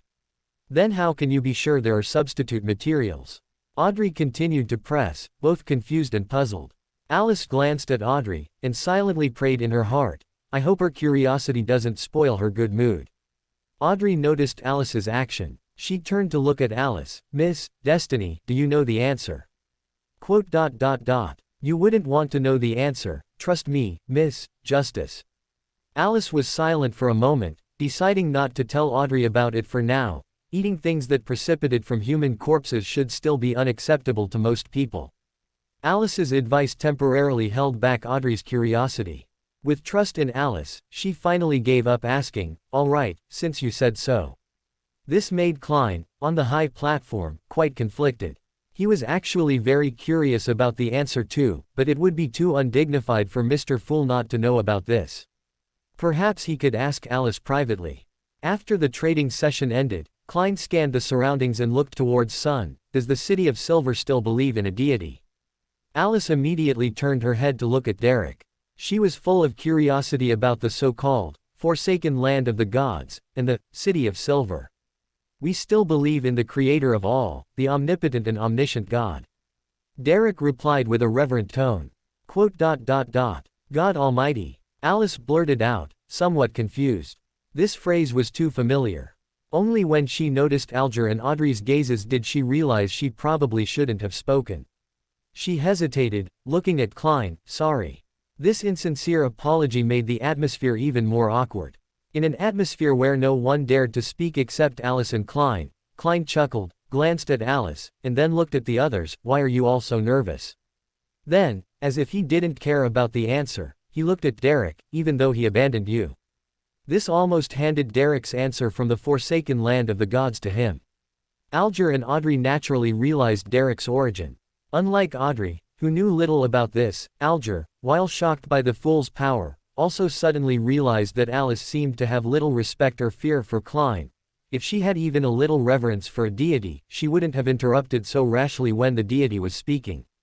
Recalling Alice's behavior since joining the Tarot Club, he suddenly realized that this Miss Destiny seemed to have expressed Mr. Fool's intentions several times, and Mr. Fool had not refuted her. A favored one. No, even a favored one shouldn't. A guess appeared in Alger's mind, but it was quickly dismissed by Alger. After all, if she were a favored one, she should be even more respectful, right? Well, no matter how much he racked his brain, he wouldn't be able to figure out that the Mr. Fool in his eyes was actually Alice's colleague, and in some sense, even a fellow countryman. Yes, we all believe that we will eventually regain the Lord's favor, perhaps on the day the sun rises again. Derek replied with a somewhat uncertain tone. In this strange atmosphere, we were once ruled by the giant court, and we believed in the giant King Ormir. Later, we received the Lord's salvation, and we will not betray the Lord again. Giant King Ormir. Alice repeated the name in her mind, while deciding to look for information about that creator of all, the omnipotent and omniscient God. If that's the case, what is the relationship between the true creator and that creator of all? After all, the names are very similar.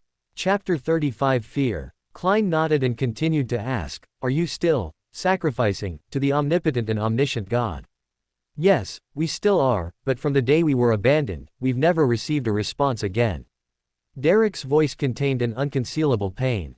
Klein was unmoved. He casually said, describe your sacrificial process in detail. Alger was very excited about this. He felt he had found the true meaning of life and didn't notice Audrey and Alice's pitying gazes at all. Derek didn't notice any of this.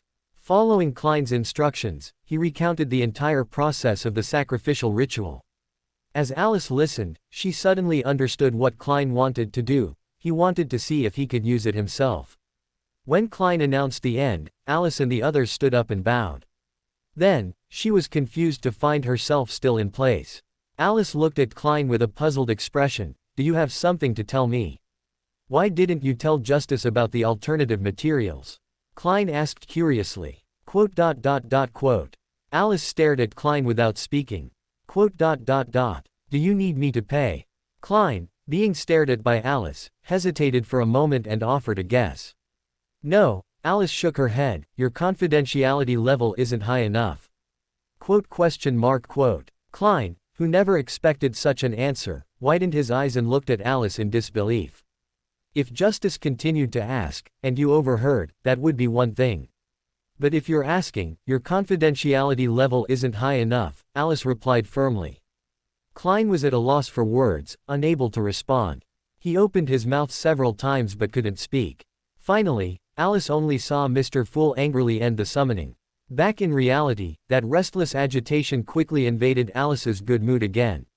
And this time, the signal that things were getting worse finally seemed to arrive. Migos was missing. While the Aurora Order members and Tingen City officials were locked in a stalemate, both physically and mentally exhausted by each other, Migos disappeared without a trace.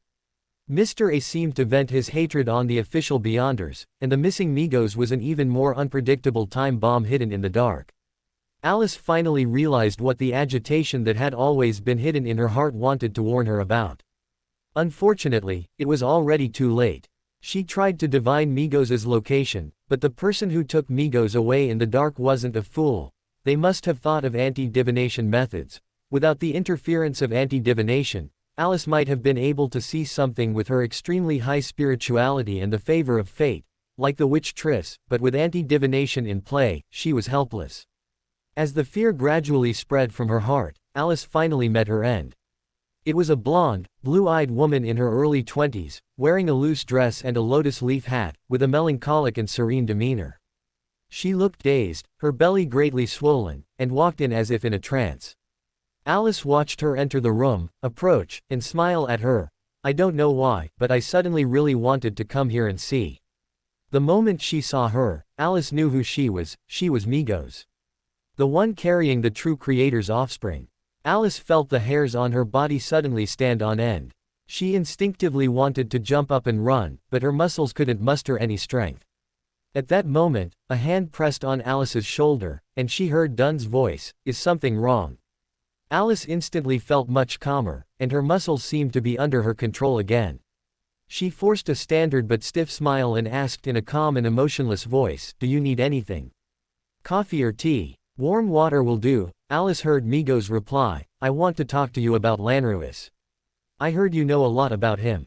So Alice maintained her smile, stood up, and left without hesitation, quickly and calmly going to the basement to tell the Nighthawks, "Migos is upstairs." The Nighthawks' expressions instantly changed. They all put away their usual demeanor and became serious, clearly arranging tasks for each other: someone to notify non-combat personnel to leave, someone to urgently contact Sesima, and someone to appease Migos.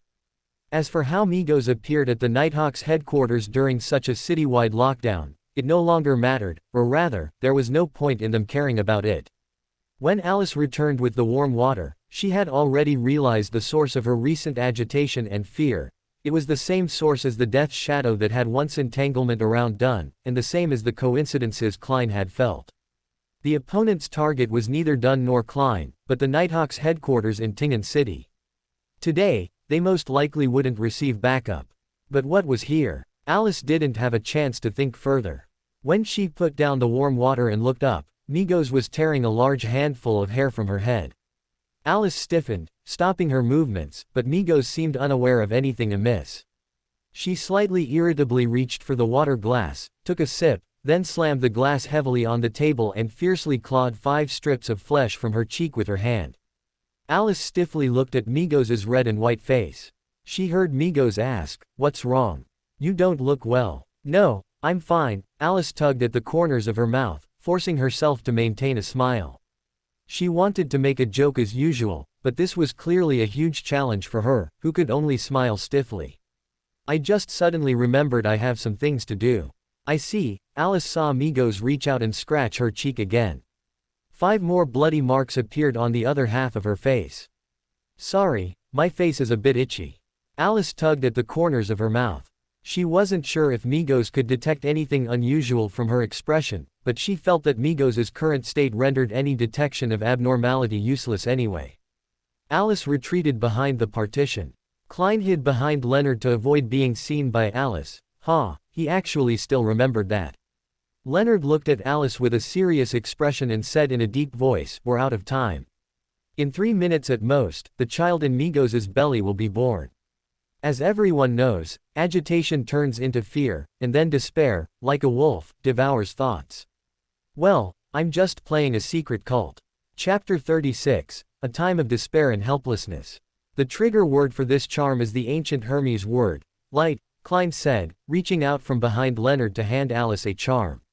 "When we rush out, you'll throw this charm at Migos and the child in her belly." "What about the captain?" Alice suddenly interrupted Klein. "The captain told me that as a Nighthawks, you must not only believe in yourself but also in your teammates." It was Leonard who answered her question. Alice looked at Leonard, who had long since shed his usual casual demeanor, his expression uncharacteristically serious and solemn. "All right." Alice agreed, closed her eyes, took a deep breath, and then indicated she was ready.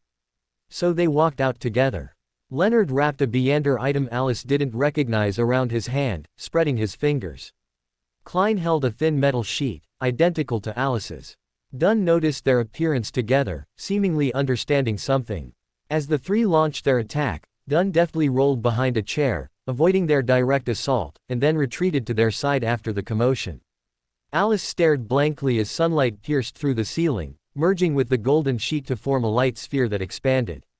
With a thunderous crash, Alice could feel the house shaking. She heard the glass groaning under the strain, but she fixated on the dazzling, flame-encircled light sphere's center until tears streamed down her face. As the light gradually dissipated, Alice saw soaring flames and black ashes drifting within them. Everything seemed to have vanished without a trace in the intense light just moments before. However, Alice knew that this was not the case. The long-suppressed agitation transforming into fear seemed to find an outlet at this moment. Reminded by a strong sense of danger, Alice, without thinking, instinctively rolled to her right.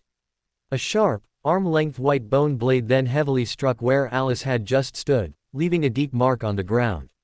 No one needed to be reminded, everyone noticed the figure at the end of the white bone blade. It was Migos, who should have been reduced to ashes.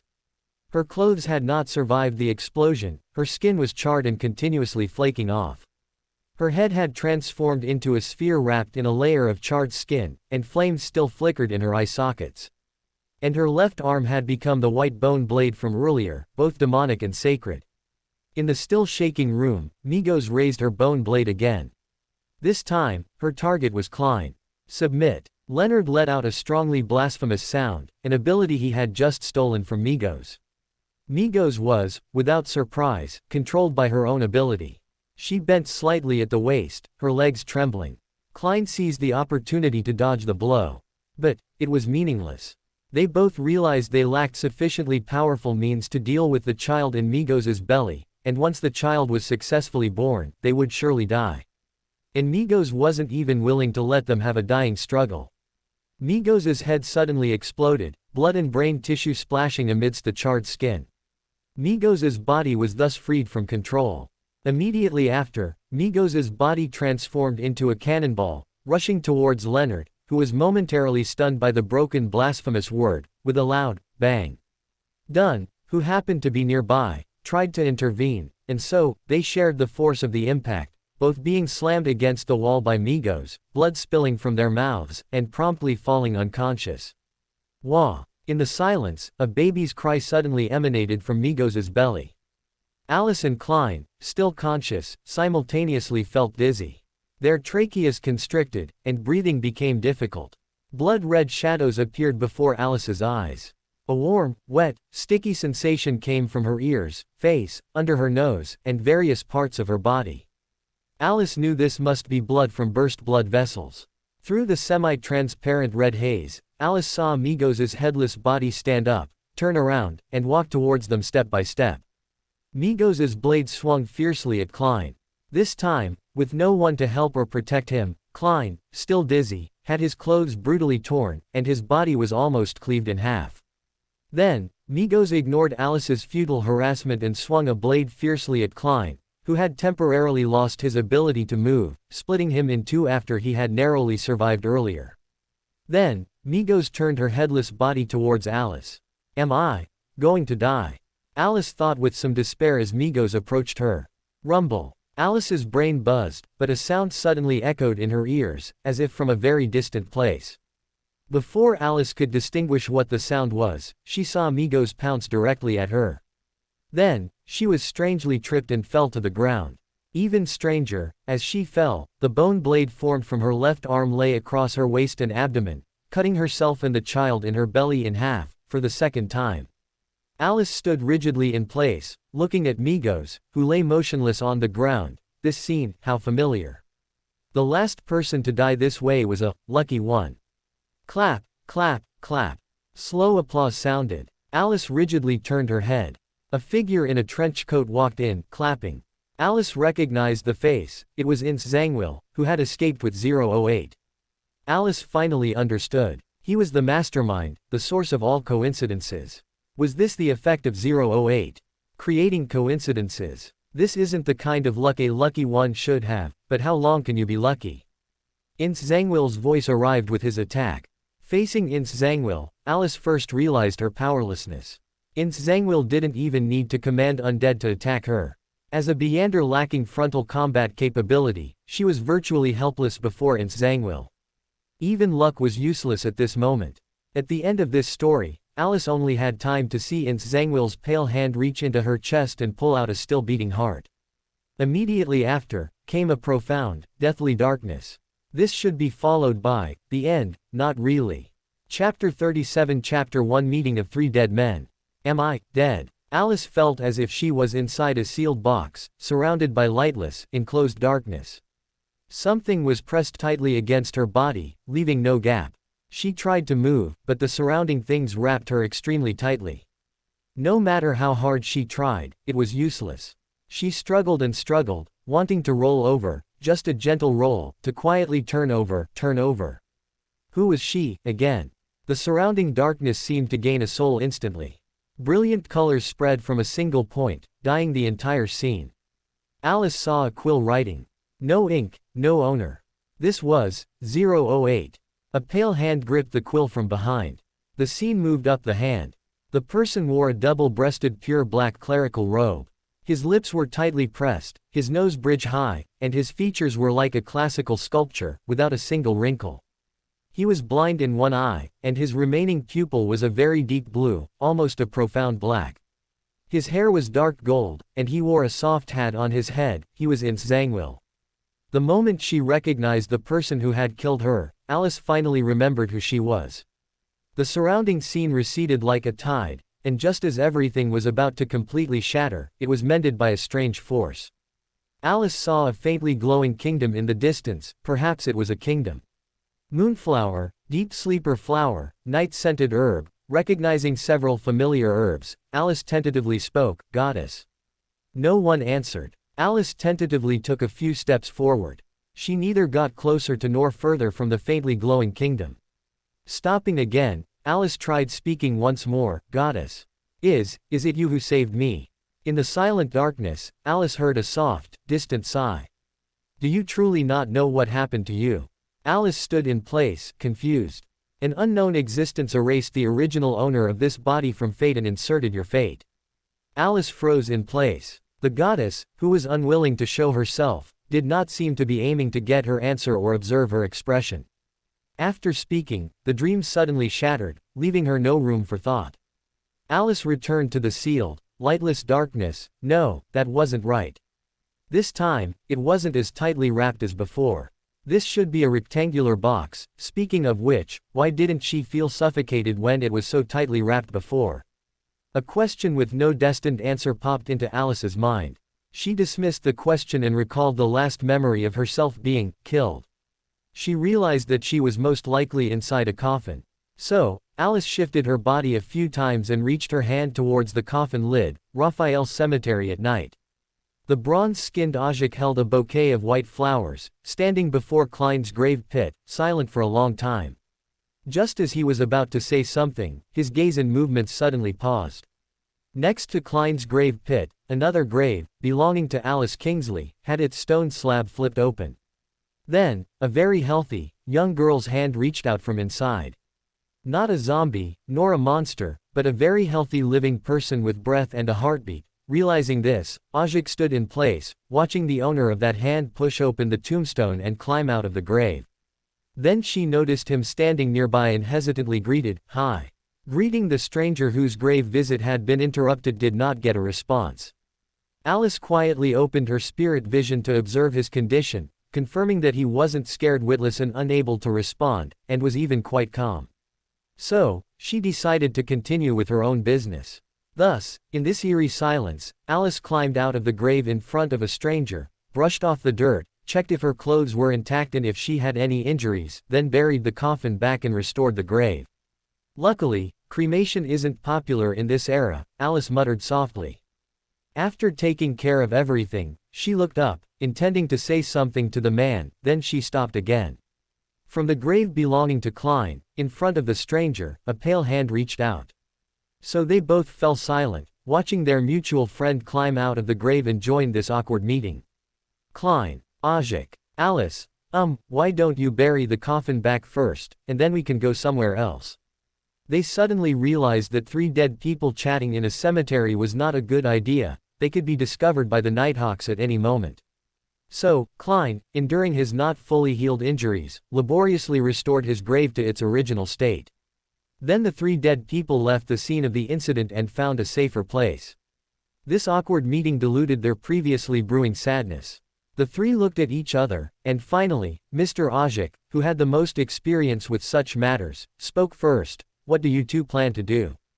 Promote cremation in this era?" Alice, who didn't understand what Mr. Ajik was asking, asked hesitantly. Klein reached out and pinched his brow, having to speak up to introduce them. "Alice, this is Mr. Ajik, my teacher. Mr. Ajik, this is Alice, my colleague, and a very good friend." "Hello." Alice blinked twice. "Hello," Mr. Ajik nodded. "Have you thought about where you'll go next?" Have you thought about what identity and face you'll use?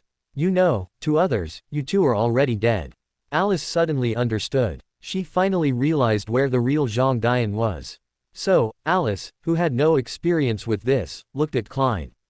I don't know. Klein's eyes were filled with confusion, as he hadn't seen Ins Zhangwil at the end and was still very bewildered by everything. May I ask you something? Alice turned her head to Mr. Ojik. Seeing him nod, she continued, how are the other Nighthawks? They are all alive. Mr. Ojik gave a concise answer, making both Klein and Alice's hearts settle. Thank you, Alice said. You mean, we need new identities and faces, right? Chapter 38 Chapter 2 Exchanging Information. Not necessarily, Klein said. We can temporarily leave Tingen City and then, while avoiding official surveillance, look for ways to change our appearance. We'll still need to prepare identity documents. Looking at Klein, who still couldn't hide his confusion, Alice pursed her lips and said, Klein, Ojik, you too, be careful of 008, be careful of Ins Zhangwil. The name on the wanted poster immediately jolted Klein's memory, and he and Ojik both looked at Alice. 008 can make written stories come true, Alice softly explained. Ins Zhangwil used 008 to create coincidences. His target should be the Nighthawks headquarters in Tingen City. Perhaps something inside the headquarters. Saint Serena's ashes. With the information complete, Klein immediately thought of the answer. Alice looked at Klein in confusion. Meeting Alice's gaze, Klein explained, Ins Zhangwil is a gatekeeper who failed to advance, and behind the Chinese gate in Tingen City are Saint Serena's ashes. She was a Sequence 4 saint of the Sleepless Pathway during her lifetime. So, the gatekeeper is Sequence 5 of the Sleepless Pathway. Alice guessed. No, Klein continued to explain, the gatekeeper is Sequence 5 of the Corpse Collector Pathway. Similar sequences can be interchanged at higher sequences. Alice suddenly understood. She finally realized Ins Zhangwil's purpose, he needed Saint Serena's ashes to advance to a demigod. After confirming that Klein was not as naive as Alice in this regard, at least not so brazen as to run to the Nighthawks, fearing that his resurrection would go unnoticed, Ojik left with the warning to, be careful of 008 and Ins Zhangwil. Alice and Klein, left behind, looked at each other and fell into silence again. The previous sudden incident diluted the emotions in both their hearts. They hadn't even had time to sort out each other's situations. It wasn't until Mr. Ojik left that Alice remembered the goddess's warning and the fact that Klein's situation upon waking was different from hers. Have you seen the goddess? Alice asked softly. No, why do you suddenly ask that? Klein looked at Alice, puzzled. Because I suddenly remembered that the reasons for our resurrection might not be the same, Alice said, propping her chin and telling Klein what she hadn't revealed to Ojik. An unknown existence erased the part of my death from fate. Klein was slightly stunned. He guessed that his resurrection after death was due to that mysterious palace, and that he had probably already been resurrected once before. But how did Alice know such detailed information? The goddess told me that before I woke up in this body, an unknown existence erased the traces of this body's original owner from fate, Alice explained, looking at Klein's confused eyes. The description, this body, made Klein frown, and he felt a subtle discomfort, but his attention was still more focused on another matter, the goddess. Yes, the goddess. Alice looked at Klein and tapped her chest 4 times, drawing a scarlet moon symbol. This was the most sincere prayer she had made since waking up. Klein's pupils contracted slightly. They both knew what this meant. Alice had been a devotee of the night since she woke up. But he had another question. Woke up. Alice looked at Klein. She remembered the sealed, tightly wrapped space, the ridiculously dead Migos, the first lucky one, the unclear voice in Migos' ear before she died. She heard herself respond in an ethereal, confused voice, I suspect that before this, I had woken up somewhere else. Without waiting for Klein's reply, Alice continued, you're not a Nighthawk anymore, so I can tell you the answer to the previous question. Klein was stunned for a moment before realizing what question Alice was referring to. A hint of sadness welled up in his heart, but that not-so-intense sadness was quickly dispelled by Alice's voice. Have you heard of the law of indestructibility of Beyander characteristics? What is that? Klein cooperatively asked. Beyander characteristics will not be destroyed, will not decrease, they will only transfer from one carrier to another. Honestly, this thing sounds a lot like the law of conservation of mass energy, Alice complained, something she had wanted to say since she first heard this law. Klein ignored Alice's complaint and softly chewed on the sentence, feeling a bad premonition. The substitute material is. The remnants left behind after a Beander dies can be used as the main ingredient for a potion, just like Xing needs Saint Serena's ashes. Alice calmly filled in the last piece of the puzzle.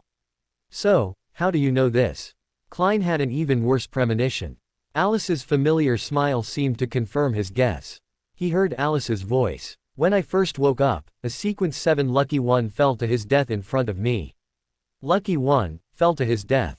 Klein repeated the sentence. He could completely imagine what happened next. Alice swallowed that Beander characteristic and accidentally became a Beander, that was what he knew. But he didn't understand why Lucky One would fall to his death. Do you know how Migos died? Alice asked, looking at his incredulous expression. Hearing the question, Klein suddenly remembered that this fellow countryman and former colleague had seen in Xangwil, which meant Migos was dead. But she clearly didn't have the ability to kill the child in Migos's belly, so he had to ask. How did she die? Migos rushed at me after killing you. Alice recounted the bizarre scene. Then, she fell, and when she fell, the bone knife was right across her belly, cutting her in half. Quote. This incredible answer made the atmosphere in the room fall silent again. They looked at each other, reading solemnity in each other's eyes. After a long while, Alice forced a smile and said in a self-deprecating tone, look on the bright side, at least I can go to Pritz Harbor to find that Beander of the monster pathway, right? I think I suddenly understand what a clown is, Klein suddenly said, looking at Alice's smile. Chapter 39, Discussion. Why aren't you speaking? After Klein finished his last sentence, Alice had been staring at him silently, which made Klein unable to resist asking. Are you insulting me? Alice asked seriously. Why would you say that? Klein carefully recalled if there was anything wrong with his words. You sounded like you were saying I'm like a clown. Alice realized she had misunderstood Klein. She explained, well, I was projecting. That's something I would say. I really just suddenly thought of the acting principle. Klein emphasized seriously. So you're going to start acting now? Alice responded perfunctorily, changing the subject. No. Klein looked at Alice as if he had suddenly remembered something. Why can you see me now? Alice fell silent. She wasn't deliberately ignoring the question, it was just that the answer was obvious. If that unknown existence could allow me to wake up as Alice, could bring me back from the dead, then, it wouldn't be strange for it to resolve this matter when it resurrected me, would it? Would a great existence even pay attention to such trivial matters? Klein found it incomprehensible. Perhaps it wasn't a great existence. After all, even my name was chosen by them, huh? A clear look of disgust appeared on Alice's face. She particularly disliked this feeling of powerlessness, of not being in control. After personally experiencing the pain of death and the pain of watching a friend die, the suffering that originally belonged to Shen Yinghuan, which she had recalled earlier, seemed to solidify. Alice could no longer comfortably accept the arrangements of fate, a desire to control her own destiny gradually arose within her. Klein paused slightly. He couldn't comment on this, he knew how unpleasant that feeling was. He had felt the same way when he was powerless in the face of the coincidences created by 008 again and again. Alice looked at the silent Klein and forced a smile, saying, let's change the subject. First of all, I think even though you've already realized what a clown should be like, but I'm already this kind of person, what about you? I understand what you mean, I'm just acting, right? Klein immediately understood what Alice wanted to say. It's good that you know. So, the next thing. Alice's expression suddenly became serious. Have you thought about how to hide your appearance? Klein blinked blankly. I could wear glasses, and grow a beard. Klein suddenly fell silent. He realized that Alice must have thought of this point. After all, girls can't grow beards. What do you plan to do? Klein, unable to come up with an idea, asked.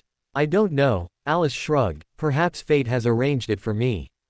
In any case, I want to go to Pritz Harbor first. Alice understood that, judging from Migos' dramatic death, she was currently helpless except to obediently follow instructions. Haven't you considered returning to the Nighthawks? Alice's attitude about going to Pritz Harbor was quite firm, but Klein remembered that Alice's situation was different from his. Her resurrection had been witnessed by a true god.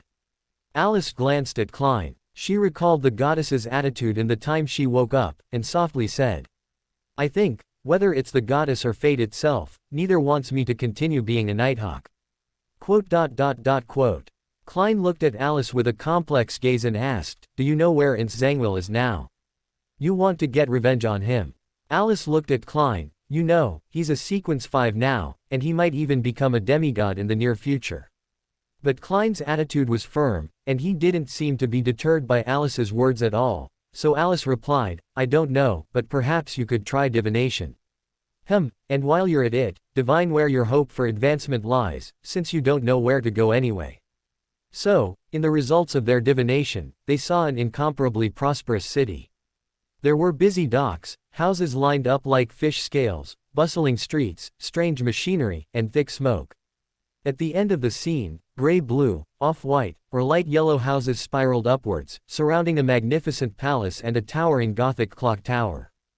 Dong! The bell echoed, and they both knew where the city they had just seen was, the legendary, Land of Hope, the City of 10,000 Cities, Backland.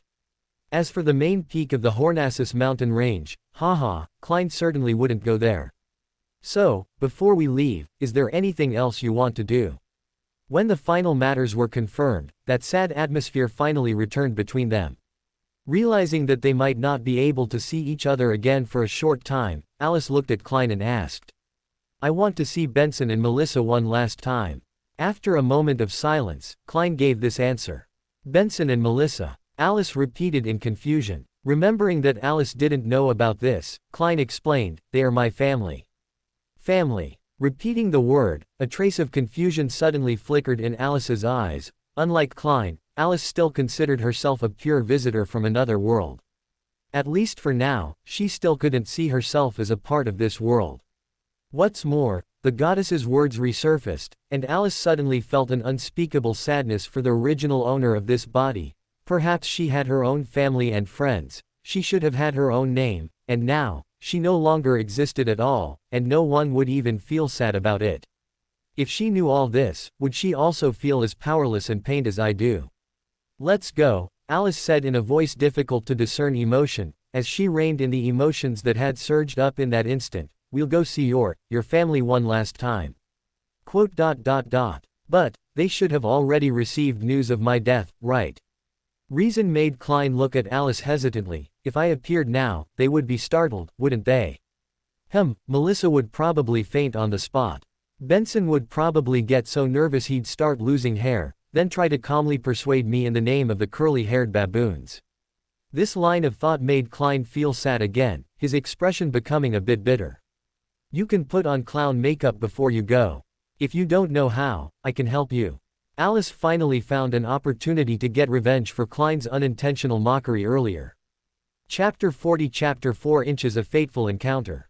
After accompanying Klein to see Benson and Melissa, they parted ways. Klein, a little worried, reminded Alice, contact me if anything happens. Alice went to the bank and withdrew the remaining £200 from her account. As for where this money came from, shamefully, Alice was actually paid a salary within the Nighthawks. Arriving at Enmat port in Tingen City, Alice spent a hefty 10 solid to buy a ticket to Pritz Harbor. As a bustling port, Pritz Harbor, besides the constant stream of tourists, also had numerous cargo workers. Lost in the crowd of Pritz Harbor, Alice suddenly felt a hint of confusion. How could a meander of the monster pathway ensure that he would encounter his target and recognize them in such a situation? After leaving the busiest area of the dock, Alice frowned and began to think about what to do next. Hey, miss, first time in Backland. Need a guide? A short boy noticed the bewildered Alice, skillfully weaved through the crowd, and approached her. Alice was slightly startled. She looked up and saw several children of similar age doing similar things nearby. She suddenly understood the group the boy belonged to. I'm looking for someone. Alice then looked at the boy and stated her request. I'm looking for someone who looks very mysterious and is waiting for someone here. This lack of information did not deter the boy, who was genuinely eager to earn money. Now that you mention it, I remember. There's been a strange person loitering around Pritz Harbor these past few days, mumbling about waiting for a fated encounter. The boy's description made Alice fall silent for a moment. She began to consider the possibility of being mistaken for a madwoman if she went to find this person. Are you here to find him? The boy asked after explaining the situation.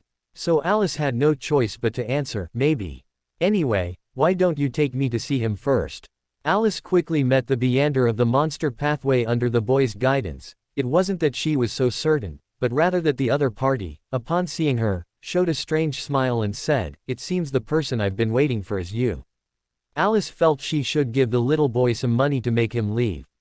She found a 1-penny coin on herself. Thank goodness, no one searched her when she was buried. In any case, Alice dismissed the boy, who was acting as a guide but was actually begging, with 1 penny, and then looked at the mysterious person. So, why are you so sure that I'm the person you're waiting for? The mysterious person said nothing. His gaze swept over the surrounding crowd.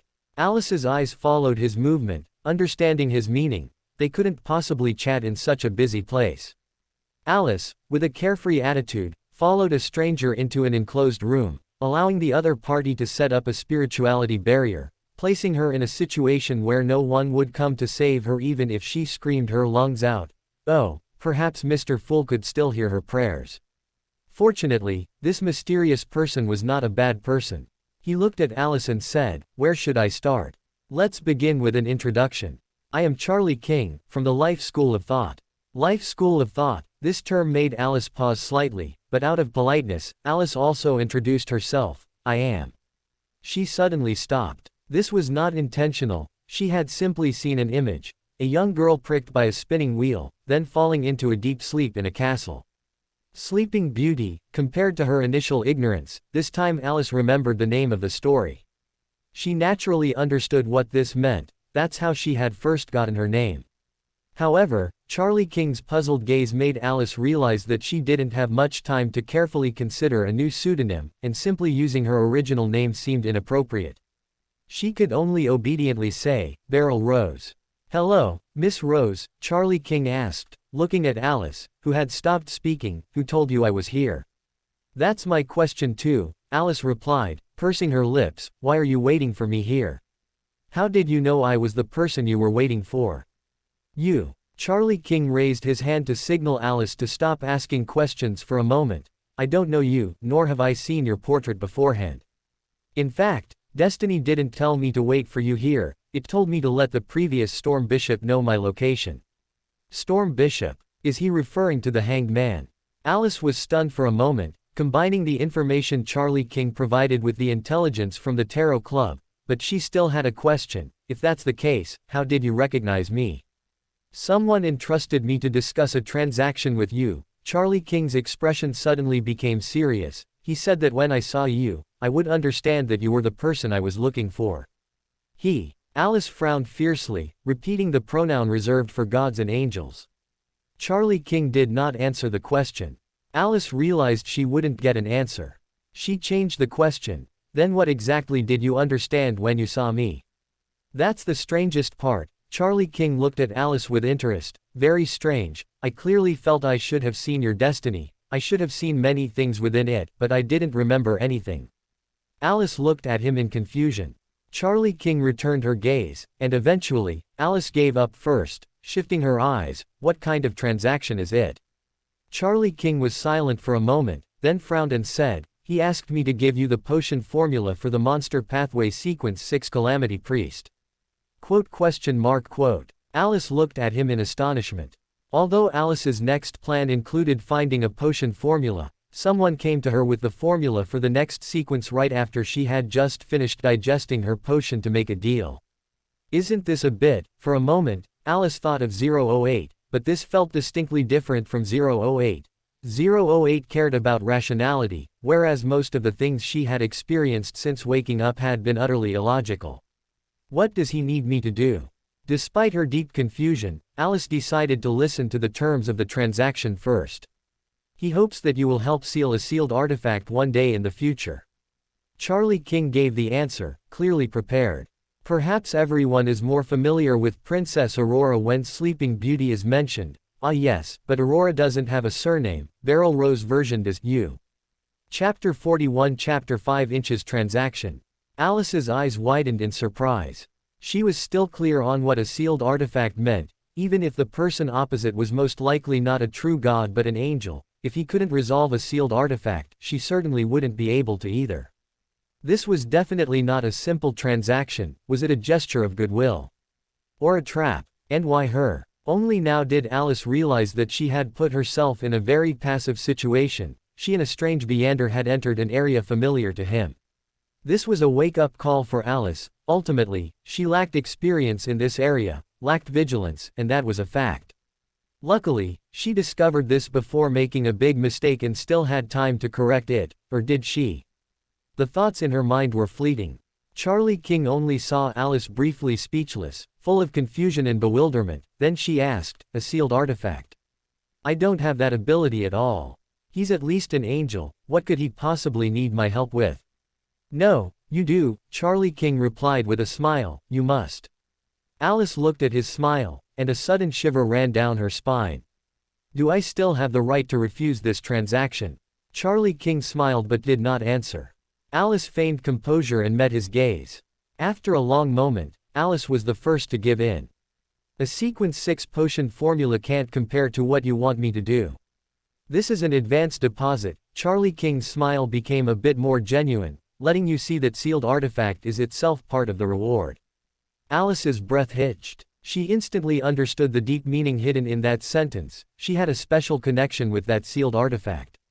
Coupled with her previous bizarre experiences, Alice suddenly had an extremely dangerous guess that made her spirituality fluctuate for a moment. She hastily suppressed that dangerous thought and continued to ask, "Can I know the information about that sealed artifact?" "No." Charlie King refused the request without hesitation. The refusal was to be expected.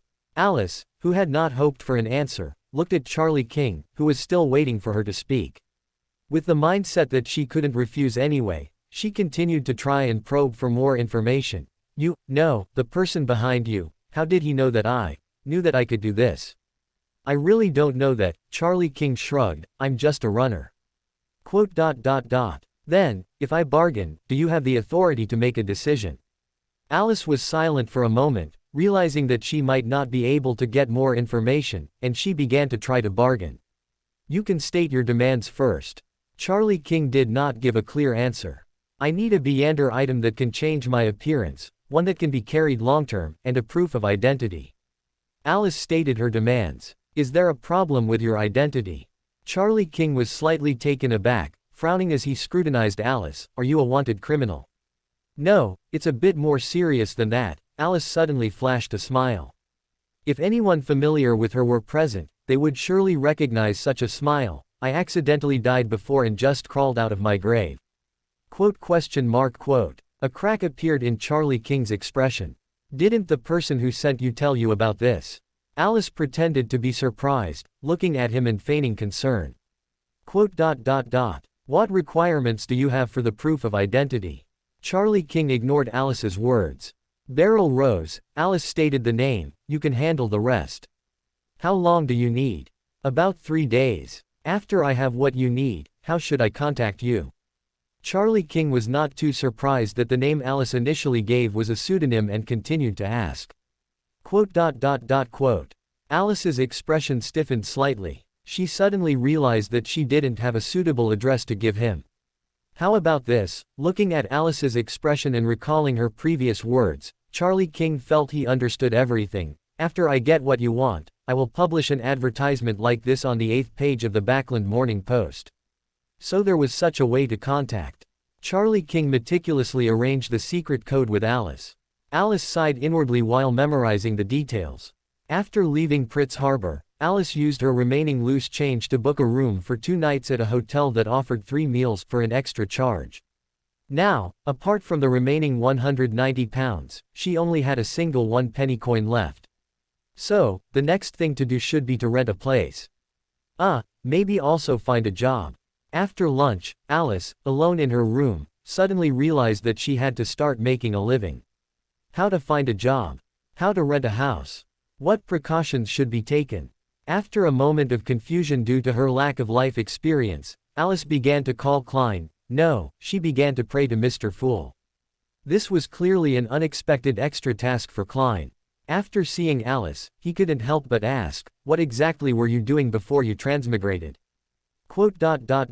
"I might have been studying," Alice replied hesitantly. "Ah." Klein was slightly taken aback. "Even if you were studying, it shouldn't." "Wait, you're not underage, are you?" "I don't know," Alice blinked, explaining, "I only remember the last school uniform I saw. It was a loose tracksuit with the school emblem printed on it, and it seemed to say something like, middle school, or similar." Alice's words made Klein fall silent. He suddenly understood Alice's previous behavior and mindset. Otherwise, what could he say? "Good luck with the college entrance exam." "What's wrong with you?" Alice looked at Klein, puzzled. "I just didn't expect." Klein looked at Alice with a strange expression. "You really are underage." "How old are you? You shouldn't still be in junior high, right?" "I should be in high school." Alice frowned, searching her memories. "My name is Shen Yinghuan, and yes, I should be in high school." "Then what can you do?" Klein asked seriously. I can draw." Alice looked at Klein with some hesitation. "You can draw? An art student? How's your drawing?" "No, what if you become famous by drawing comics?" Klein began to consider Alice's possible paths. "You don't need to worry about that for now. I've found a way to resolve my identity proof." "How's my drawing?"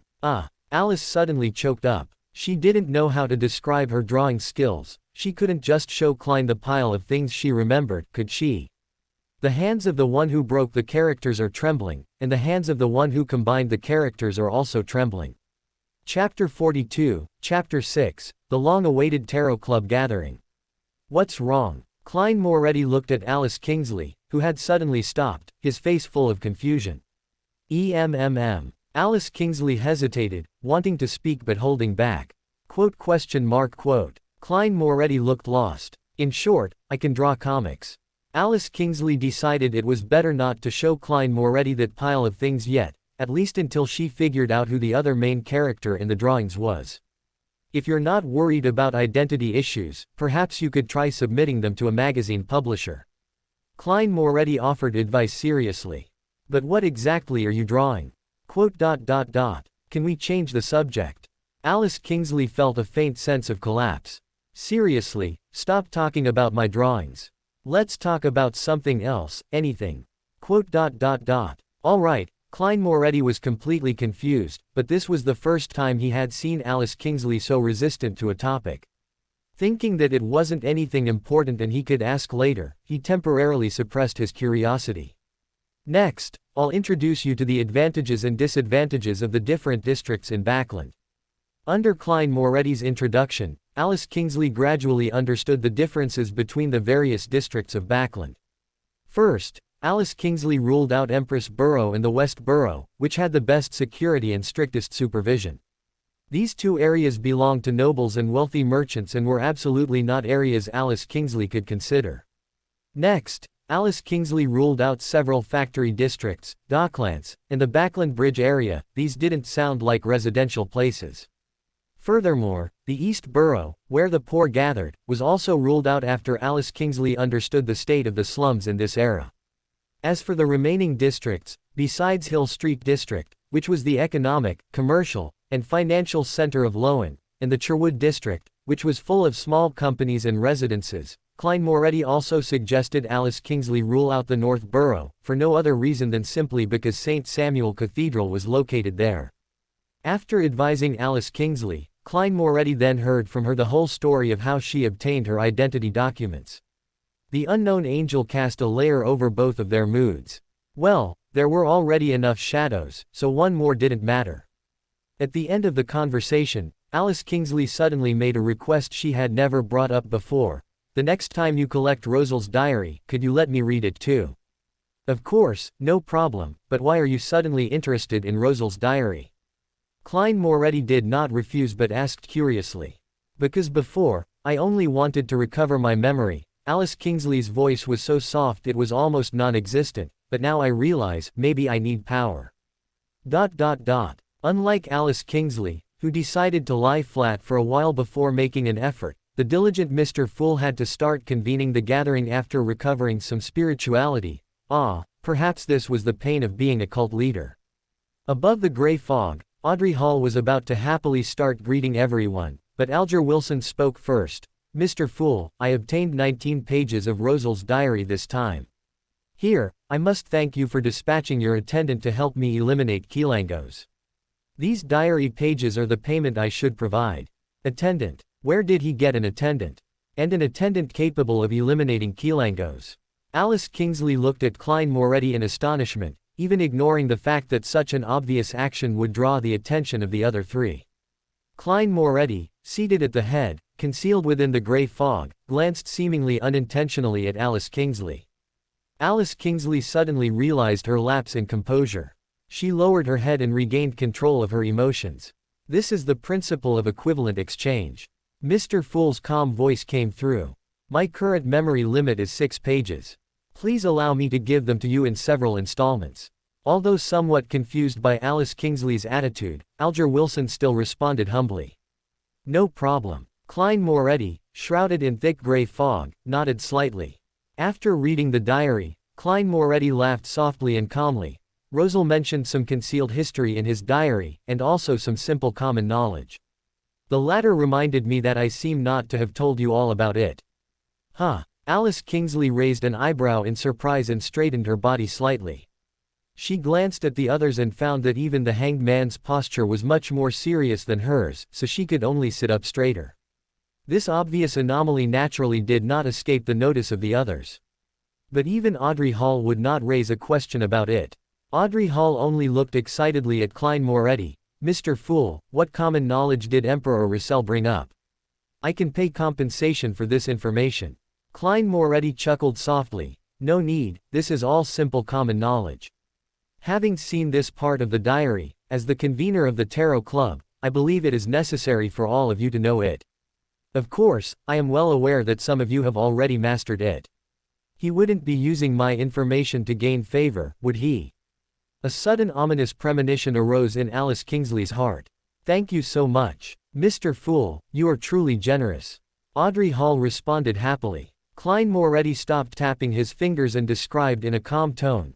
The first piece of common knowledge is the law of conservation of Beander characteristics. Beander characteristics do not perish, nor do they diminish, they merely transfer from one object to another. Audrey Hall chewed on this law while looking at the others. Mr. Sun and Mr. Hanged Man's expressions were completely normal, appearing to have known this law for a long time. Miss Fate was looking at Mr. Fool with a questioning gaze. Noticing Audrey Hall's gaze, Alice Kingsley turned her head. She raised the corners of her lips and eyes in a half-smile, swept a glance at Klein Moretti in the gray fog, and looked at Audrey Hall, completing what Klein Moretti had left unsaid. After a Beander dies, the Beander characteristic will precipitate from the corpse. If the Beander died naturally, the Beander characteristic can be used as the main ingredient for a potion.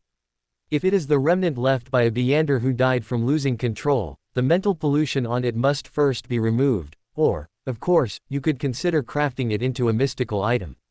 Alice Kingsley's words were like a thunderclap in Audrey Hall's heart. She finally understood why Alice Kingsley and Alger Wilson had been unwilling to reveal what the substitute ingredients were. How was this different from cannibalism? They were Beanders, and also walking Beander characteristics that could be hunted. Audrey Hall looked at Klein Moretti with a final sliver of hope, but Klein Moretti in the gray fog neither expressed anger at Alice Kingsley's attitude nor denied her words. Realizing for the first time what the extraordinary world was like, Audrey Hall was clearly greatly shocked. Unlike Alice Kingsley, who had learned all this in ignorance. However, she quickly calmed down through self-soothing. After everything settled down, Klein Moretti threw out a second law. The second piece of common knowledge is the law of conservation of Beander characteristics within adjacent sequences. It's not that I won't let Klein Moretti read it, it's that I'm afraid if Klein Moretti reads it now, he'll remember it the next time he sees Eamon, and Eamon will casually steal it and discover that Klein Moretti is his dream boy. I really can't justify this plot point, I'm serious. If there's a chance, I might consider writing it as a short play or an extra chapter, but I really can't justify it in the main text. Klein Moretti will definitely see it, but not now. I've already prepared the fanfiction. What? I don't have fan art because I can't draw. Chapter 43 Chapter 7 Courier Mr. Fool. This is deduced from the law of the Beander characteristics immortality, Alice thought with sudden clarity. Why similar sequences? Alger couldn't help but ask. What will you pay to get the answer? Klein asked with a smile. Alger, unable to curb his curiosity, respectfully asked, Mr. Fool, what kind of reward do you wish to receive? Alice was also very curious what Klein was trying to achieve by putting in so much effort.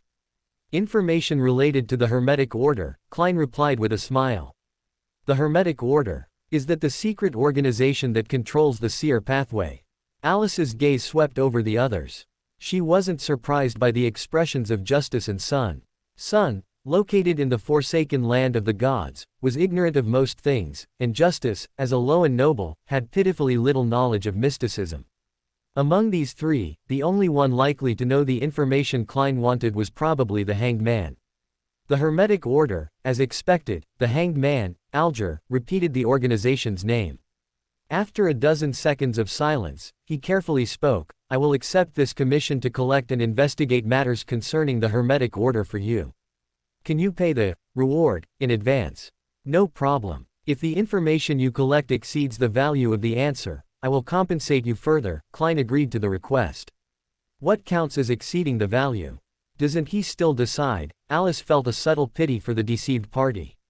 I wish to join this transaction, Audrey said, unable to suppress her curiosity, raising her hand. You may, Klein likewise agreed. Next was Derek. I am willing to exchange my previous compensation for the answer. Derek, who was originally judged unable to offer a reward, also made a request. Alice realized that not speaking would seem a bit strange, but speaking would seem even stranger. They all seemed to have discovered that I incline, no, it should be that Miss Fate and the Fool have a deeper connection. At least the fact that I lack reverence for him as a deity has definitely been noticed. Alice, who had just recently faced a true god, thought to herself. Such thoughts flashed through Alice's mind. She then put on a smile and said, I am willing to collect the information you know for you. Indeed, Miss Fate treats Mr. Fool as an equal. Alger and Audrey thought simultaneously, and even Little Sun vaguely realized this.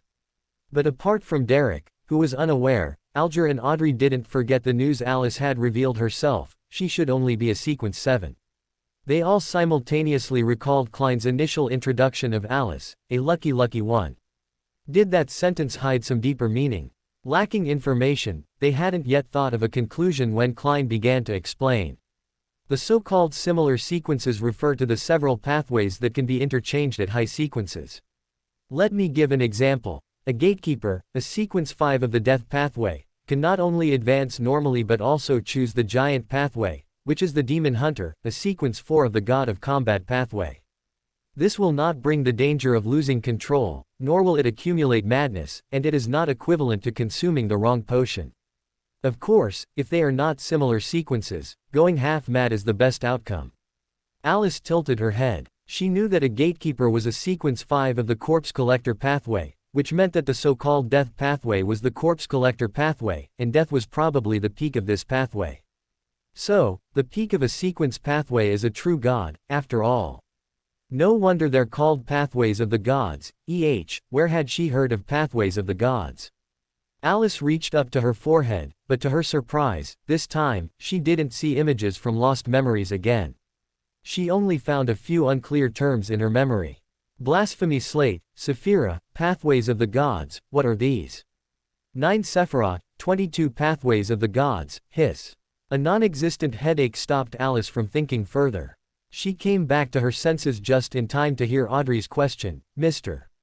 Fool, I want to ask, which pathways can the spectator pathway interchange with at high sequences? I bet Mr. Fool wants to know too, Alice silently added for Klein in her mind. Audrey continued, with unrighteous but strong resolve, I can pay a reward for the answer to this question. You think how many gold pounds would be appropriate?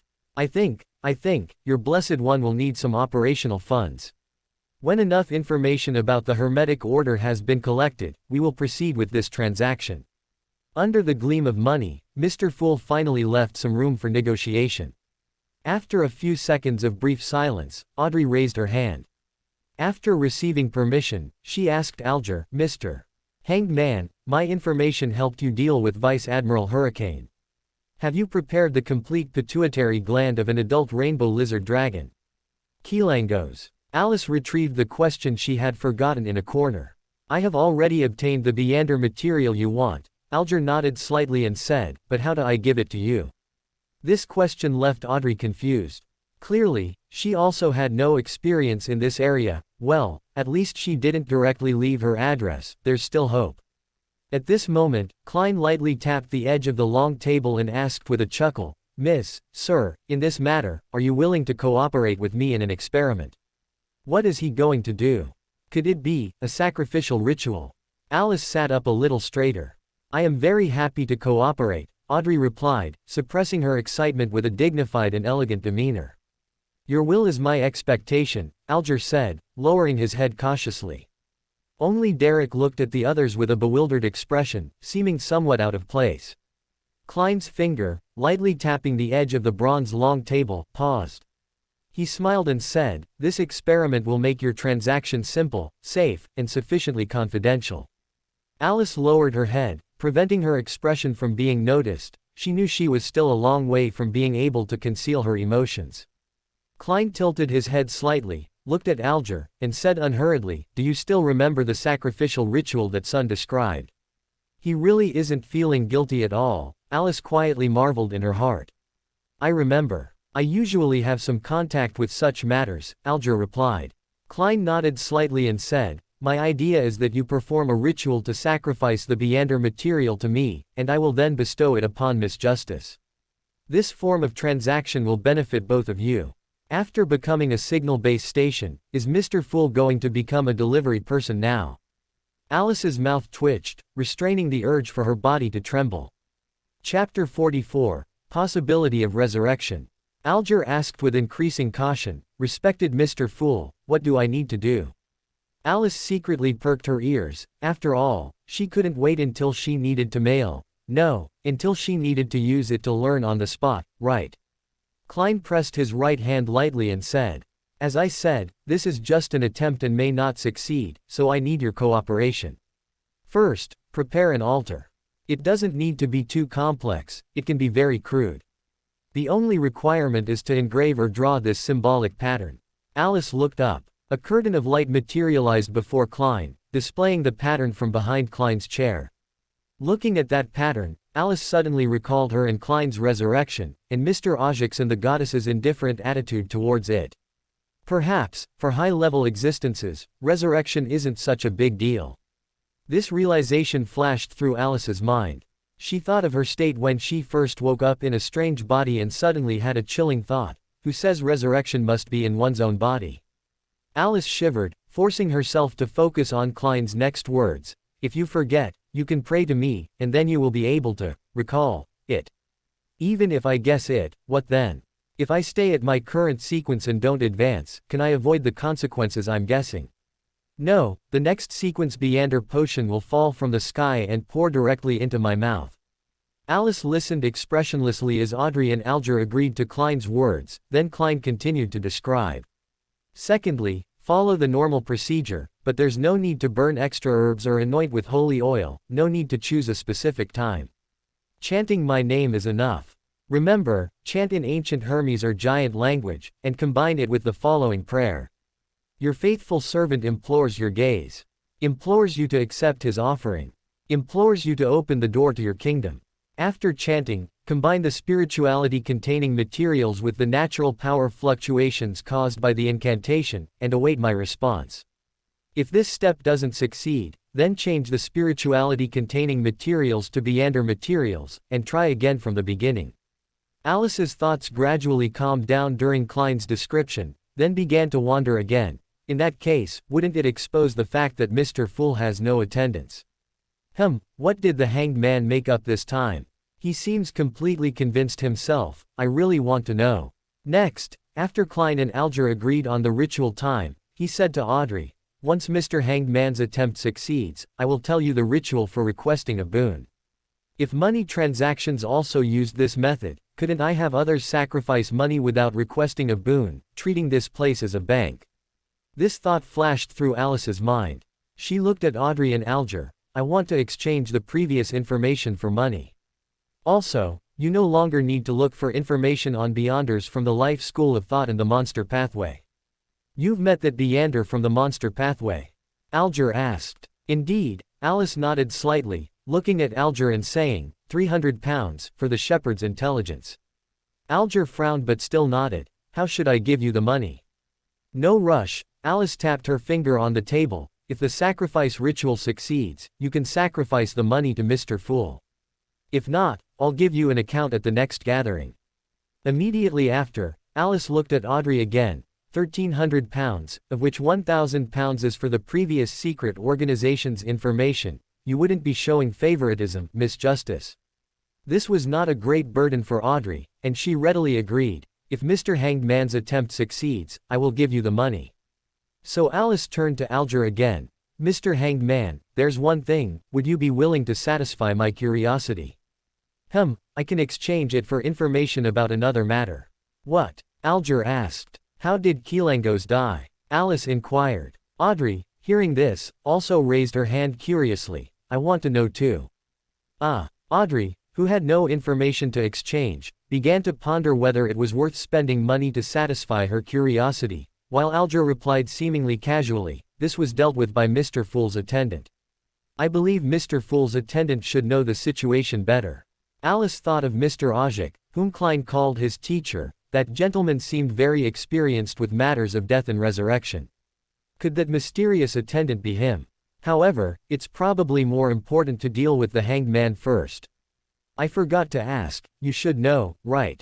Alice blinked twice. Forgot to ask. Was she referring to Mr. Fool or Mr. Fool's attendant? Alger was startled. He looked at Klein, who was seated at the head of the long table, but Mr. Fool, hidden in the dense gray fog, did not express an opinion. So that's how it is, Alger collected his thoughts and said in a deep voice, this isn't secret information, I can tell you now. Alice and Audrey then adopted attentive listening postures. During our pursuit, Mr. Fool's attendant, a high-sequence powerhouse of the death pathway, intervened. Kilangos rotted away without any power to resist during his escape, Alger described dryly. Death pathway, rotted away without any power to resist. Alice, who had just fought a mid-sequence death pathway Beyonder, fell silent. She couldn't help but wonder if she could still be resurrected if she rotted away. She probably could, she wasn't in Klein's situation, was she? This is truly. Audrey was organizing her words, seemingly trying to find a suitable adjective. Miss Justice, want to hear something more interesting? Alice raised an eyebrow, and Mr. Hanged Man and Mr. Sun. I think my news is much more interesting than Mr. Hanged Man's. Interesting. Alice's choice of words gave Alger and Audrey a bad premonition, but Alger still spoke in a deep voice. What news? The fallen creator's offspring is dead, Alice replied cheerfully. What's interesting about this? Audrey, who had braced herself for another horror story, was a little bewildered. Why is someone tipping me? JPG.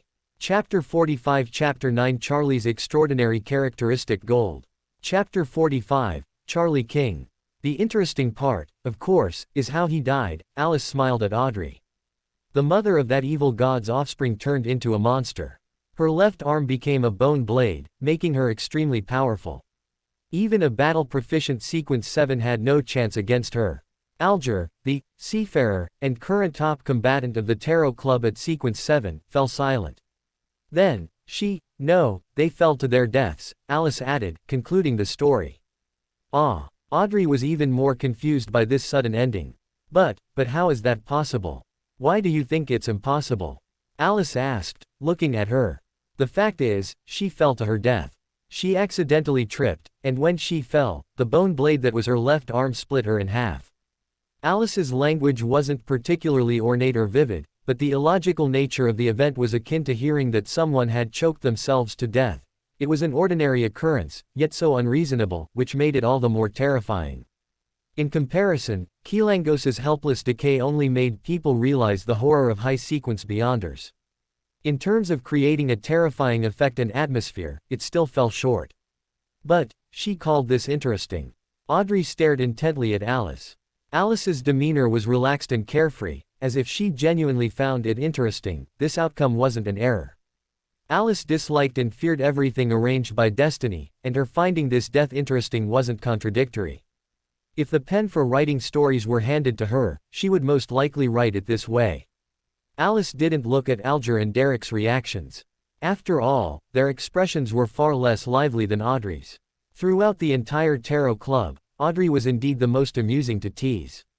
Looking at Audrey, who had momentarily lost her ability to speak, Alice smiled and added her concluding remark, "In the face of fate, everything is so irresistible and absurd." The silence in the tarot club lasted for a long time. Compared to Alice, who was leaning comfortably against the chair back, satisfied by her dark humor, the others were reluctant to speak in such a situation. It wasn't until Klein finished his summoning that Audrey suddenly remembered, she seemed to have forgotten to recommend her two new friends to join the tarot club. After the tarot club ended, Alice received Rosal's diary, which Alger had just handed in. It must be said, the information density of Rosal's diary was very low, which was normal, as it was a diary after all. In the diary, Alice saw the laws of the indestructibility of Beander characteristic and the conservation of Beander characteristic within similar sequences, as introduced by Klein. This effectively prevented her from presenting the drawings from her memory to Klein at the next tarot club. At this time, Klein still didn't know how his wise decision had prevented such a dangerous thing. However, even in this low information density diary, Alice still found something that concerned her. Death is crazy, but also very strong. Rosal's question was also Alice's question. Can gods also go mad? She remembered the Aurora Order, whose members were rumored to be lunatics, and the true creator, whose followers had an extremely high proportion of lunatics. Could he be a mad true god? If the true creator was a mad true god, who was he before he went mad? And why did he go mad?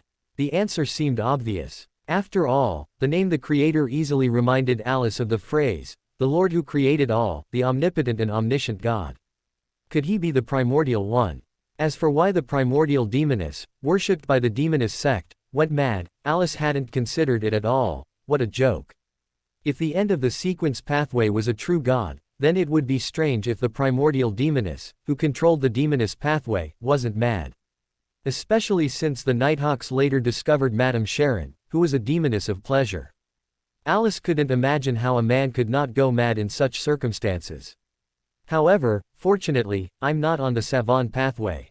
Looking at Rosal, who was wailing in his diary because he had only barely passed the university entrance exam, Alice secretly felt fortunate. After all, I don't even seem to have finished high school. On Wednesday morning, Alice found Charlie King's cipher in the Backland Morning Post and immediately headed to Pritz Harbor, arriving at their agreed-upon location. This is the potion formula for the Calamity Priest, sequence 6 of the Monster Pathway. Charlie King first handed her a piece of paper. Calamity Priest. Alice repeated the name in confusion. After Lucky One is Calamity Priest. Are you surprised? Charlie King looked at Alice and smiled. I thought you'd first doubt the authenticity of the potion formula. Alice paused slightly. She suddenly realized she had no way to verify the authenticity of the potion formula. Charlie King's anti-divination ability must be superior to hers. I suddenly regret reminding you of this. Even though he had long seen Alice's lack of experience in this area, Charlie King was still shocked by her gullibility. How on earth did you survive to sequence 7? Two things, Alice said coolly. First, what I said earlier about accidentally dying is true. Charlie King's movements paused for a moment, but he didn't seem surprised by this, only pressing. And the second. I also accidentally became a Beander. Alice said faintly, not achieving her desired effect. What do you mean? Charlie King paused. As a well-informed Beander of the fate pathway, he suddenly had a bad premonition. I accidentally swallowed a Lucky One's Beander characteristic. Alice's voice grew smaller towards the end, as she saw Charlie King staring intently at her. You know, I am a sequence 6 feet Calamity Priest. Charlie King's voice, devoid of clear emotion, rang out.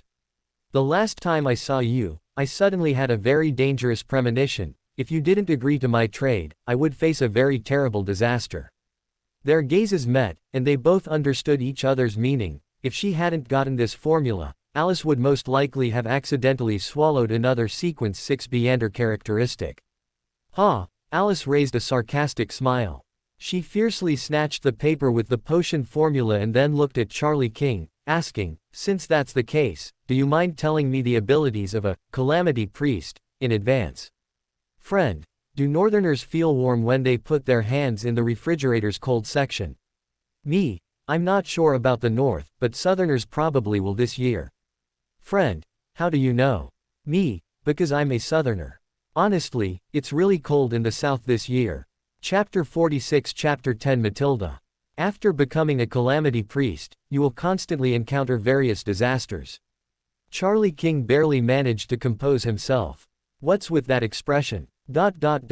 Alice suppressed the Earth-specific terms like African chief and darky in her mind, and asked a relatively gentler question: what was your mindset when you drank the potion? Charlie King fell silent for a moment. He clearly understood what Alice wanted to ask, but he merely asked politely, could you wait for me to finish speaking first? So Alice politely made a please gesture.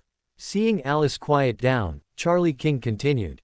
After becoming a calamity priest, you will constantly encounter various disasters, but these disasters are foreseeable. You can prepare in advance and find ways to eliminate or mitigate their effects. Through this, you can draw your opponents into environments where you can best utilize your advantages, thereby defeating them. In addition, you can use our spirituality, which is far superior to other pathways, to create a mental storm, to affect the opponent's spiritual body, causing a certain degree of dizziness or mental confusion.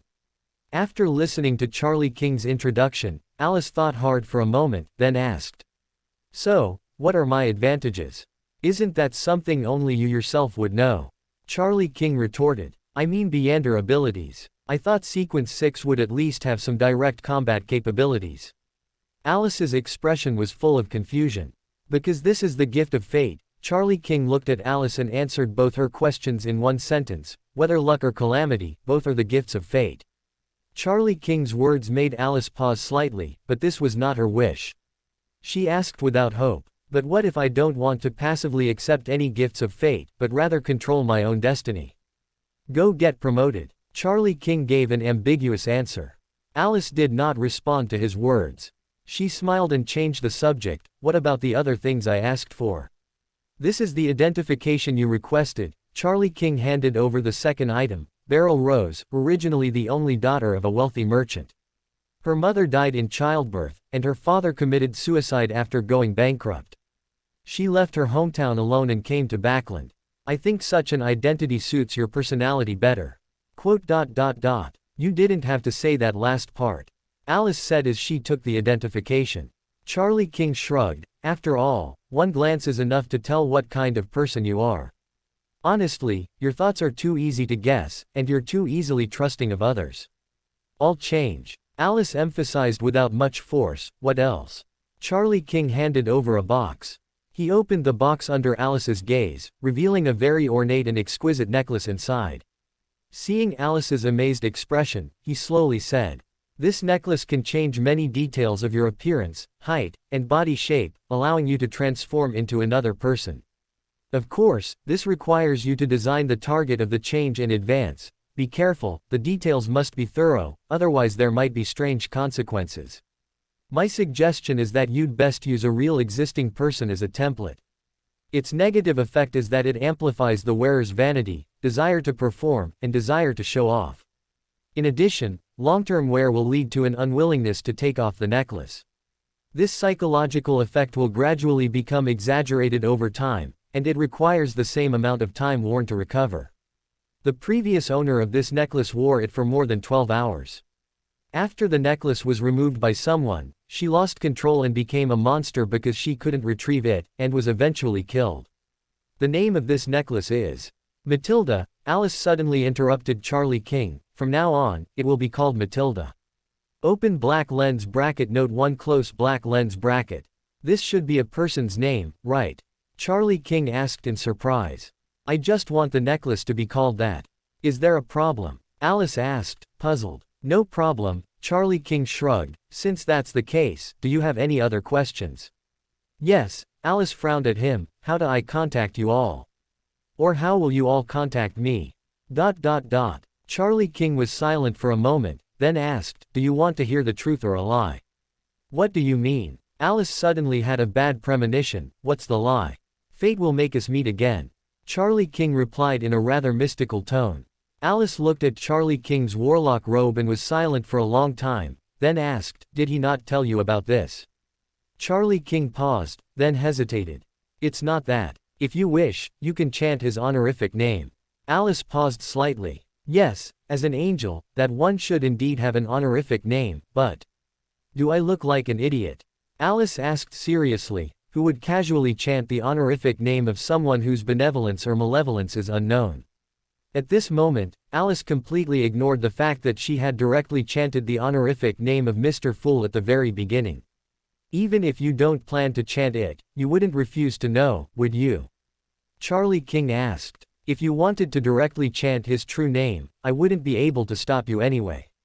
Alice stated the obvious answer. Because so far, he seems benevolent, Charlie King replied with a smile, so I don't mind being benevolent to you too, and your experience sounds too suitable for the fate pathway. Fate pathway. Alice repeated the term. The monster pathway is the pathway of fate.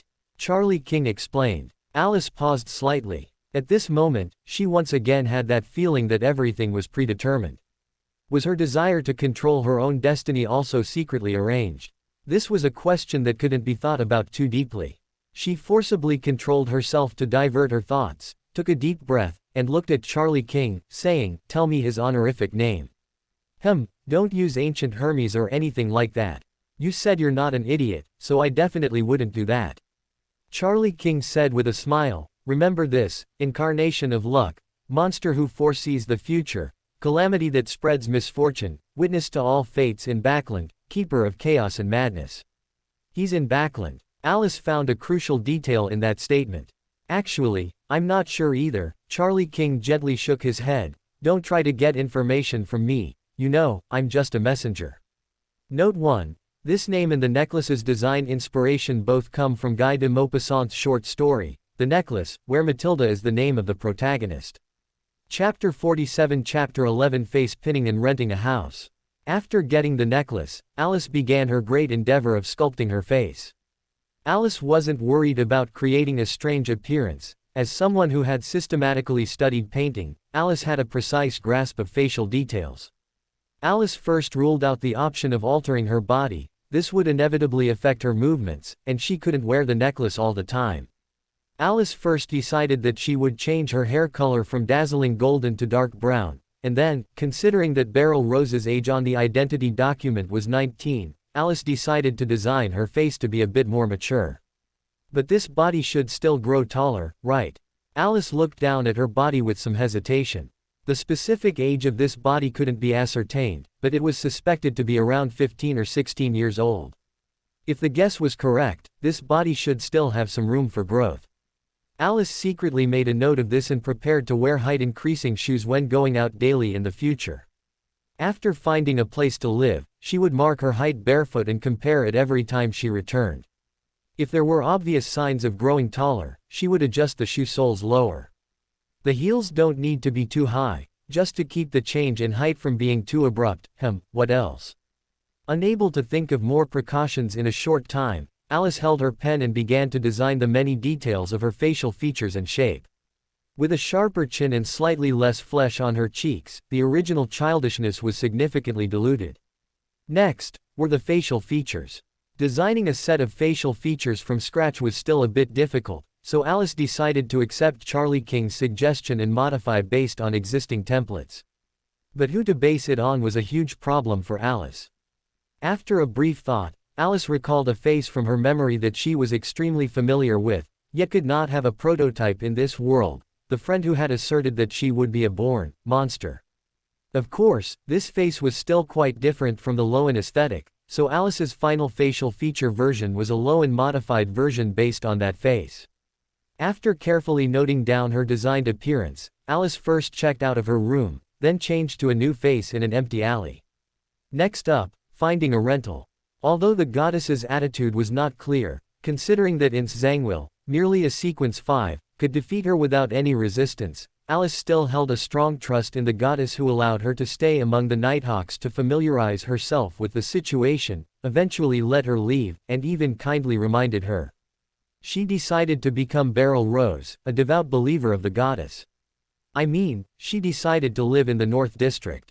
After all, if I were to become a calamity priest, this uncontrollable unlucky constitution would accidentally harm civilians, right? Alice subconsciously ignored that even if the Nighthawks didn't recognize her after she put on a new face, she was now a genuine wild Beander. Thanks to the existence of her identity document, Alice openly walked into the Metropolitan Housing Improvement Association. Klein had warned her that the so-called Working Class Housing Improvement Association offered housing that didn't even have independent bathrooms. When Alice stepped into the Metropolitan Housing Improvement Association, a kind-faced middle-aged woman approached to greet Alice. "Hello, miss, you can call me Madam Maggie. What kind of house do you need?" Alice did not dodge Madam Maggie's scrutinizing gaze. She recalled her identity information and, with a hint of pride, said, "I don't know." Alice's unreasonable yet confident reply made Madam Maggie's smile falter for a moment. Then, she skillfully opened a document and pushed it in front of Alice. "You can take a look first. Are you living alone?" "Yes, I live alone," Alice responded dryly. She aimlessly flipped through the document that confused her. She realized she had no ability to discern rental information. "Do you have any requirements for the geographical location of the house?" Madam Maggie asked thoughtfully. "I am a believer of the goddess. I hope to be close to the cathedral. But not too close," Alice replied as if to a savior. "You can look at the houses in this area," Madam Maggie introduced. Despite not understanding why Alice emphasized not too close, these houses are relatively close to the cathedral, convenient for your daily prayers. There are also some that are especially close. After the selection range was narrowed, Alice looked through the document again, but it was still no use. "Do you have any requirements for the environment and rent of the house?" Madam Maggie had no choice but to ask again. Alice looked at Madam Maggie with a blank gaze. "I'm not too sure." Meeting Madam Maggie's patient and kind smile, Alice's voice grew softer and softer. She realized that a customer like her was indeed making things difficult for the lady in front of her. But it must be said that the identity Charlie King chose was remarkably suited to Alice. She didn't need to pretend at all to fit the information of this identity. The only thing Alice should be grateful for was that she hadn't yet consumed the Calamity Priest's potion. At this moment, she was still a lucky one, the Madam Maggie in front of her possessed patience befitting her appearance. "How about this?" Madam Maggie said with a smile after a moment of contemplation, looking at Alice, who was likely and in fact was venturing out alone for the first time. "We can first rule out these 3-bedroom and 4-bedroom houses. No problem, right?" "No." Alice glanced at Madam Maggie gratefully. "I think I need a study, or a studio, or something like that. It would be best if it had heating." Madam Maggie nodded, then excluded some more rooms from the document, and continued, "Then, our remaining options are very few. Let me introduce the remaining rooms to you in detail." Under Madam Maggie's introduction, Alice finally decided to first look at a certain townhouse on Welsh Street. It takes about half an hour to walk from here to St. Samuel Cathedral, and even faster by carriage. This house had a living room, but it wasn't very big, but Alice thought she didn't have much need to entertain friends. She believed Klein wouldn't care about such formalities. Besides that, it had all the rooms it should have: dining room, kitchen, living room, balcony, study, washroom, basement. The furniture here is a bit old, and also, Alice's first attempt at bargaining ended in failure under Madam Maggie's gentle smile. Ultimately, she muddled through, paying a deposit and 6 months' rent totaling £30 at a rate of £1 per week. "Why so late?" "Because I went to see a movie," averts gaze. Chapter 48 Chapter 12 Giant Snake. After solving the crucial problem of renting a place, Alice was finally about to start her work. Just as she told Klein, she could indeed draw comics, and not just strange things. Moreover, Emperor Rosal, who held a long list of titles such as famous novelist, inventor, poet, and composer, had not completely cut off the path for transmigrators. Emperor Rosal still left behind many things that could be plagiarized, such as comics, games, and movies. Even if limited by subject matter, many things couldn't be truly replicated one-to-one, but making money wasn't shameful. So, in the following days, Alice resumed a regular life, praying at the church after breakfast, then returning to copy, returning to draw comics, eating, continuing to draw comics, eating, continuing to draw. She couldn't draw anymore. On the first day of this boring routine, Alice was successfully defeated by her own patience. She decided to go for a walk after dinner and deal with the rest later. Backland was a much larger city than Tingen. Strolling through the streets, mingling with hurried or leisurely pedestrians, Alice's mood slowly calmed down. For Alice, the essence of a walk was never about the scenery. Of course, beautiful scenery and excellent climate conditions would certainly make one happier, but unfortunately, Alice couldn't find the natural landscapes she longed for within the city, and Backland's weather was truly indescribable. A culinary desert combined with a city of fog, it really makes one think of strange associations. The impression of a certain country flashed through her mind but didn't cause Alice to ponder deeply. For Alice, the true essence of a walk was strolling among people. She enjoyed the feeling of being among the crowd, of being a part of it, which gave her a strange sense of security.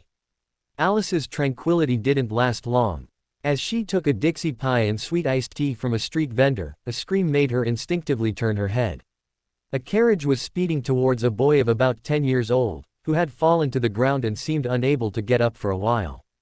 Alice almost instinctively put down the Dixie pie and sweet iced tea in her hands, turned, and lunged towards the child. She shielded the child and rolled out of the carriage's path. The carriage stopped with difficulty, and amidst the clamor of the crowd, the coachman and a couple, presumably the boy's parents, came forward. "Thank you, thank you." The emotional couple came forward to thank Alice, still looking shaken by what had just happened.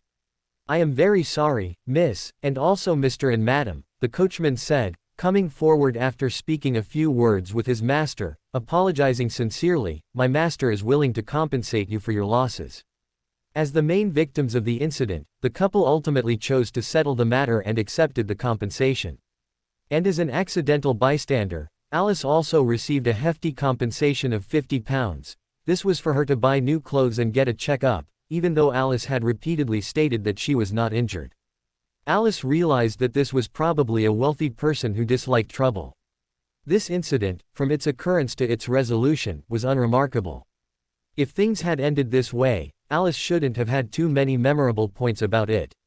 But when the couple pulled the boy to thank Alice, and Alice refocused her gaze on the boy, Alice felt a chilling sense of dread. "Thank you, big sister." The little boy's voice was cheerful, but it couldn't completely soothe the cold sweat and goosebumps on Alice's back. She almost stiffly fixed her gaze on the boy and replied, "It's nothing." However, the little boy in front of her seemed to have no intention of letting Alice off. "Big sister, you look very scared, don't you?" Alice gave a stiff smile and said perfunctorily, "I was just startled by what happened." "It's good that you're all right." Then, without waiting for a response from the boy or the couple, she picked up her pie and sweet iced tea and quickly turned to leave. After turning a corner at the end of the street, Alice even hugged the things in her arms and ran wildly until she returned home. She closed the door, locked it, and only then sat on the living room sofa to recall the details of what had just happened.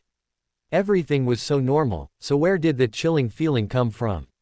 Alice, of course, knew that the source must be the boy, or at least related to him, but what was so special about that boy?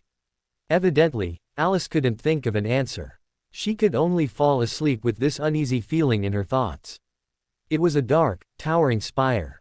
Alice looked up and gestured with her hands, but unfortunately, even so, Alice couldn't see the top of the tower. Alice curiously stepped inside the spire. The interior of this spire was as dark and eerie as its exterior. Alice frowned the moment she stepped in. Alice followed the stairs up, down, left, and right. The stairs inside this tower were very irregular and quite peculiar. If one had to describe it, every step you took would lead you in one of 6 random directions: up, down, left, right, front, or back. The probability of these 6 directions was completely equal, but for some unknown coincidence, you just happened to reach the top of the tower. Note 1. Yes, the top of the tower. After passing through one locked door after another, crossing one wall after another, and seeing the room get narrower and narrower until it was only big enough for her to stand in, Alice was sure she had reached the top of the tower. Alice looked up, and she finally saw what was at the top of the tower. A giant white snake was coiling above her head. The snake's head and tail were connected, and it was slowly writhing. The snake's body didn't seem to be covered in scales, but rather symbols that made Alice dizzy if she looked at them too long. Hiss, hiss. The snake lowered its head. Alice saw a pair of blood-red eyes. The owner of those eyes stared at her coldly and indifferently, then flicked its tongue twice at her.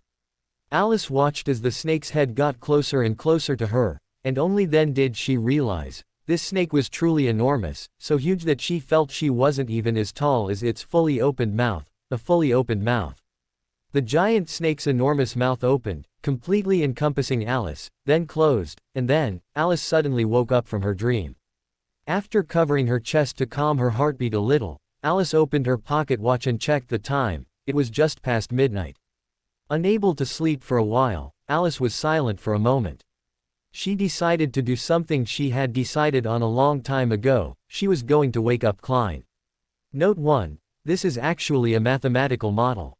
You may have heard the saying, a drunkard can always find his way home, but a drunk bird may never return home. Of course, I can't calculate the specific probability. Averted gaze. Chapter 49 Chapter 13 Potions Ingredients. 15 Minsk Street, Sherwood Borough, Backland. In the early hours of the morning, Klein, who had just finished tidying up and was about to head out, suddenly heard layers of prayers in his ears. This time, who is it? The female voice of the prayer made Klein guess it was Audrey or Alice, but Klein couldn't fathom which of them would be praying to him in the middle of the night. He walked 4 steps counterclockwise and arrived above the gray fog. Through Alice's crimson star, he heard her plea, Klein. I can't sleep. Are you asleep? And so, Alice, located at 36 Welsh Street, North Borough, Backland, received a reply from Mr. Fool. No, are you sick? Satisfied with the response, Alice stopped her prayer. Then, she began to do what every charlatan should do after a nightmare, interpret the dream. The process was full of variables, but the outcome was already predetermined. But what exactly do that tower and that snake refer to? And what is their connection to that little boy? Alice was certain that this dream was inextricably linked to that little boy. From the fear she felt when facing him, she suspected that the snake symbolized the little boy. This suspicion was not unfounded. She still couldn't forget the fear and danger she felt when facing that little boy, which was far more severe than when she faced Xangwil. Undoubtedly, that child wanted to kill her, and his strength was definitely greater than Xangwil's. What truly puzzled and concerned Alice was something else. Why wait until she climbed to the top of the tower to do that? Why was the revelation Toswallow, instead Offstrangle, or something similar? And why was it that particular snake? After organizing her thoughts and jotting down her questions and confusions, Alice struck a match, burned the paper she used for notes, and then lay back down on her bed. The next morning, Alice once again stepped into St. Samuel Cathedral. Of course, she wasn't there for help. This was just a normal daily prayer. Alice hoped that the goddess, seeing her fervent prayers, would not be as malicious as the snake in her dream, even if she didn't hold much goodwill towards her. Affected by the nightmare, Alice's sense of urgency for advancement intensified slightly. Considering that someone had already given her a Beander potion formula, Alice could now consider collecting the potion ingredients. Alice had some idea of where to collect the Beander potion ingredients. A place as large as Backland couldn't possibly not have a black market. However, what truly ought to give Alice a headache was where she should find such a Beander gathering. In literary works, such underground markets usually required an acquaintance as a guarantor in strict secret codes. Alice, who had only been in Backland for a couple of days, clearly did not meet these conditions. Perhaps, places that illegally sell firearms might have similar clues. Alice muttered to herself, but this seemed useless to her, as she also didn't know where to find firearms. This didn't mean Alice was completely without a clue. It was too easy to guess. Chaotic bars were the most likely places for all sorts of illegal business. But the problem was, she couldn't just try every single bar, could she? Well, not necessarily. She might be able to gamble on her luck, to see if she could pick up a street urchin who happened to know the situation. If it were a few months ago, Alice might have adopted such an unreliable plan. At that time, she still comfortably accepted gambling on luck, accustomed to factoring luck into her plans, never considering what to do if luck failed. Now, the good luck that Alice had once trusted so much had become a sword of Damocles hanging over her head, threatening to fall at any moment. At this moment, Alice suddenly had a realization, perhaps that spire symbolized the monster pathway. She was destined to walk this pathway, to its very end. But who was that boy? No, perhaps it. Alice suddenly remembered the Angel of Destiny, who was suspected to be in Backland. Perhaps that boy was that angel, whose good or evil nature was unknown. She didn't dwell on how an angel could be a 10-year-old boy, it was truly irrelevant. After all, she had already revived at least twice, the first time even waking up directly in another world. What was strange about an angel becoming a little boy? If that were the case, things would be much easier to explain. An angel of the same pathway was waiting for her to grow up, and then, wait, why swallow her? Alice's thoughts suddenly paused. The snake was easy to explain, either a mythical creature form or a symbol of a Sequence 2 or Sequence 1 Beander. But what could swallowing her bring to that angel? No, swallow might just be a symbol, absorb, contain. Or, Alice suddenly had a chilling thought. Perhaps, in the eyes of that one, she was an unripened Beander potion ingredient. But, why her? This question lingered in Alice's mind, and the answer naturally surfaced. It was too obvious. The source of her strange luck was precisely why she became a Beander potion ingredient in the other party's eyes. And the source of her strange luck was not entirely without clues at this point. Even if that transaction was just a pretense, Alice was certain that the sealed artifact, which had a special connection to her, definitely existed. The good news is, at least from the content of the revelation, it still needs to wait for me to grow up. My safety is temporarily guaranteed. It might even help me advance. Alice let out a self-deprecating laugh, for this was certainly not a pleasant matter. But that future, or the unanswerable past, was too distant for Alice. For her, the most important thing right now was still to find clues for Beander potion ingredients. Pulling her thoughts back to the unfinished business, after a moment of consideration, Alice decided to pray to Klein. Private detectives were undoubtedly more experienced when it came to illegally carrying firearms. And Klein indeed did not disappoint Alice. Backland Bridge area, Braveheart's bar, look for Kaspar's canning, and say that, old man, introduced you. After receiving the message from Ian Wright via Klein, Alice had no choice but to continue drawing her manga. After all, setting aside whether she had enough money to buy Beander potion ingredients, she always needed a job to sustain her daily life. She couldn't just live off her savings. Alice for the first time missed the laid-back life she had as a nighthawk. It's going to be recommended tomorrow, hint. Why does will seem so malicious? Because at this time, Alice doesn't even have the qualifications to be invested in, frankly. As an ordinary underage girl, that's one thing, but as a Beander, she is truly severely unqualified. Chapter 50 Chapter 14 Brave Bar. It feels like the usual ways of making money are completely insufficient to support a Beander's expenses. Young and naive Alice felt a sense of confusion about the path ahead for a wild Beander. As dusk fell, Alice stepped into the Braveheart's bar. The bar had just opened and hadn't yet reached its peak business hours, but Alice could already smell the strong aroma of malt liquor. The good news was that, probably because there weren't many people yet, the bar wasn't particularly lively at the moment. Alice didn't smell many strange odors, and the noise level was temporarily not too high. Of course, this didn't stop Alice from frowning uncomfortably. Her own temperament, clearly out of place in a bar, obviously attracted a lot of attention, and some of the gazes even made her feel disgusted. Alice secretly reminded herself to remember to change clothes next time she came to such a place. Although very unaccustomed, the bar truly opened Alice's eyes, especially the dog and rat races and underground boxing.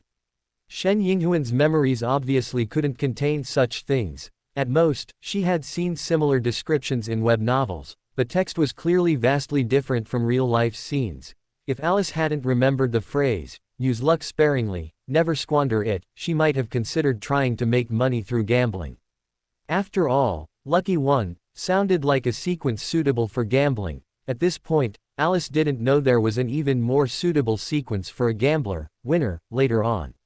Arriving in front of the bartender, Alice preempted him before he could speak. I'm looking for Kaspar's canroning.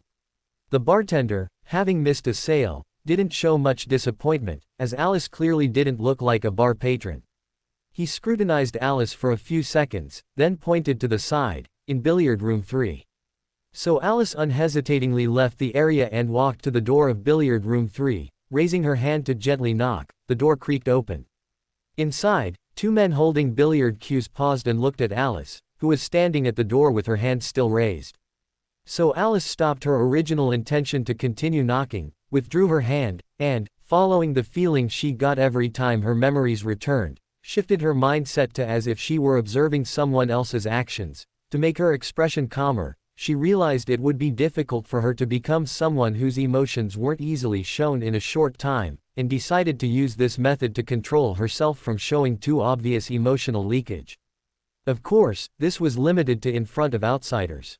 Unexpectedly, Alice very smoothly entered her ideal state, and she heard her own calm voice as she wished. I'm looking for Kaspar's canroning, introduced by the old man. The advantage of such a place was that the other party wouldn't ask about your background. These 2 men didn't show any unusual emotions regarding Alice's attire.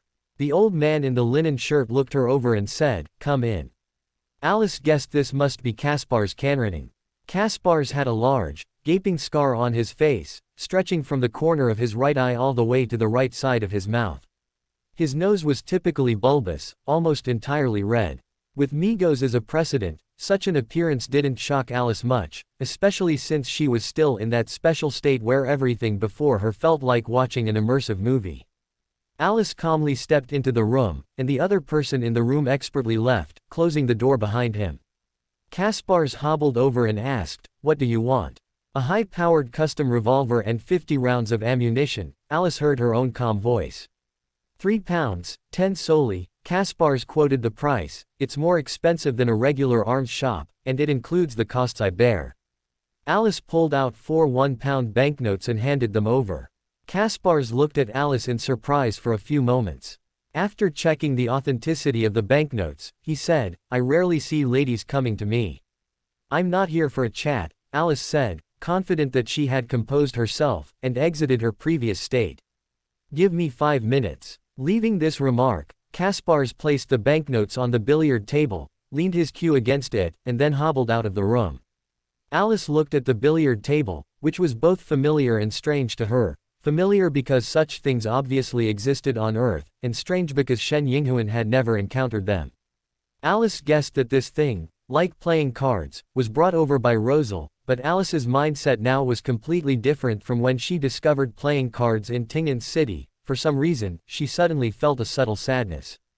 It's like a wanderer who can't return home desperately searching for familiar traces in a foreign land, she said to herself in Chinese.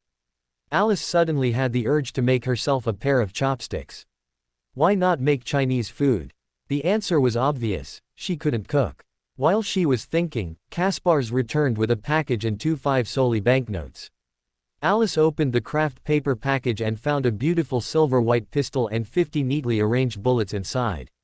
After trying a dry fire, Alice skillfully loaded the bullets, put the pistol into its holster, and then looked at Kaspar's and asked, "If I want to find a gathering of people with special abilities, where should I go?" Kaspar's gaze immediately turned chilling. "It seems you know," Alice chuckled. "You should know I have no ill intentions, otherwise I could just interrogate you directly. You are clearly not one of these people." "Clearly, I also have no right to make decisions on this," Kaspar's responded calmly. "Help me ask." Alice put away her smile, making her expression become tougher. This expression on her current face was much more intimidating than before. Kaspar's was silent for a moment, then said to Alice, "You're really lucky, someone just happens to be there tonight. I can take you to have a look, but I don't guarantee they'll agree." "Do I need to pay for this?" Alice inquired. After confirming that Alice really intended to pay, Kaspar's replied, £2. So Alice again took out 2 £1 banknotes and handed them to Kaspar's. So Kaspars pulled out an iron mask that could only cover the upper half of the face and handed it to Alice. She put on the mask, and then, under Kaspars's stunned gaze, changed her original brown hair and blue eyes to black hair and brown eyes, while the curve of her jawline also became softer. Why do you all seem more certain than Alice that Ouroboros initially sought her out for investment? After all, Ouroboros was a sequence one for so many years. Klein was from a different pathway, so it would be strange for Ouroboros to directly invest in Alice, who is from the same pathway. To put it bluntly, Ouroboros fought for so long and never admitted defeat, so why would Alice, who is doing worse than Ouroboros, deserve it? Opening parenthesis ... closing parenthesis. There are actually other reasons, but mentioning them would be a spoiler. The child is getting a recommendation tomorrow, everyone please support it reaching out. For more thrilling fanfiction stories like this, check out my channel Fanfic Audiobook. Dive into epic adventures, mysterious realms, and legendary journeys brought to life through immersive storytelling. Don't forget to like, share, and subscribe for more amazing audiobooks.